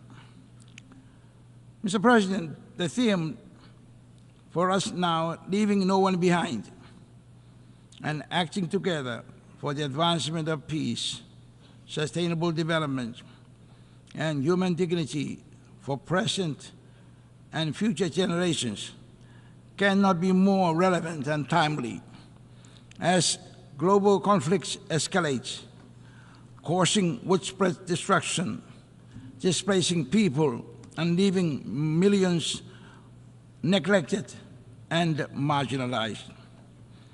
The theme reminds us that despite the ongoing crisis, we must stand firmly together as responsible leaders and representatives of the 193 member nations of this greatest multinational organization, and recommit ourselves to do together whatever is necessary to get the world back on the path of peace, progress, and prosperity. Mr. President, what we witness in the world today and for the past 79 years suggests that the Founding Fathers' inspiration for lasting peace is far from being realized. The theme is therefore a timely reminder not to lose hope over the heartbreaking scenes before us, but to re-energize our unity, solidarity, and collective determination to overcome the forces that stand against multilateralism that our United Nations family embodies. This is why Kiribati reaffirms the critical importance of reinvigorating multilateralism. the United Nations must remain the central platform for collective and global action, as no single nation can address the complexities of today's challenges on its own, be it pandemics, terrorism, conflict, human trafficking, climate change, to name a few. Mr. President, it cannot be disputed that the UN that was created in 1945 by 51 founding members to restore and maintain world peace and security out of the ash and devastation of World War II has now become the largest international organization on earth that deals with all aspects of human livelihood and well-being to such an extent that its core function of maintaining world peace and improving living standards has been greatly thwarted. This is further exacerbated by the lack of unity and solidarity among member states, coupled with a persistent lack of respect for the UN Charter and for the rights and sovereignty of nations under the Charter. The apparent lack of unity and solidarity within the membership of this family is very much evident in the inability of members to stand united on issues of common concern, the increasing polarization of global issues, and the proliferation of exclusive groupings which tend to breed more disunity and distrust among members. Mr. President, the success or failure of the United Nations in its core mission depends not only on the dedication, commitment, and persistence of its leadership and membership, but also on the quality of the collaboration between the two. The theme is a reminder of the need to gauge the performance of the United Nations against its core mission of maintaining world peace, improving living standards, and the promotion of human rights and freedoms. In this vein, our collective deliberation at this 79th session must shape a more effective path for the United Nations, ensuring it meets the pressing challenges of our time and serves all nations equitably. Considering the significant disparity between the United Nations' intended mission and its actual outcomes, an in-depth analysis is needed to explore why the organization has not been successful in preventing and resolving conflicts. It is important that the root causes of these failures are identified and addressed. Equally important is the need to stress the crucial role of the UN Secretary General, jointly with the P5 members of the Security Council, in putting a stop to ongoing conflicts and in preventing new ones from erupting. On the Security Council reform, Mr. President, in order to make the United Nations fit to deal effectively with new and complex challenges confronting humanity at this time, Kiribati supports the call for an overdue reform of the Security Council to ensure that it reflects the realities of today's world. We believe that permanent membership of the Council should be expanded to be more inclusive and representative, including allowing seats for small island developing states and the other vulnerable countries, so as to ensure that the perspectives and needs of the most vulnerable nations are heard and addressed. Mr. President, my country firmly believes that the members' respect for the UN Charter and for each other's rights and sovereignty is key to the peace of the world and to the efficient and effective functioning of the United Nations multilateralism. It is therefore paramount importance that each one of us recommit ourselves now to fully respect the Charter and each other's rights and sovereignty. Of equal importance is a renewal of faith and trust in each other as members of this United Nations family. On peacekeeping and international security, Mr. President, peacekeeping remains a cornerstone of international cooperation for maintaining global security and stability. Kiribati's grateful to have contributed to this effort by deploying police personnel to support the United Nations peacekeeping mission in South Sudan. Kiribati remains steadfast in its belief that global peace can only be achieved through collective action, and we will continue to play our part in this regard.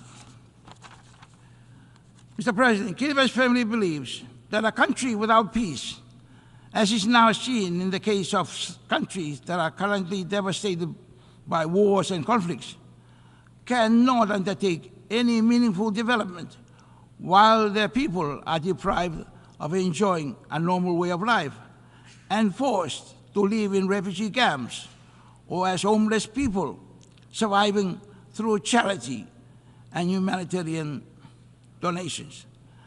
People living in such dire conditions have no way of becoming economically productive in order to feel a sense of human pride and dignity, and cannot voluntarily free themselves out of such a predicament until the conflict has been resolved. Peace restored and life is back to normal. In other words, development and human dignity are not achievable without peace. Peace must be achieved first. On the Treaty on the Prohibition of Nuclear Weapons, Mr. President, Kiribati's unwavering commitment to global peace is deeply rooted in the tragic history with nuclear weapons.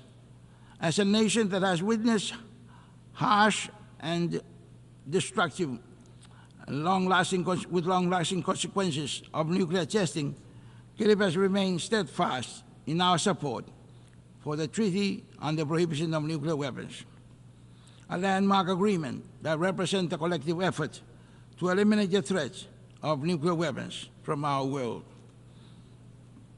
through complete nuclear disarmament. And we stand in solidarity with the other states in advocating for a world free of nuclear weapons. Mr. President, Kiribati recently launched its first ever foreign policy during its 45th National Day celebration on 12 July this year. This landmark document principally seeks to enhance the policy objectives that the core pillars of Kiribati's vision for 20 years. It captures the way forward on how we seek to engage effectively and strategically with our partners in areas of shared and mutual interest. And it seeks to develop our nation and people, while at the same time protecting our right to self-determination over our huge ocean and airspace territory. Mr. President, let me at this juncture highlight Kiribati's views and perspectives on some pertinent issues for small islands, such as climate change and sea level rise, the 2030 Sustainable Development Goals, marine conservation and protection, and the Pact of the Future, and on the crucial link between peace, sustainable development, human dignity, and the concept of leaving no one behind, as highlighted in the theme. Mr. President, Kiribati's designation as a least developed country reflects not only our economic challenges, but also our acute vulnerability to climate change. Kiribati's geographical isolation from world major markets, coupled with the volatility of global commodity prices and the increasing frequency of extreme weather patterns, exacerbates our development challenges. The high cost of imports, limited export opportunities, and reliance on fluctuating external markets further strain our efforts to achieve sustainable growth and development. Our graduation status from the LDC category, which had been deferred to a later date, remains at the back of our minds and what it would mean for us in the future, given these unprecedented challenges. It is for this reason, Mr. President, among others, that we recognize the Dimensional Vulnerability Index, MVI, potential as a more fitting measure of vulnerability for all developing states. On climate change, Mr. President, we believe that humanity must be well informed about the riches and the resources of the planet that are finite and must not be overexploited to the extent that the planet's Earth's health and wealth is compromised, as is now evident in the climate crisis caused by the overexploitation of the planet's resources during the past century of industrialization. While the international dialogue on climate change has been extensive, Kiribati urges that we move beyond words to concrete action. The commitments made in the international forums, including the COP meetings, must translate into tangible results on the ground. As we continue to advocate for mitigation, it is clear that adaptation and resilience building are critical for low-lying atolls like Kiribati. Coastal protection remains a priority for Kiribati, and while adaptive measures such as the planting of mangroves and demarcating of seagrass continues, there is a dire need for interventions in hard infrastructure such as resilient seawall. Climate change is undeniably the driving force behind sea level rise.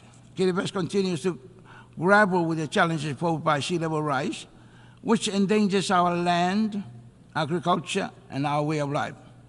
The OASIS Declaration on Sea Level Rise and Statehood encourages our dedication to building resilience against climate impacts and emphasizes the urgent need for global action.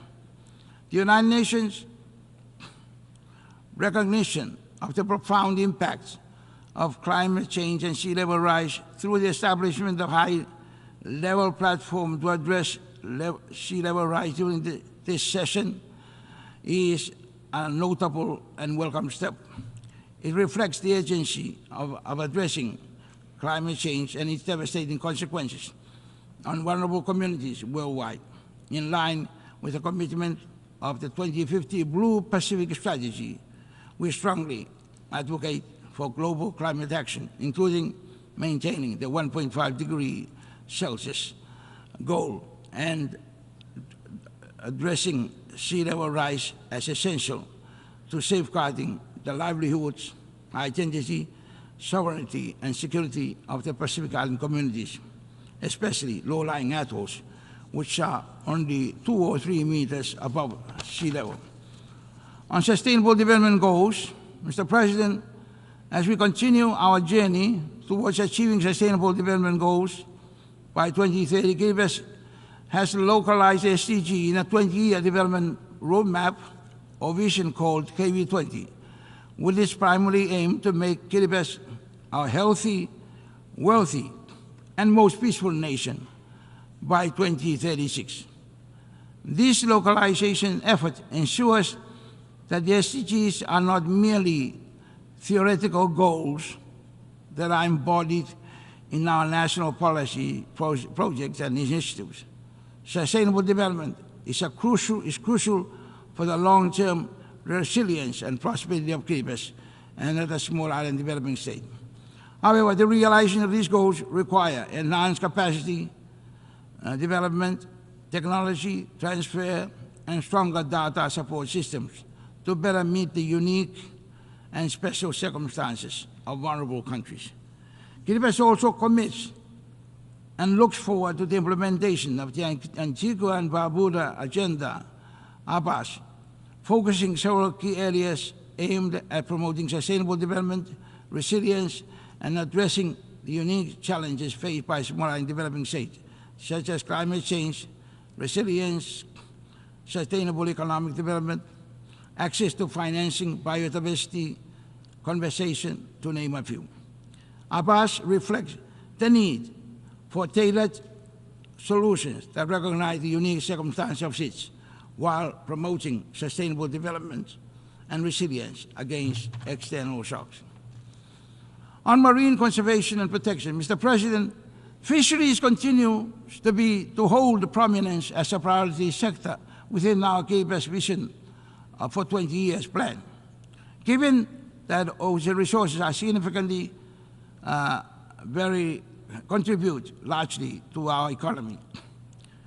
Kiriba's huge reliance on the tuna fishing license revenue, which finances about 70% of the government's annual expenditure budget, makes it mandatory for the government to take special care of the health of the marine environment, as evidenced in its adoption of the marine spatial planning of its entire 3.5 million square kilometer of its tuna-rich ocean resource. In order to promote public awareness and participation in marine protection and conservation, a number of programs have been launched in some villages and communities in which people are encouraged to make village-based rules protecting fisheries in the areas against overexploitation and sanctioning offenders in accordance with well-accepted cultural practices.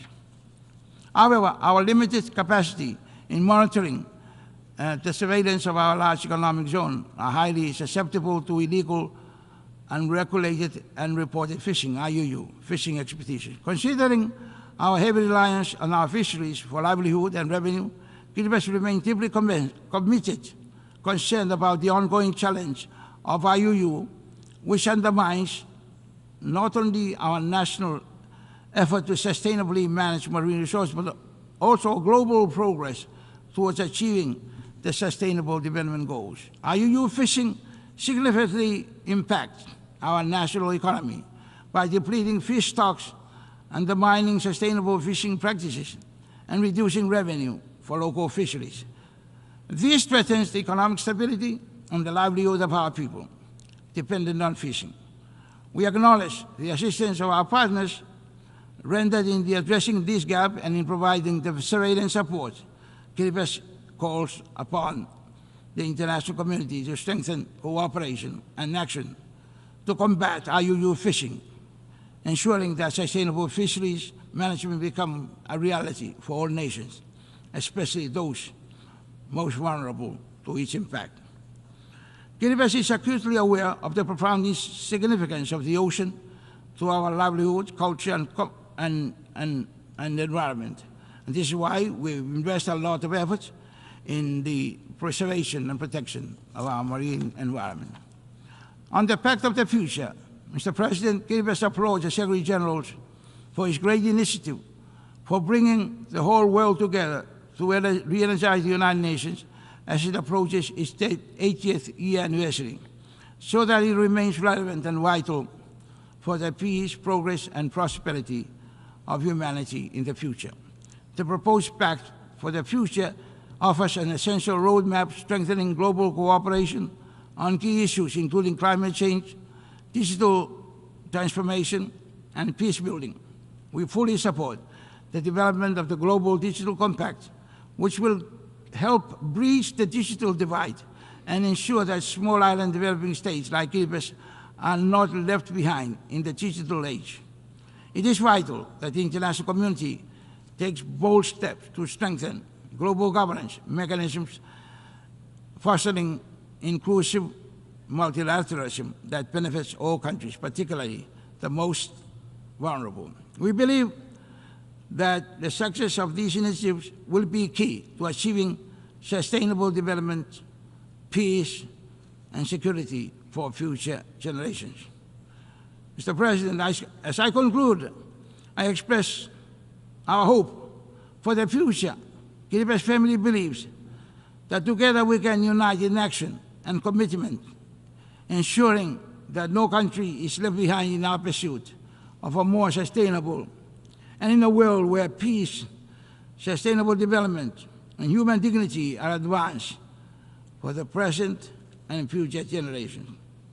Let us make the 79th session a time to renew our unity, solidarity, and togetherness for the advancement of peace, sustainable development, and human dignity for present and future generations.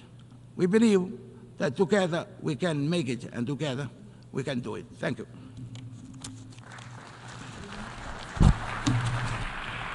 Je remercie. I thank the head of the delegation of Kiribati, and I now give the floor to His Excellency Mr. Mohamed Siad Douale, head of the delegation of Djibouti.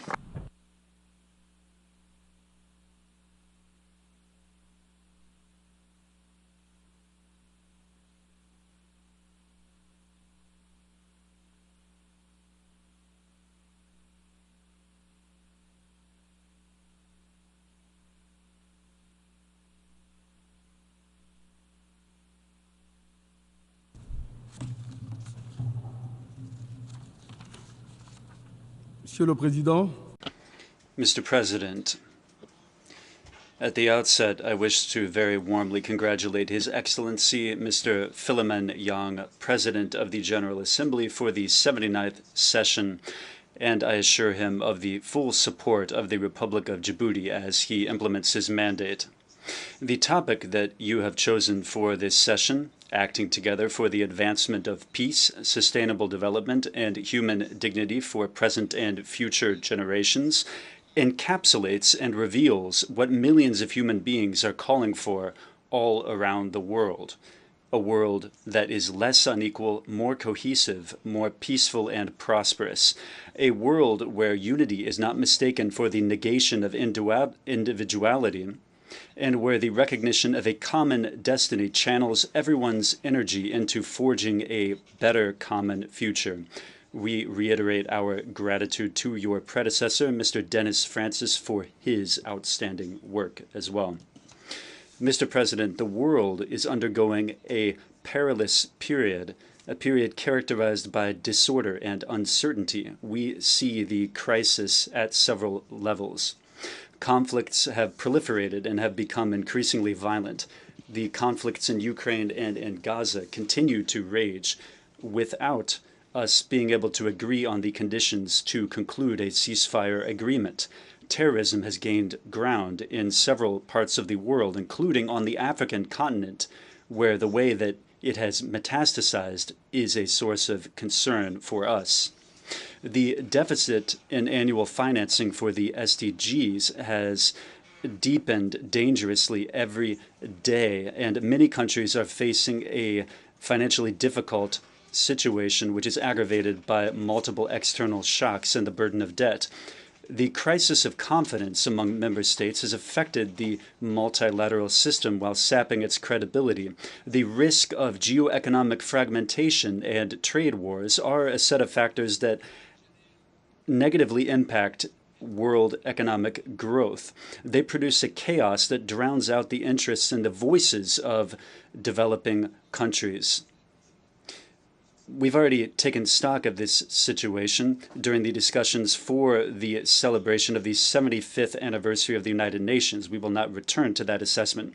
The question now is to know whether we are capable of utilizing the window of opportunity for renewal that is open to us, because fortunately, such windows of opportunity do exist. We must redouble our efforts, overcome our divisions, and undertake collective action to put an end to conflicts, to put in place policies, investment programs, and partnerships to make up for the delays in the implementation of the SDGs, and to reform international financial institutions so that they are able to respond promptly and effectively to the emergencies and the systemic shocks facing many countries in the world. Mr. President, financial institutions must provide developing countries with greater subsidies and access to financing under favorable conditions while maintaining their risk tolerance for investments in sustainable development. This includes the use of innovative risk instruments. These solutions need to be discussed, and their implementation should be addressed in greater depth at the Economic and Social Council, whose role and position must be strengthened. The United Nations, as stated in the Charter, must play a major role in the work of world economic coordination because it is the organization that is the most democratic. ECOSOC must continue to play a leading role in identifying emergent challenges and in promoting innovation and achieving economic, social, and environmental integration of sustainable development. We take this opportunity to express our sincere gratitude to the member states of the United Nations for the trust that they have placed in my country, Djibouti, by electing it last June as a member country of ECOSOC for the period 2025 to 2027. You may count on Djibouti to champion the priority areas in ECOSOC throughout its mandate. Mr. President, like many developing states, Djibouti faces major challenges due to climate change, including rising temperatures, dwindling water resources, and rising sea levels. Given these persistent threats, the government of Djibouti has put in place a series of ambitious, multidimensional measures aiming to mitigate the effects of climate change and to strengthen the resilience of the country. The COP29 will be another window of opportunity for the international community to avoid a situation where the delay in fulfillment of climate change commitments becomes too great to overcome. This is a vital opportunity to elevate adaptation to the level of an absolute priority and to marshal the required resources. The promise of paying out $100 billion per year has not been kept. It is urgent to reestablish trust by moving toward the swift disbursement of the billions of dollars that are needed. There's a need to put in place measures that are needed for adaptation and for an equitable transition toward renewable energies in low-income countries. There's a need to move urgently to operationalize the Loss and Damage Fund, which was established to help countries and people suffering from the inevitable effects of climate change. And there's a need to mobilize additional resources. This is a question that affects the rights of billions of people. It impedes development and poses an existential threat. We welcome the adoption of the Pact of the Future and its annexes, the Global Compact and the Declaration on Future Generations. We live in an era of disruptive technological advances and complex challenges. Djibouti is grateful to the United States for having spearheaded the effort that led to the unanimous adoption by the General Assembly of the first ever resolution on artificial intelligence to promote safe, secure, and trustworthy artificial intelligence systems for sustainable development. We in Djibouti are convinced that preparing for the future requires optimizing our country's human capital as the most sustainable key to economic growth. Like many other African countries, Djibouti's population is young. Its population is a tremendous asset and a huge competitive advantage if it is harnessed through investment in skills development and new technologies to promote quality job and workforce competitiveness. We have the ambition to vigorously pursue education systems focused on accessing advanced technological skills. Mr. President, Djibouti welcomes the progress achieved by Somalia in its efforts to stabilize the country, as well as the holistic approach developed by the government of President Hassan Sheikh Mohammed to deepen peace. We welcome the efforts of the Peace and Security Council to produce a joint strategic evaluation of the situation in Somalia and to produce the draft of a general concept of operations. We need to intensify discussions to agree on the best option for financing the mission. The mandate given to the future post-ATMIS mission is a robust mandate. The security threat posed by the terrorist attacks of al-Shabaab constitutes a major stumbling block to our joint efforts, which must be cleared away as quickly as possible. There is a need to guarantee that the future mission has adequate resources and the equipment that it needs, including force multipliers. We must lend our unstinting support to the efforts of the government of Somalia as it seeks to reposition itself as a key stakeholder in the region. Its mandate in the its term in the Security Council, which will begin next January, will certainly serve as a platform for it to share the lessons it has learned and the experience it has gained throughout these decades of conflict. Djibouti remains disturbed by the attacks carried out by the Houthi against merchant and commercial shipping. These attacks are a disturbing disruption of maritime traffic and commercial flows. This crisis has already brought about an exponential increase in maritime transport costs, which is reflected in the price index for consumer goods. If this situation continues, the impact on the economy of Djibouti, as well as the environmental repercussions of these repeated attacks, will be devastating. We call for solutions to be found to ease the regional tensions which are causing the deterioration of the situation in the Red Sea. And we want to see diplomatic efforts stepped up to reach a favorable outcome to the peace process in Yemen under UN auspices. We are profoundly alarmed by the continued deterioration of the situation in the Middle East and Gaza and the West Bank in particular.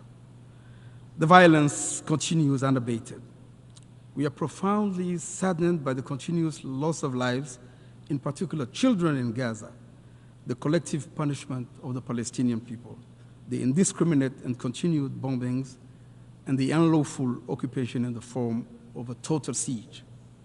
The attack on Lebanon has accelerated the regional conflagration we all fear. We express hope that the parties would agree to the 21-day ceasefire called for by the US and France. We must avoid at all costs an all-out war. We welcome the resolution recently adopted at the General Assembly 10th Emergency Special Session by an overwhelming majority.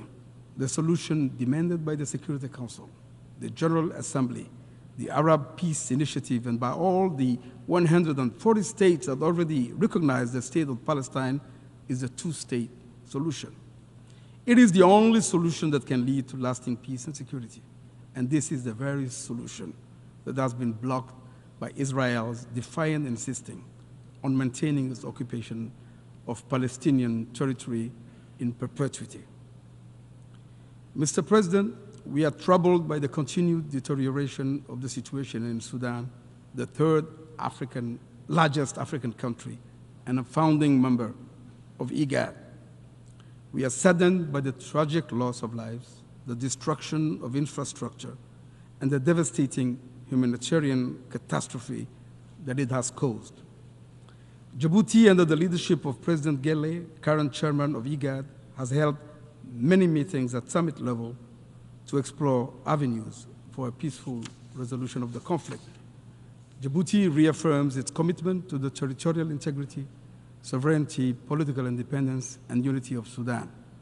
In line with African Union Peace and Security Council decisions, we underscore the importance of ensuring the protection of the Sudanese state, its institutions, and its people.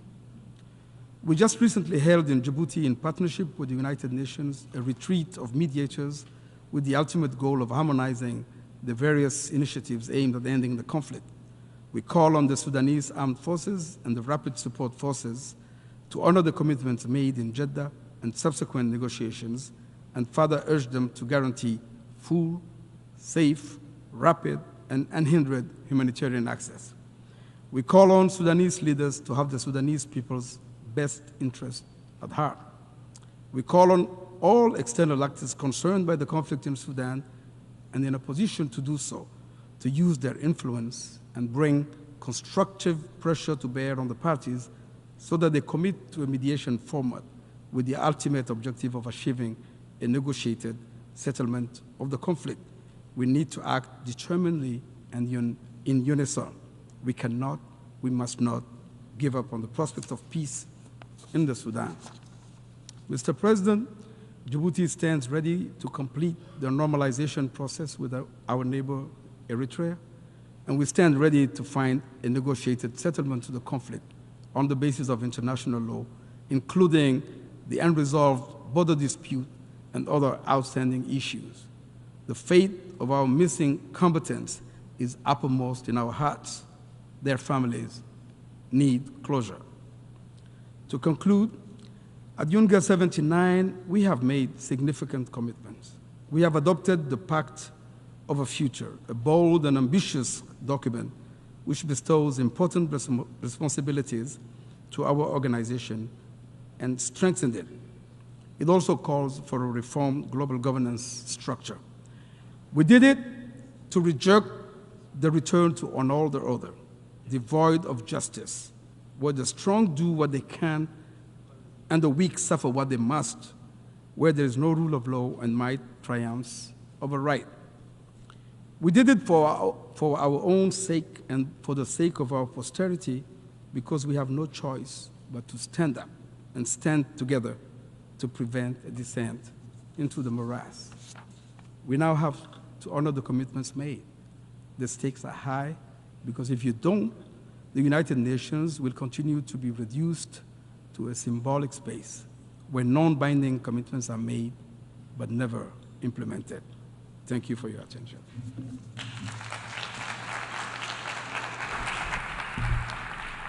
Je remercie le chef. I thank the head of delegation of Djibouti.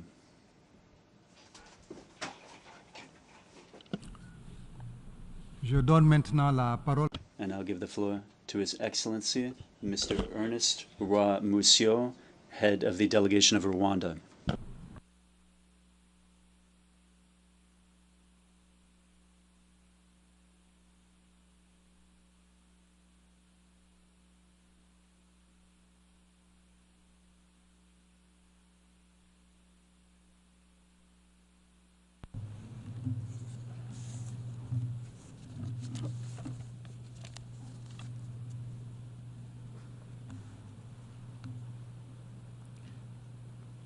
Excellencies, heads of delegations, ladies and gentlemen, at the outset, I would like to congratulate Ambassador Philemon Yang on assuming the presidency of the 79th UN General Assembly and assure him of Rwanda's full support.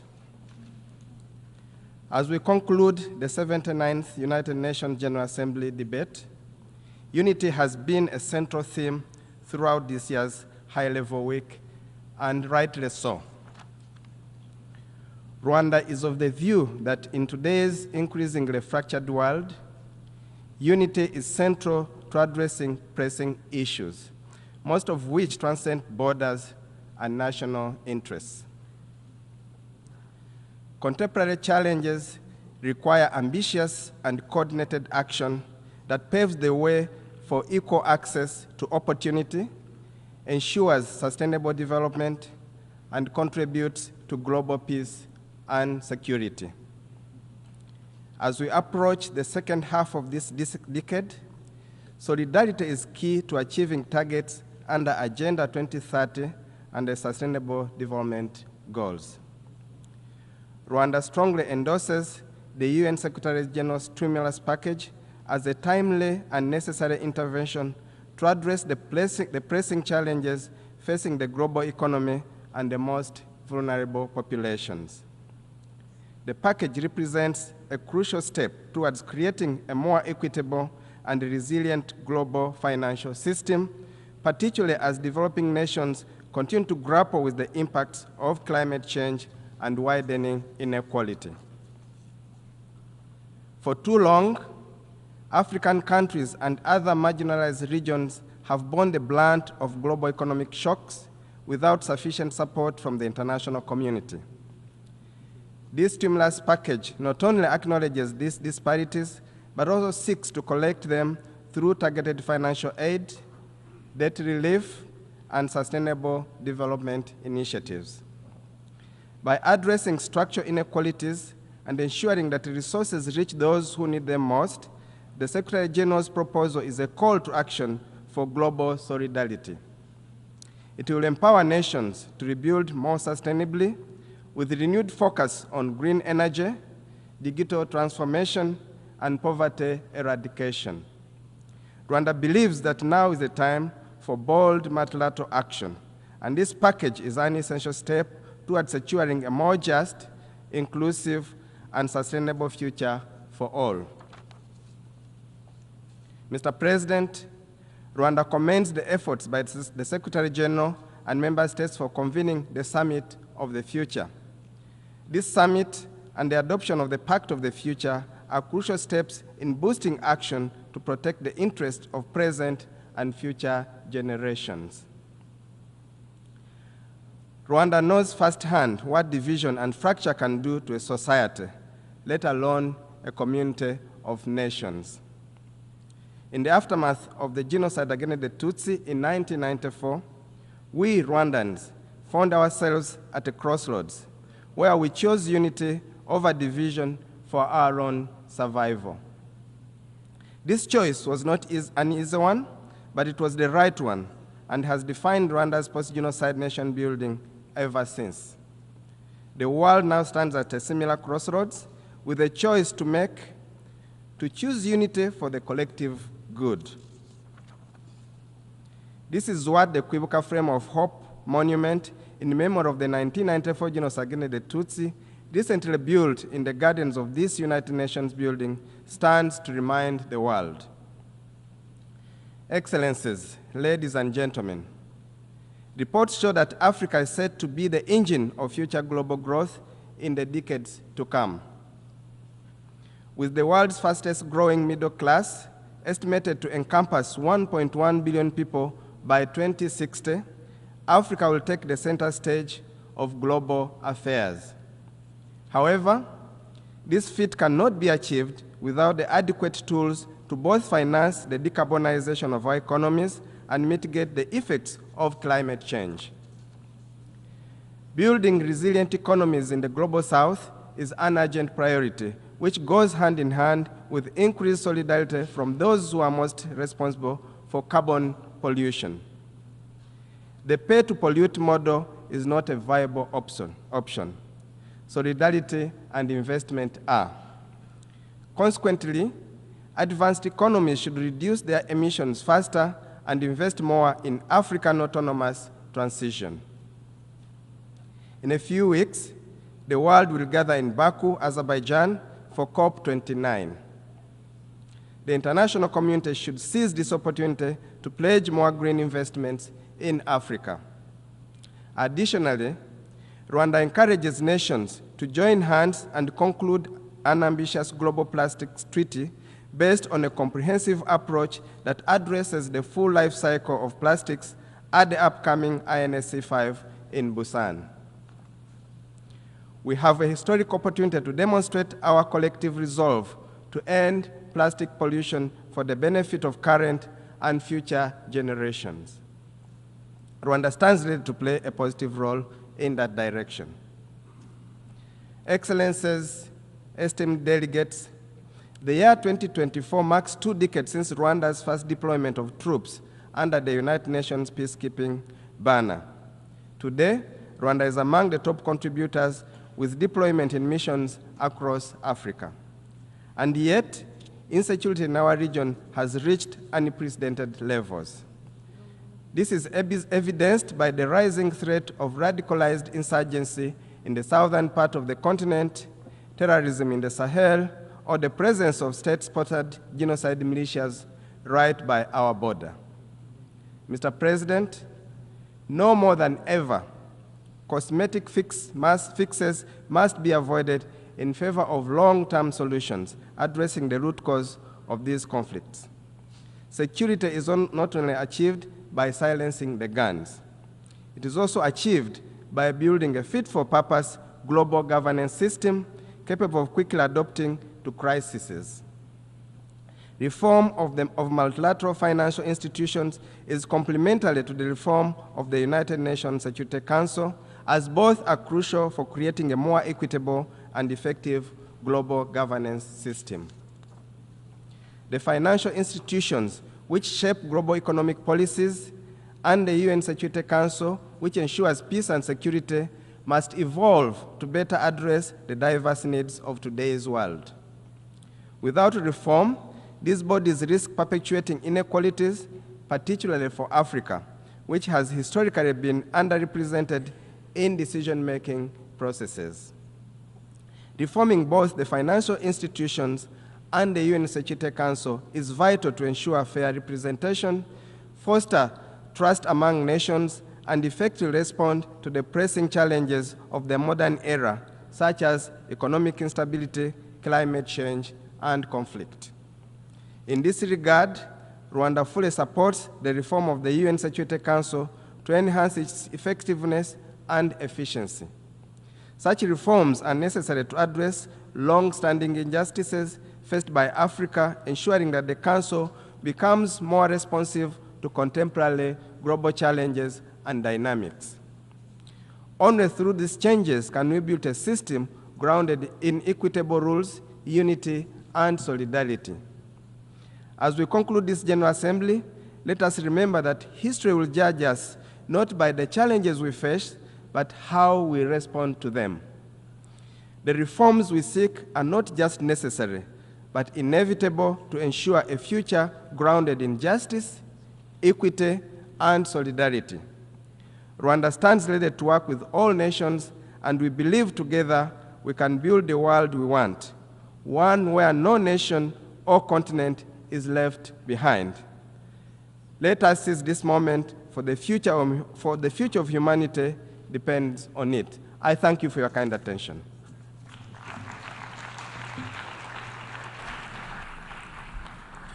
Je remercie le chef.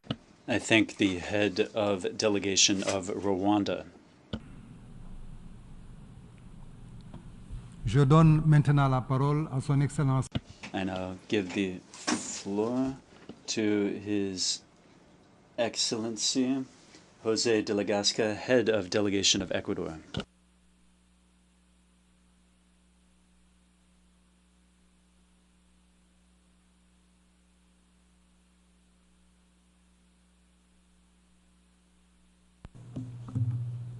Señor Presidente de la Asamblea General. President of the General Assembly, distinguished representatives.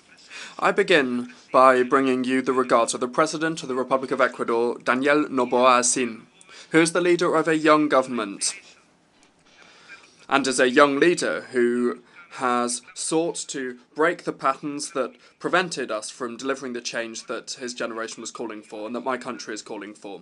Ecuador is a country of 18 million inhabitants with huge potential, in which young people are fighting on a daily basis for a better future, changing the reality that they inherited.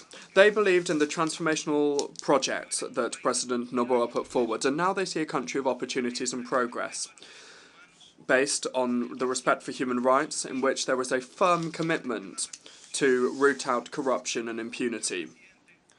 Mr. President, ladies and gentlemen, despite the fact that it might look like the global and multidimensional crises are overwhelming us, international law and the principles and aspirations of the United Nations Charter must remain our guiding light.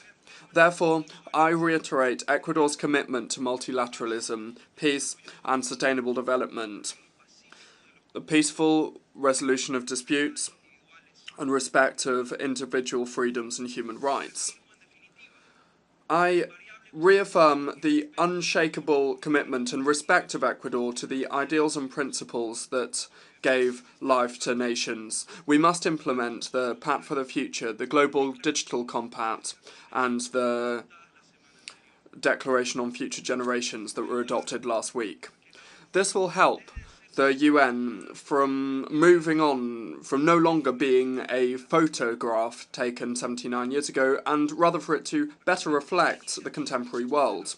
Ecuador welcomes any initiative that encourages inclusive prosperity and democracy, because we know that its sustainability is closely linked to the peace of a nation, because there's an inextricable link between peace and development between development and peace.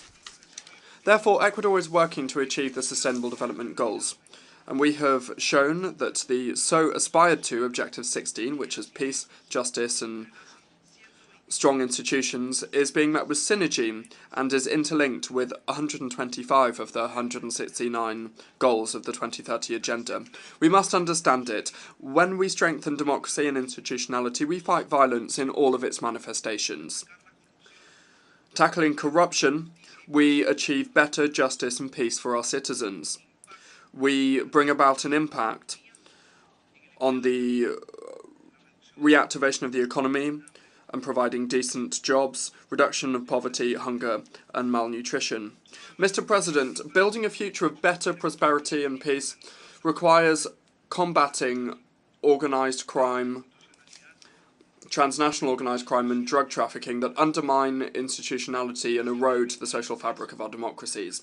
In December 2023, President Noboa, in the framework of the Ecuadorian presidency of the Security Council, warned members about a wave of transnational and narco-terrorist organised crime threatening the rule of law, state control and border security. Faced with this challenge, the national government of my country has adopted responsible decisions and is waging an unshakable, unrelenting fight that past governments avoided. However, national actions are not enough when it comes to the threat of transnational organised crime that has resources that significantly go above the ones that are used to fight it. Only by strengthening efforts and working in a coordinated and effective way with the international community can we defeat this phenomenon. As an elected member of the Security Council, Ecuador has shown its commitment to international peace and security. We have risen to this historic challenge that pushed us to act with a sense of responsibility and consciousness in the face of the geopolitical tensions between large powers that are limiting compliance with the collective responsibility to act in response to situations of conflict that affect humanity. In the case of Ukraine, we were co-pen holders on the humanitarian file, and on the situation in Palestine, we voted in favour of all resolutions adopted by the Security Council to halt the hostilities, to free hostages, to allow a proper flow of humanitarian aid, and to advocate for the respect of international humanitarian law. In my region, we are leading the authorization of the Security Council to deploy the multi-dimensional support mission for security in Haiti that was adopted by way of Resolution 2699 in October 2023, and today has just been renewed up to 2025, just a few minutes ago.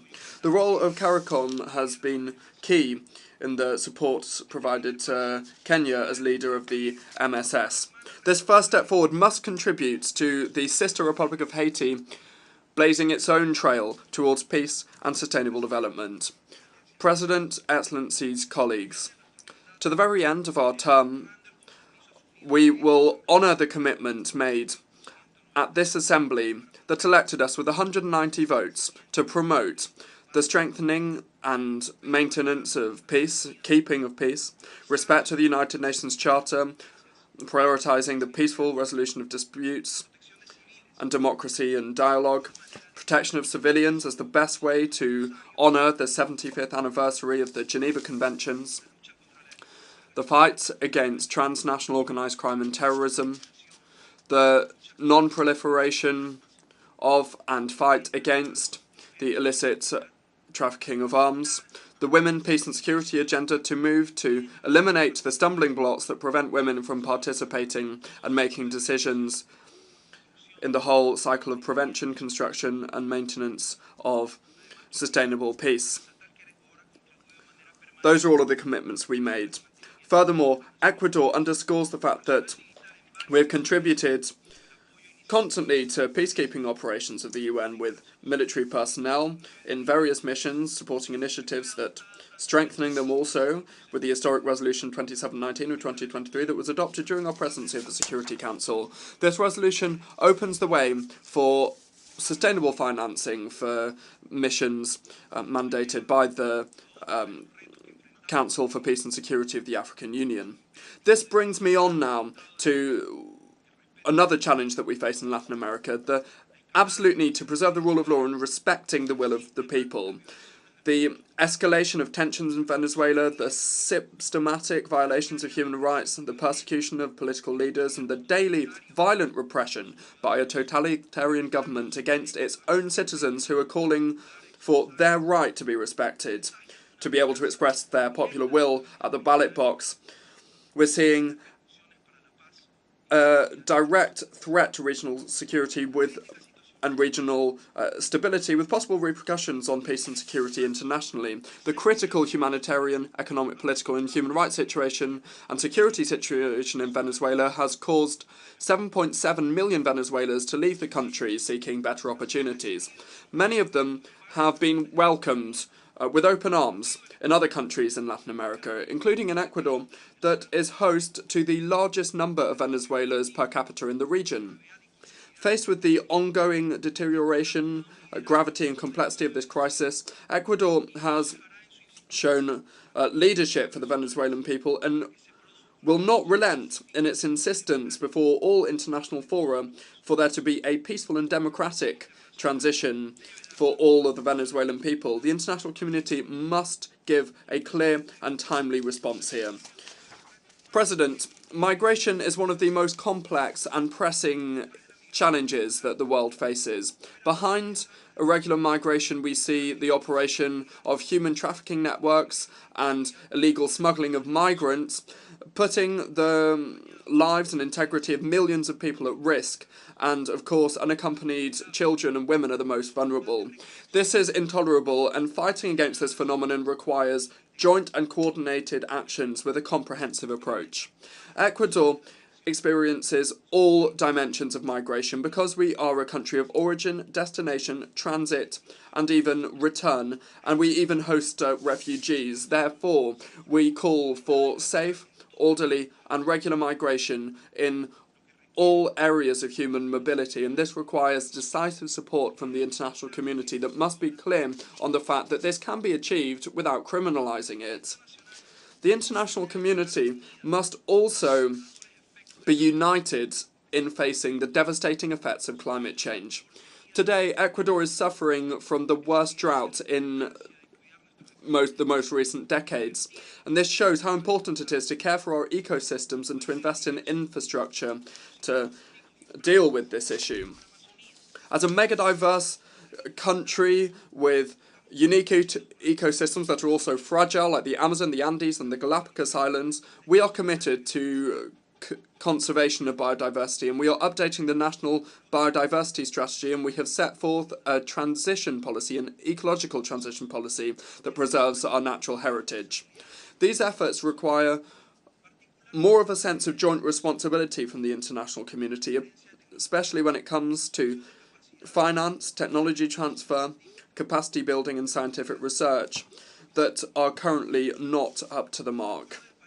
The Paris Agreement and the principle of shared but differentiated responsibilities must not be undermined. In fact, they must be strengthened.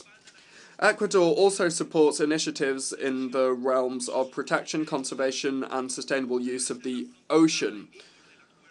And we should see this through the entry into force soon of the agreement, the BBNJ agreement, and the organisation of the Third UN Oceans Conference in 2025.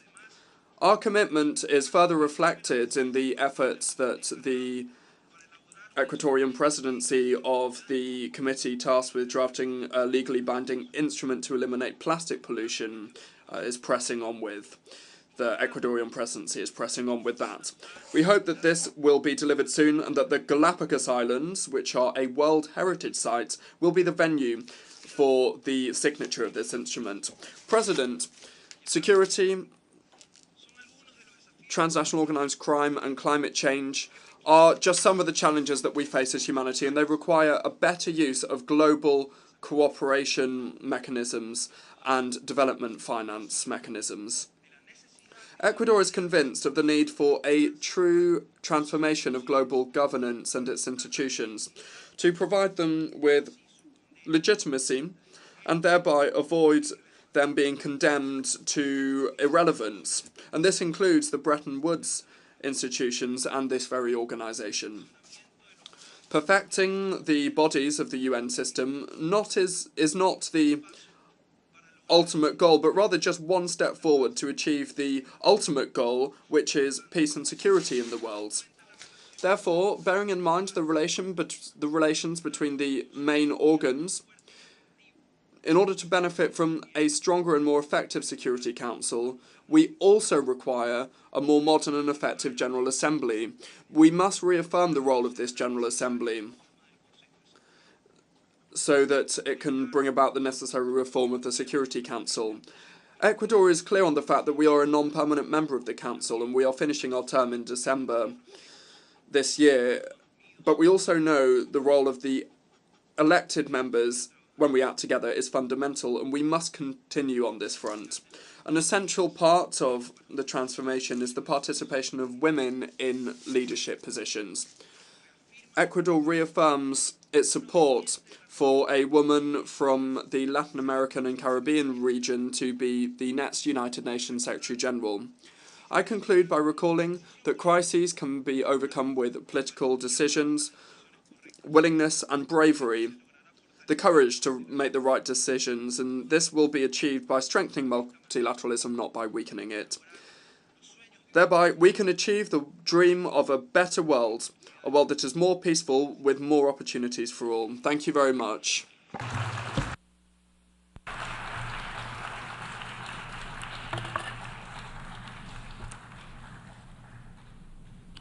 I thank the chair of the delegation of Ecuador.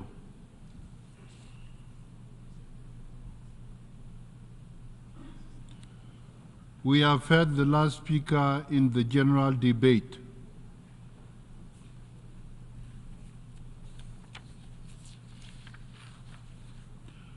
Excellences, Mesdames et Messieurs. Excellencies, ladies and gentlemen, as we conclude the general debate, I extend my sincere gratitude to all the member states for their active participation in the debate. The discussions that we had this week show the importance of multilateral cooperation, which we need to overcome the challenges our world faces. In this month of September, we came together for the general debate in a period that was particularly tumultuous. Delegations addressed the pressing challenges that face us, the crisis of climate change, the sustainable development goals, abject poverty, and a global international financial architecture that is ineffective, persistent gender inequality, and the adverse impacts of digital technology. These are the main challenges that have emerged from our discussions. We need to continue to build on the Summit of the Future. This summit was marked by the adoption of the Pact for the Future and its annex, which aimed to revitalize our multilateral system and international cooperation. The Pact for the Future and the Global Digital Compact and the Declaration on Future Generations appear as a solid promise to galvanize our efforts toward the achievement of the 2030 Agenda for Sustainable Development. Our Pact for the Future essentially aims to address the challenges that are impediments to international cooperation and have been for many years. These challenges are what make it problematic to achieve solutions, which can be achieved through this agreement and its annex. I call upon all states and stakeholders to work toward effective implementation of the Pact for the Future and of its annex. My office has also instituted an awareness-raising program in this regard to be applied throughout the 79th session of the United Nations General Assembly. We stand ready to receive any advice or any assistance to facilitate our actions. Ladies and gentlemen, while we are meeting in New York, violent conflicts are raging in Gaza, Lebanon, Sudan, and Ukraine. This is unfortunately not an exhaustive list, of the conflicts and crises affecting member states of the United Nations. In the last few days, the world has seen an extremely dramatic escalation of violence between Israel and Hezbollah in Lebanon. That escalation risks causing war in the entire Middle East region. As we speak, peace in the Middle East is hanging delicately on a shoestring. There is pervasive tension and uncertainty in the region. Thousands of people have lost their lives. Many others have been displaced. Infrastructure has been destroyed. This must stop, and it must stop now. The world must not allow an all-out war to happen in this volatile region. We call on all parties, Israel, Hamas, and Hezbollah, to urgently conclude a ceasefire and for all remaining hostages to be freed immediately and unharmed. I also call on all those with influence on the parties to demand an immediate ceasefire and dialogue. I further call on all states supplying weapons to the region to desist from such actions and give peace a chance. For no sustainable peace will be achieved militarily.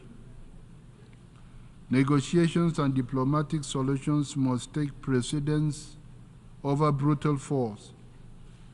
The Charter of the United Nations instructs that member states settle their disputes peacefully so as not to endanger international peace and security.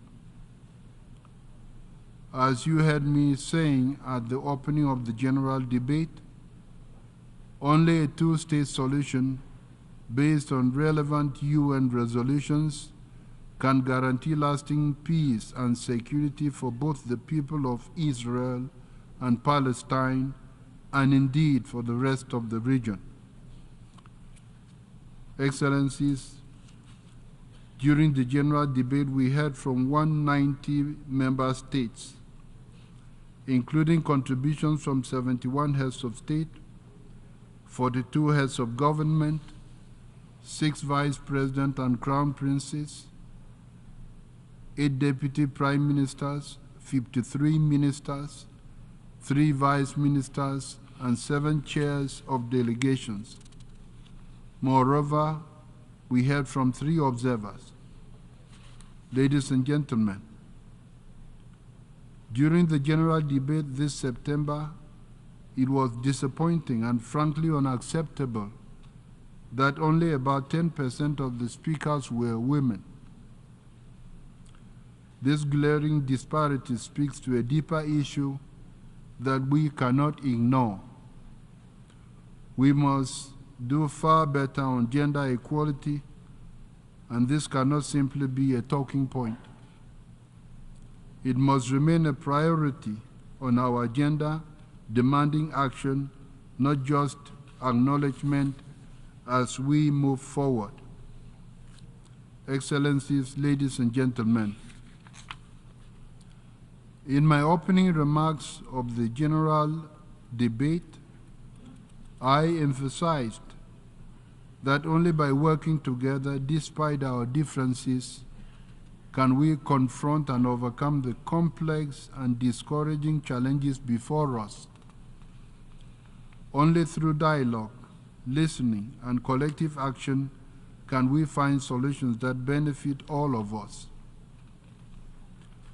The theme I chose for the 79th session, Unity in Diversity, for the advancement of peace, sustainable development, and human dignity for everyone everywhere, is not just a guiding principle, it is a call to action. The theme reminds us that our strength lies in our diversity and our ability to unite stakeholders around our common goals. Let us all move forward together with this spirit of unity and shared responsibility. Let us continue our work with the clear aim of building a peaceful, just, and dignified future for all. Thank you.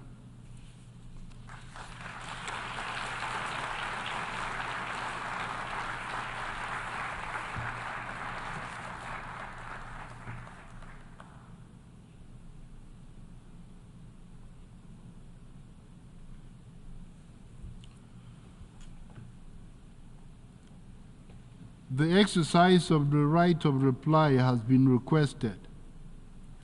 May I remind members that statements in the exercise of the right of reply are limited to 10 minutes for the first intervention and to 5 minutes for the second intervention, and should be made by delegations from their seats. I call on the representative of Egypt.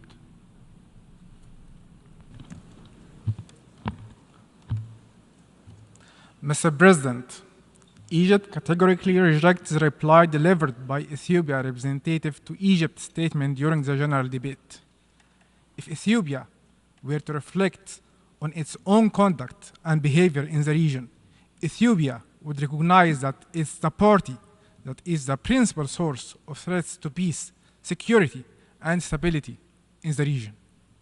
It was Ethiopia that concluded a memorandum of understanding that infringed on the sovereignty and territorial integrity of a sisterly neighboring African state, Somalia. It's Ethiopia that has repeatedly violated cardinal rules of international law and undermines the principle of sanctity of international borders, which is established in African laws and practice. It's also Ethiopia that's under the illusion that it was established control over the Nile River, and it will deprive the two downstream riparian states, Egypt and Sudan, of their established historical rights to the Nile waters. Ethiopia ought to relinquish its aspiration of regional hegemony. Ethiopia also ought to realize that fabricating baseless allegations against other states and inventing fictional external enemies are nothing but futile attempts that are meant for internal consumption to distract attention from Ethiopia's many domestic challenges that are of its own making.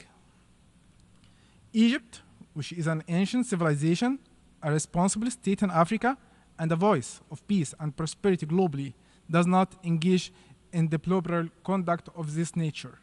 We call upon Ethiopia to exercise responsibility and to desist from threatening its neighbors and from engaging in conduct that undermines stability in Africa. We also invite Ethiopia to return to the African family as a contributor to peace and stability in the region, and not as an agent of insecurity and destabilization. Thank you, Mr. President.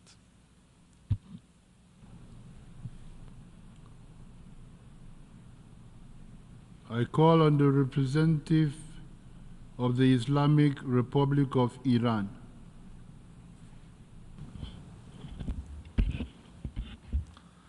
Bismillah ar-Rahman ar-Rahim.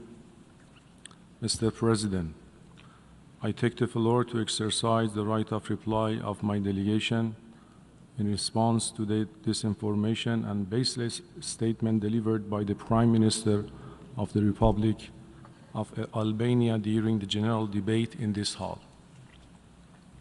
The alleged refugees who have been sheltered by the Republic of Albania belong to the terrorist People's Mujahideen organization, also known as MKO, of which violence and terror form an integral element of their eclectic ideology.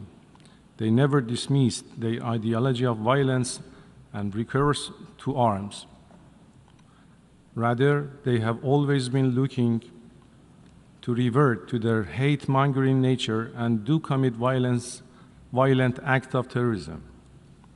The Islamic Republic of Iran rejects the disinformation delivered by the representative of the Republic of Albania. In the meanwhile, it is the obligation of Albania to bring to justice or extradite members of this cult for their role in organizing, supporting, and perpetrating terrorist attacks in Iran. the Islamic Republic of Iran believes that the failure of the government of Albania to take appropriate and necessary measures against this terrorist cult constitutes a grave threat to international peace and security. Moreover, the Islamic Republic of Iran categorically rejects and denounces any kind of unwarranted attribution for the alleged cyber attack on Albania's infrastructure. This accusation is completely unfounded and is hereby rejected and condemned. We have already expressed our readiness to cooperate in enlightenment to Albanian government, and we repeat it once again.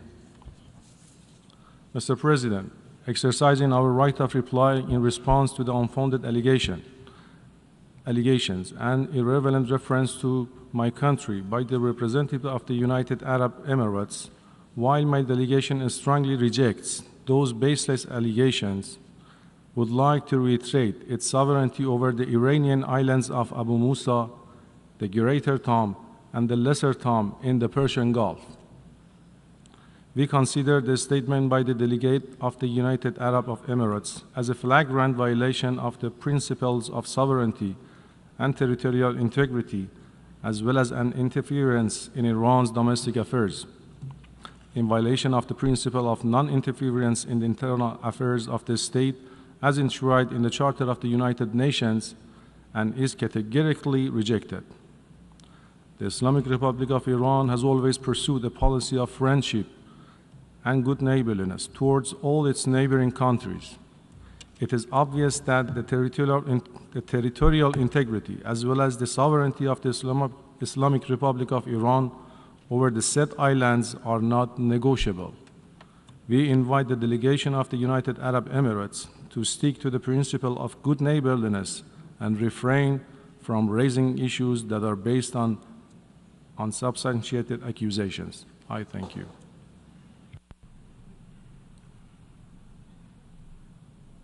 I call on the representative of the Republic of Korea. Thank you, Mr. President. My delegation takes the floor to exercise its right of reply in response to the statement by the DPRK. I vividly remember a year ago here in this hall that I did point out how preposterous and absurd the allegation the DPRK made in her statement, particularly on the situation in and around the Korean Peninsula.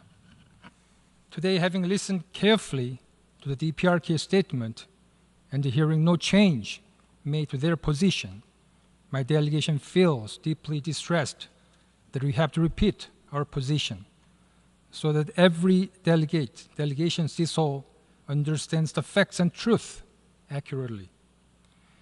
The DPRK in her statement demonized the US and its allies to justify their pursuit of nuclear weapons.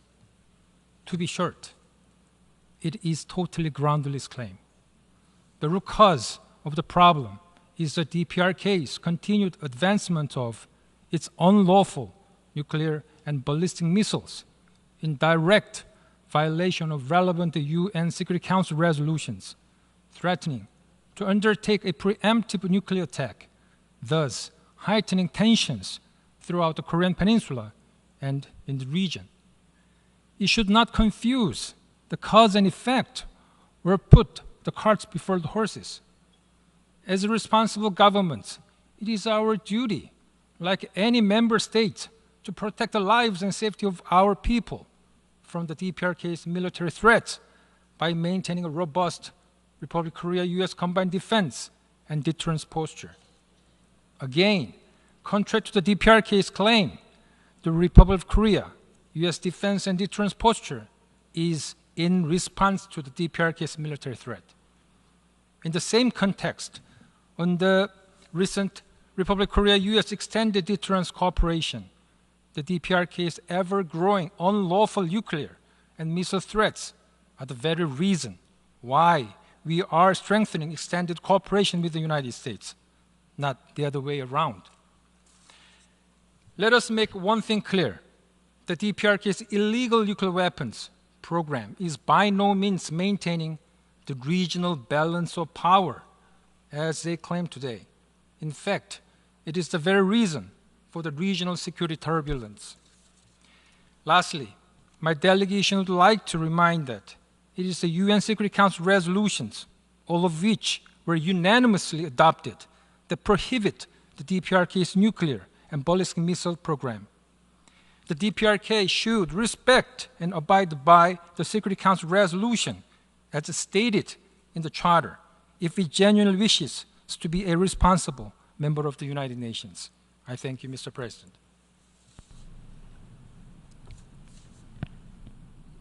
I call on the representative of Morocco. Merci, Monsieur le Président. Thank you, Mr. President. Mr. President, this is an exercise that we are engaging in this room, and I am exercising my right of reply. In particular, this is important when it comes to a brother country, a neighbouring country. You can't change your neighbours. However, at the same time, you cannot remain silent when you are accused of things that are not true. That's why I requested this right of reply to set the record straight on 3 mistruths and to make a comment. His Excellency, the Minister of Foreign Affairs of Algeria, stated this morning that the Sahara needed to be decolonised. I must say that Algeria needs to wake up from its sleep. They're still stuck in the Cold War, and they need to wake up to realise that Moroccan Sahara is independent. In terms of its integration in the motherland, the Kingdom of Moroccan, and that has been the case for 50 years. Algeria has perhaps forgotten, or perhaps they're pretending to have forgotten, that in this very room here, a resolution was adopted in Algeria's presence, Resolution 345B, which was adopted almost half a century ago.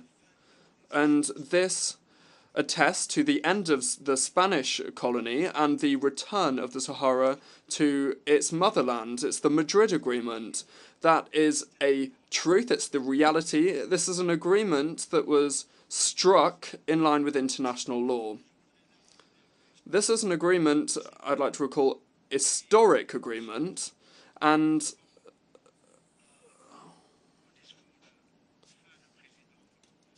the late President Boumediene, during the Arab League summit in Rabat, talking to his brother princes and heads of state, stated that he would support any formula that would allow the Sahara to be decolonised. Well, 1 year later, 1 year after that, Moroccan Sahara was indeed decolonised.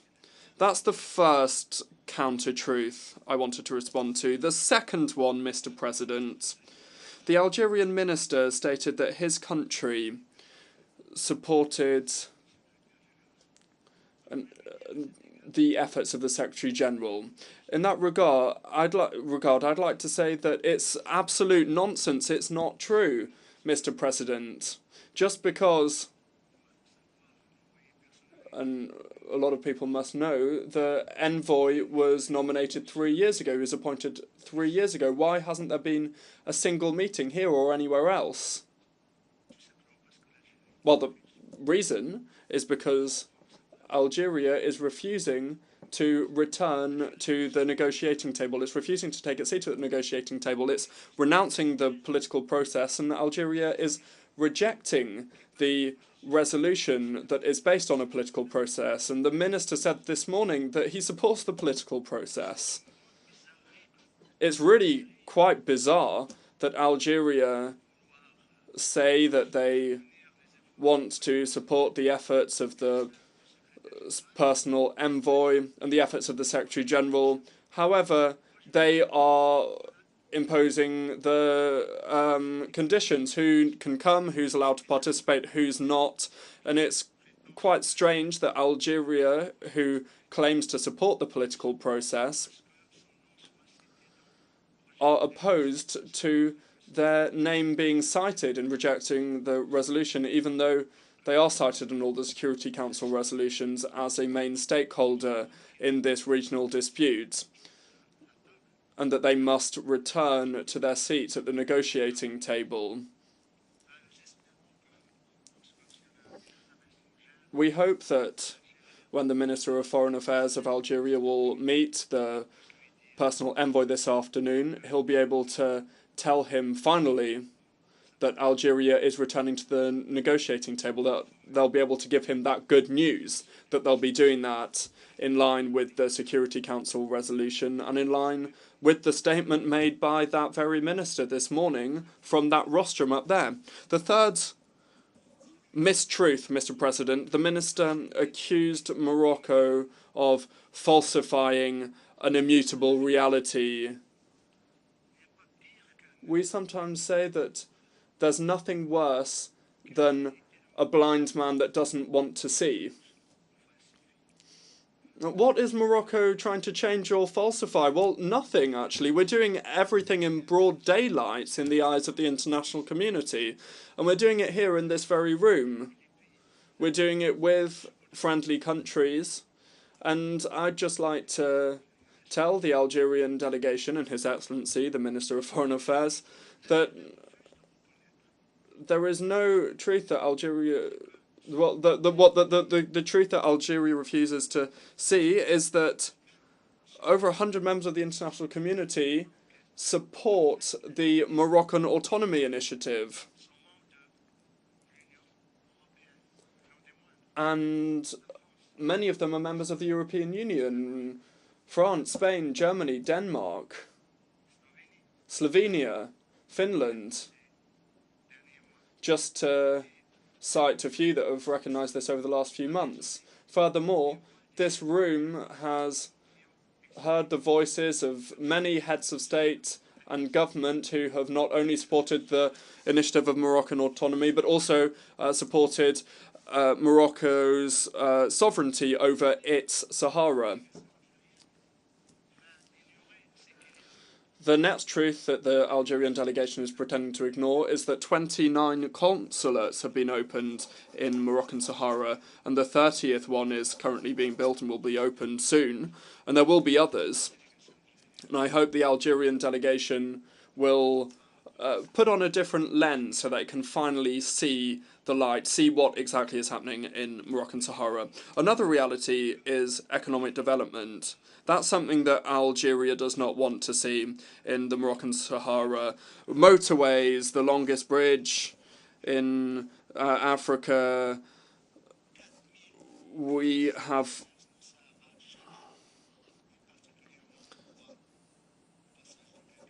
4,000 trucks crossing at the Gilgalet Passage. We have hospitals, universities, excellent schools. We have foreign investment, solar energy.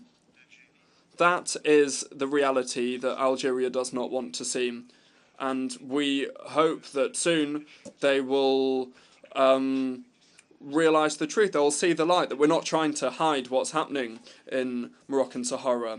The last thing I wanted to say, Mr. President, is more of a comment. It's more of a remark. The Minister of Foreign Affairs of Algeria talked about the threats that weigh on the Sahel-Sahara region. Terrorist threats, separatist threats, lack of development. For once, I agree with him. I agree with his prognosis. However, His Excellency the Minister forgot to mention the remedy and also the causes. Because what is the cause of this? Well, it's Algeria. Algeria is responsible for all of the problems that the Sahel and the Sahara face. Because where do the terrorists and extremists hide? Where do they seek refuge? Where do these separatists seek refuge? Well, the answer is in Algerian territory. It's true, Mr. President. There is a terrorist threat in the Sahel-Sahara region. There is a separatist threat. There is an extremist threat, but it's because of your country. Algeria's borders are crossed and full of terrorists and separatists. Furthermore, the minister didn't talk about the remedies either. The remedy, the solution is simple. Halt your interference in the internal affairs of the countries of the region. Put an end to your efforts to not respect the will of your neighbours, and also stop interfering in the politics of these countries. And my last observation, re-listen to the speech of the eminent minister made on Saturday from this rostrum here at the General Assembly. The minister that taught about this situation, that exposed the relationship. Je m'arrête ici, Monsieur le... I'll stop there, Mr. President. Thank you.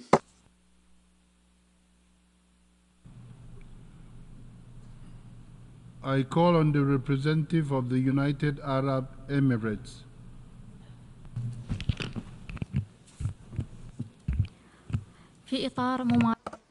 As we practice our right of reply, on the right of reply by the Islamic Republic of Iran, I would like to note the following.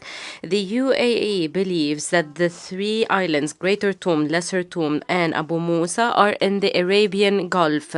They are part and parcel of the UAE. They are occupied by the Iran. For this reason, Iran is an occupation force in this field. Any Iranian claims will not change this reality. It is unacceptable for Iran to claim that this is an internal affairs issue. And the UAE stresses firmly that these three islands are part and parcel of the UAE. They are an integral part of the UAE. We strongly reject the continued Iranian occupation of these three UAE islands. We have constantly called upon the UAE to resort to the United Nations Charter and international law to resolve this issue through bilateral negotiations or by resorting to the ICJ. And I would like to stress that the UAE has great relationships and has good relationships and close cooperation with the Iran. We would like to promote this cooperation and our bilateral cooperation. However, this issue, the three UAE islands, will remain a contentious issue until a good, peaceful solution is reached in line with international law and good neighborliness. Thank you, Mr. President. I call on the representative of the Democratic People's Republic of Korea. Thank you, Mr. President, for giving me the floor. My delegation is taking the floor to exercise the right of reply in response to the provocative statement leveled against my country during the general debate and the right of reply. Some days ago, the ROK foreign minister abused this august UN platform to commit a grave political provocation against the DPRK, a dignified UN member state. We categorically condemn and reject his reckless statement as a blatant affront to the sovereignty of the DPRK and wanton interference in its internal affairs. ROK foreign minister shall pay a high price for his despicable attempt to tarnish the dignity and prestige of the DPRK. It is an undeniable fact in history that the US nuclear threat, which has lasted for more than half a century, triggered off the DPRK's access to nuclear weapons, and the hostile acts and military blackmail by the US and ROK have been a decisive factor compelling the DPRK to steadily advance the enhancement of nuclear force. As of today, various US-led military blocs exist throughout the Asia-Pacific region, including the Korean Peninsula, and the Nuclear Consultative Group aimed at using nuclear weapons against DPRK is in operation. Furthermore, the US and its vassal countries' aggressive war drills continue unabated. The whole world knows who are to blame for having turned the Korean Peninsula and the rest of the region into the world's hottest spot and a touch-and-go gunpowder depot by staging war drills of aggressive nature almost every day throughout the year while raving about the end of regime in the DPRK. ROK is frantically engaged in waging military drills and strengthening military alliance of aggressive nature with the U.S., thereby bringing closer a grave security crisis to the Korean Peninsula and the Northeast Asian region.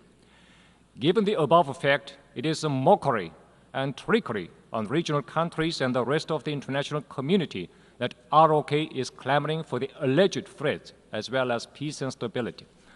The ROK foreign minister's outburst clearly shows that it is impossible to exist or live together in the least with the forces distraught with the inveterate hostility and repugnance towards the DPRK, and that the regional situation can never restore stability as long as there exists the U.S., the evil source and root cause of instability of the Korean Peninsula, and the ROK conniving to it.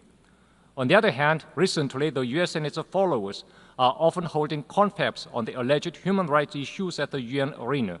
Such performance is prompted by their sinister intention to tarnish the image of the DPRK at any cost by resorting to the despicable smear campaign, since they could not subdue the DPRK by military force. Moreover, ROK has no elementary qualification to talk about a human rights issue, and it is a cesspool of human rights abuses caused by its pro-US sycophancy, fascist dictatorship, and anti-people misgovernment. It is pressing for the ROK to clean its human rights garbage at home. ROK is seriously mocking and insulting our people by scattering political agitation rubbish of leaflets, defaming our ideology and system due to our people, and dirty notes and stuff. ROK scums deserve a counter-reaction accordingly. No matter how desperately the ROK may try to disguise itself as a victim by racking its brain and playing on words to turn black into white, no one will be fooled into believing it anymore. ROK, obsessed with the inveterate hostility towards the DPRK, is strongly urged to read carefully the UN Charter. Article 24 of the UN Charter stipulates that the Security Council shall act in accordance with the purposes and principles of the United Nations, namely principles of sovereign equality, self-determination, and refraining in the international relations from the threat or use of force against the territorial integrity. Accordingly, we have never acknowledged and will never do so the alleged Security Council resolutions which deny our rights, existence, and development in flagrant contravention of the UN Charter itself. Under the prevailing circumstances, it is a priority for the DPRK to preserve its right to security in terms of safeguarding and exercising its sovereignty. The DPRK will never connive at military hostile acts and strengthening of military blocs detrimental to the security environment of the Korean Peninsula and world and peace and stability. We remain firmly committed to fully safeguarding the sovereignty and security interests of the state and the regional peace through offensive and overwhelming counteractions. I thank you, Mr. President. I call on the representative of Algeria to take. Merci, Monsieur le Président. Thank you, Mr. President. Thank you for giving me the possibility to exercise my right of reply after the allegations made by my Moroccan colleague following the speech of my minister this morning to you.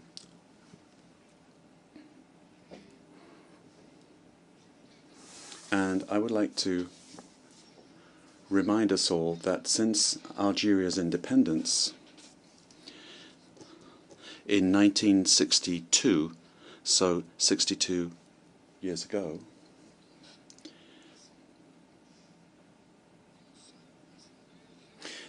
there has not been one General Assembly of the United Nations where my country has not claimed the inalienable right of self-determination of peoples still under colonial rule.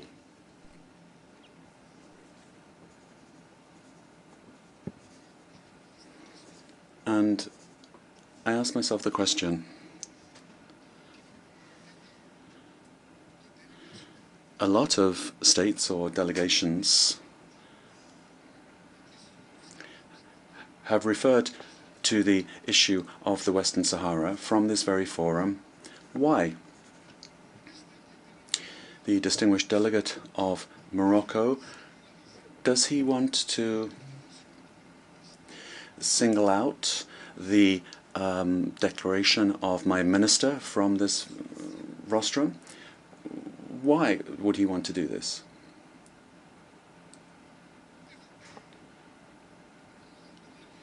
Why would he mention the name of Algeria more than 20 times in 10 minutes? I wonder, this attempt to take a subject on the agenda of this General Assembly and act as if it's just the concern of two countries will not work. And I'd like to stress here 3 points. Firstly, we should reread my minister's statement on the issue of the Western Sahara. The General Assembly might learn something, and I think my Moroccan colleague might learn something in so doing. And I quote, "My country aspires to put an end to the colonization once and for all by turning the final page of this chapter, as we unfortunately see in the Western Sahara." The Secretary General of the United Nations and his special envoy may count on our full support in their efforts to enable the two parties to the conflict, Morocco and the Polisarian Front, to resume the process of negotiations in order to arrive at a political solution that will guarantee the Sahrawi people the full exercise of their inalienable rights to self-determination. And to those who want to impose a colonial fait accompli by gaining time, by falsifying facts nobody can argue with, and by attempting by various maneuvers to turn attention away from what is clear and established, we, Algeria, reaffirm that colonization sooner or later will end up disappearing, and the legitimate rights of the Sahrawi people will undeniably be recognized. That's the first point. The second point, Mr. President, is that the United Nations, through the General Assembly, through the Security Council, have indeed begun this process of decolonization by creating MINURSO, the United Nations mission for the referendum in Western Sahara. But that work is currently being blocked by the occupying power, which is Morocco, and which uses all kinds of maneuvering to postpone this referendum, including with the rather shady project of supposed autonomy. And if that project was really such a hot deal, why not put that forward for a referendum with the Sahrawis? Are you afraid of the call for freedom of the Sahrawi people? Algeria, for its part, and all those that support the right to self-determination of the people of Western Sahara, call for a consultation, a referendum of the Sahrawi people. Thirdly,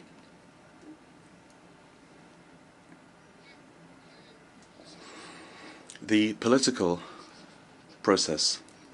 Yes, a political process is part of negotiations between the legitimate representatives of the Sahrawi people and the occupying power, Morocco.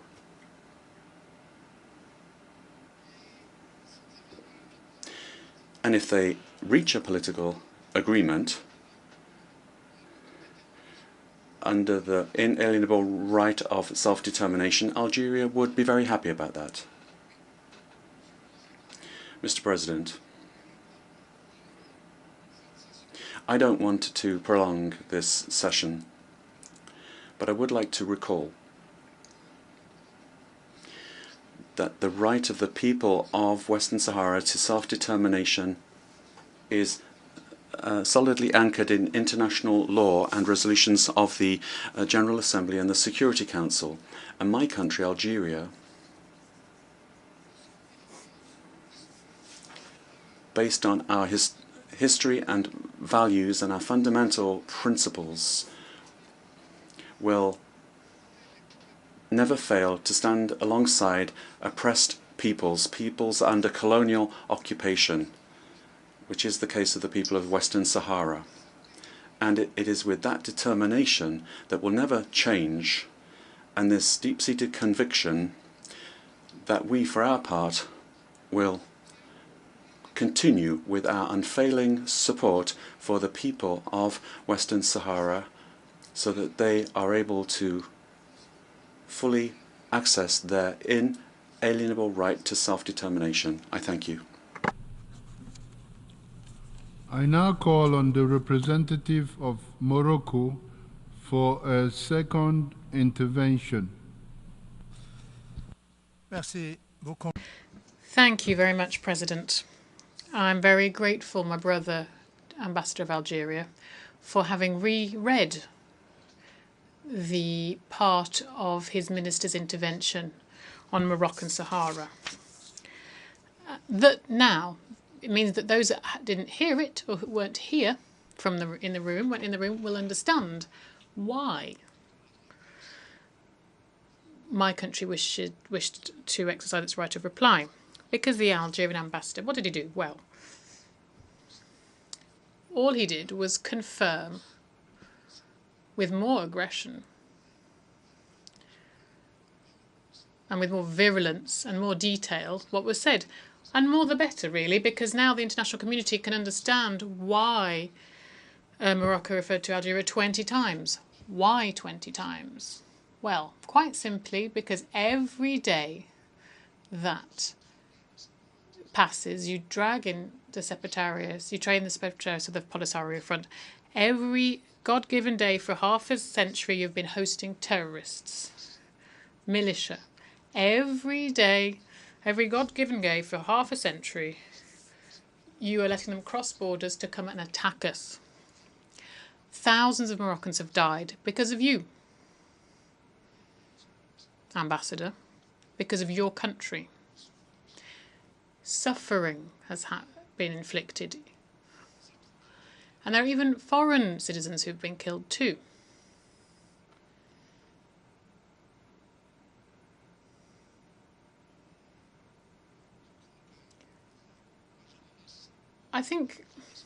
I respect the freedom of expression, of course.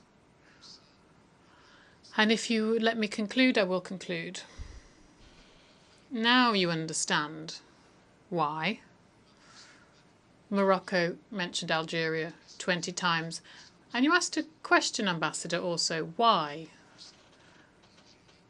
are we mentioning the name Algeria and not other countries? Well, the other countries, no other countries, because we're in a building here where there is law in place, where each country is free to express themselves, to say what they want to say, all, of course, respecting the others. The realities that I referred to should have been no injury to you.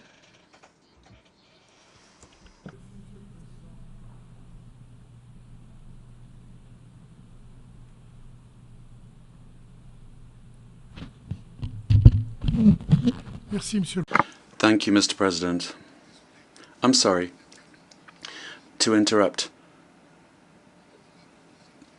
the distinguished representative of Morocco, but as President, could you please ask him to address himself to you as President of this meeting and not to me? Thank you.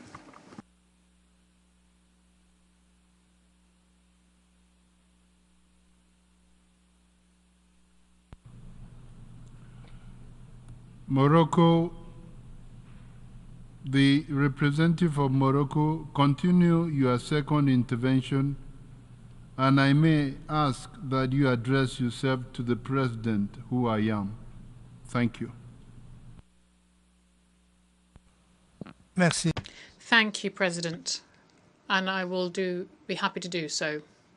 All I was doing was responding to accusations that were made against my country by my brother from Algeria, but given that he doesn't wish me to address him, I will speak to Algeria. Algeria. Why is Morocco addressing Algeria and not the other delegations who discuss self-determination here in the UN? Well, quite simply, President, because we believe in the principle of the right and freedom of expression. We are here in a place where international law rules. Everyone can say what they wish.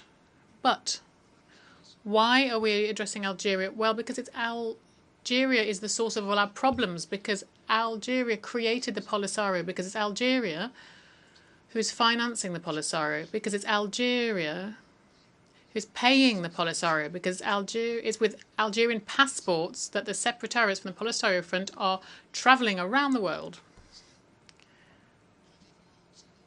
It's in Algeria that there are the camps. It's the Algerians who are misappropriating humanitarian assistance with the Polisario Front. So that's why we're addressing Algeria. The other countries aren't financing this. They're not giving them passports. The other countries, we respect. We don't agree. We respect them. We respect their position. We don't agree with them. We try to enter into dialogue with them. And dozens of countries actually have withdrawn their acknowledgement and support for the Polisario Front. They've closed their embassies that Algeria was paying for the political process, President.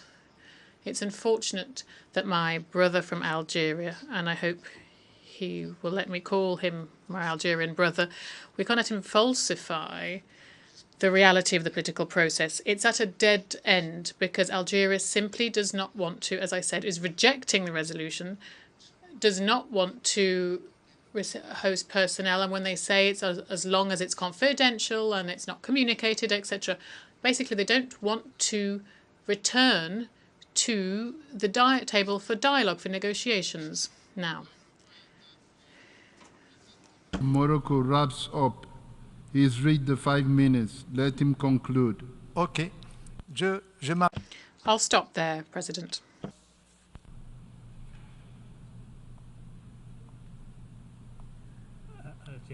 Algeria second intervention. I now call on the representative of Algeria for a second intervention. Thank you, Mr. President. I'll be brief. I've got two questions to put to my brother, the Ambassador of Morocco. The first question is, if this territory of the Western Sahara is so unchangeably property of Morocco, why did the International Court of Justice not recognize it? And why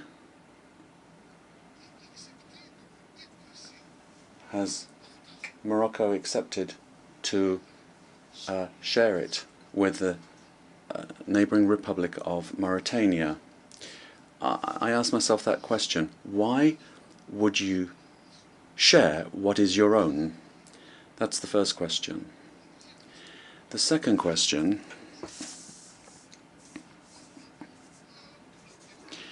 is, why be afraid of democracy? Why are you afraid of the referendum? Why are you afraid of freely and frankly asking the population of Western Sahara what they feel? MINURSO is in Western Sahara, and it's waiting for authorization to organize this referendum for the good of the entire region. Thank you.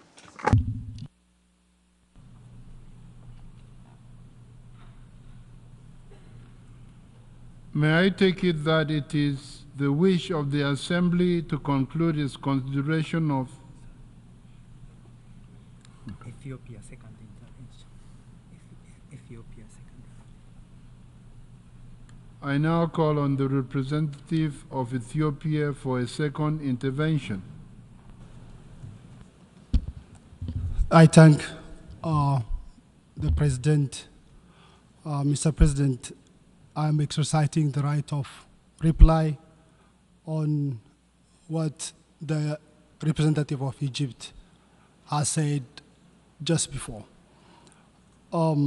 Egypt is dumping arms in the region, in the Horn of Africa, that could potentially fall in the hands of the terrorist groups, Al-Shabaab.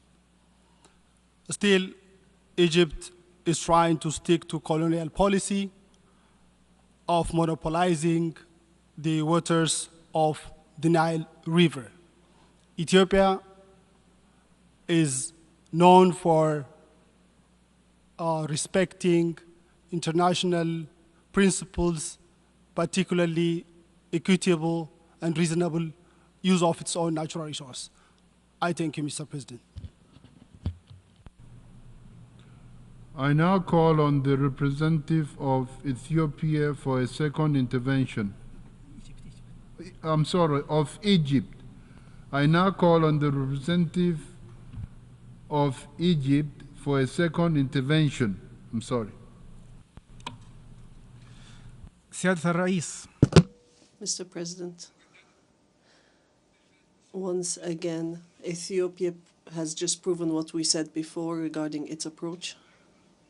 Is dealing with the Somali government, now a support for terrorist groups. We know well who is exporting weapons and who is supporting terrorist groups and who is working on spreading instability in the Horn of Africa.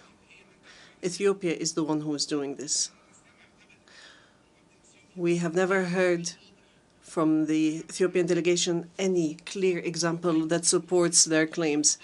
They follow the approach of hiding the truth.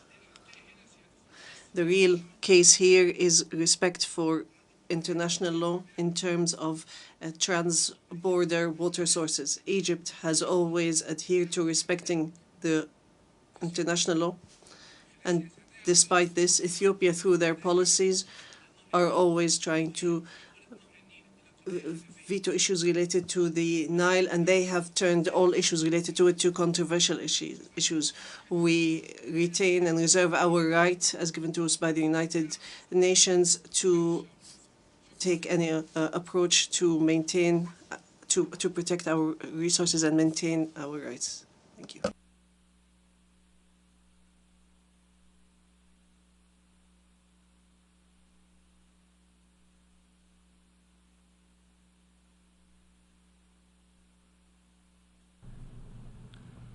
I call on the representative of Iraq.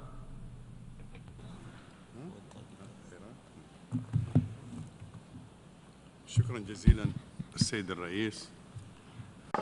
Thank you, Mr. President. I'd like to thank you for your excellent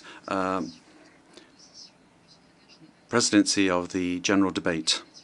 I'd like to thank the United Nations and member states. And we have, and those states who have rejected the Israeli actions and attacks on civilian infrastructure and violated the sovereignty of member states. in flagrant violation of international law and international humanitarian law. We denounce these criminal acts committed by the Israeli occupying forces, and we also reject what we have heard from the Prime Minister of this occupation force and the accusations made against countries in the region and really to all members of the United Nations. We call upon the United Nations and its various bodies to act quickly in order to put an end to these acts of Israeli aggression and to protect the region from the results of this aggression. Indeed, the inability of the Security Council to put an end to this aggression has encouraged the occupation forces to continue their attacks on Palestinian territory. The conflict has now spread to Lebanon as well as other countries in the region. These ongoing acts of aggression and barbarous crimes of the Israeli occupying force, and particularly the attack against Mr. Nasrallah, will lead to total war in the region, which will fully destabilize the region and which will also have an effect on international peace and security. Thank you, Mr. President. May I take it that it is the wish of the Assembly to conclude its consideration of Agenda Item 8? It is so decided. This meeting is adjourned.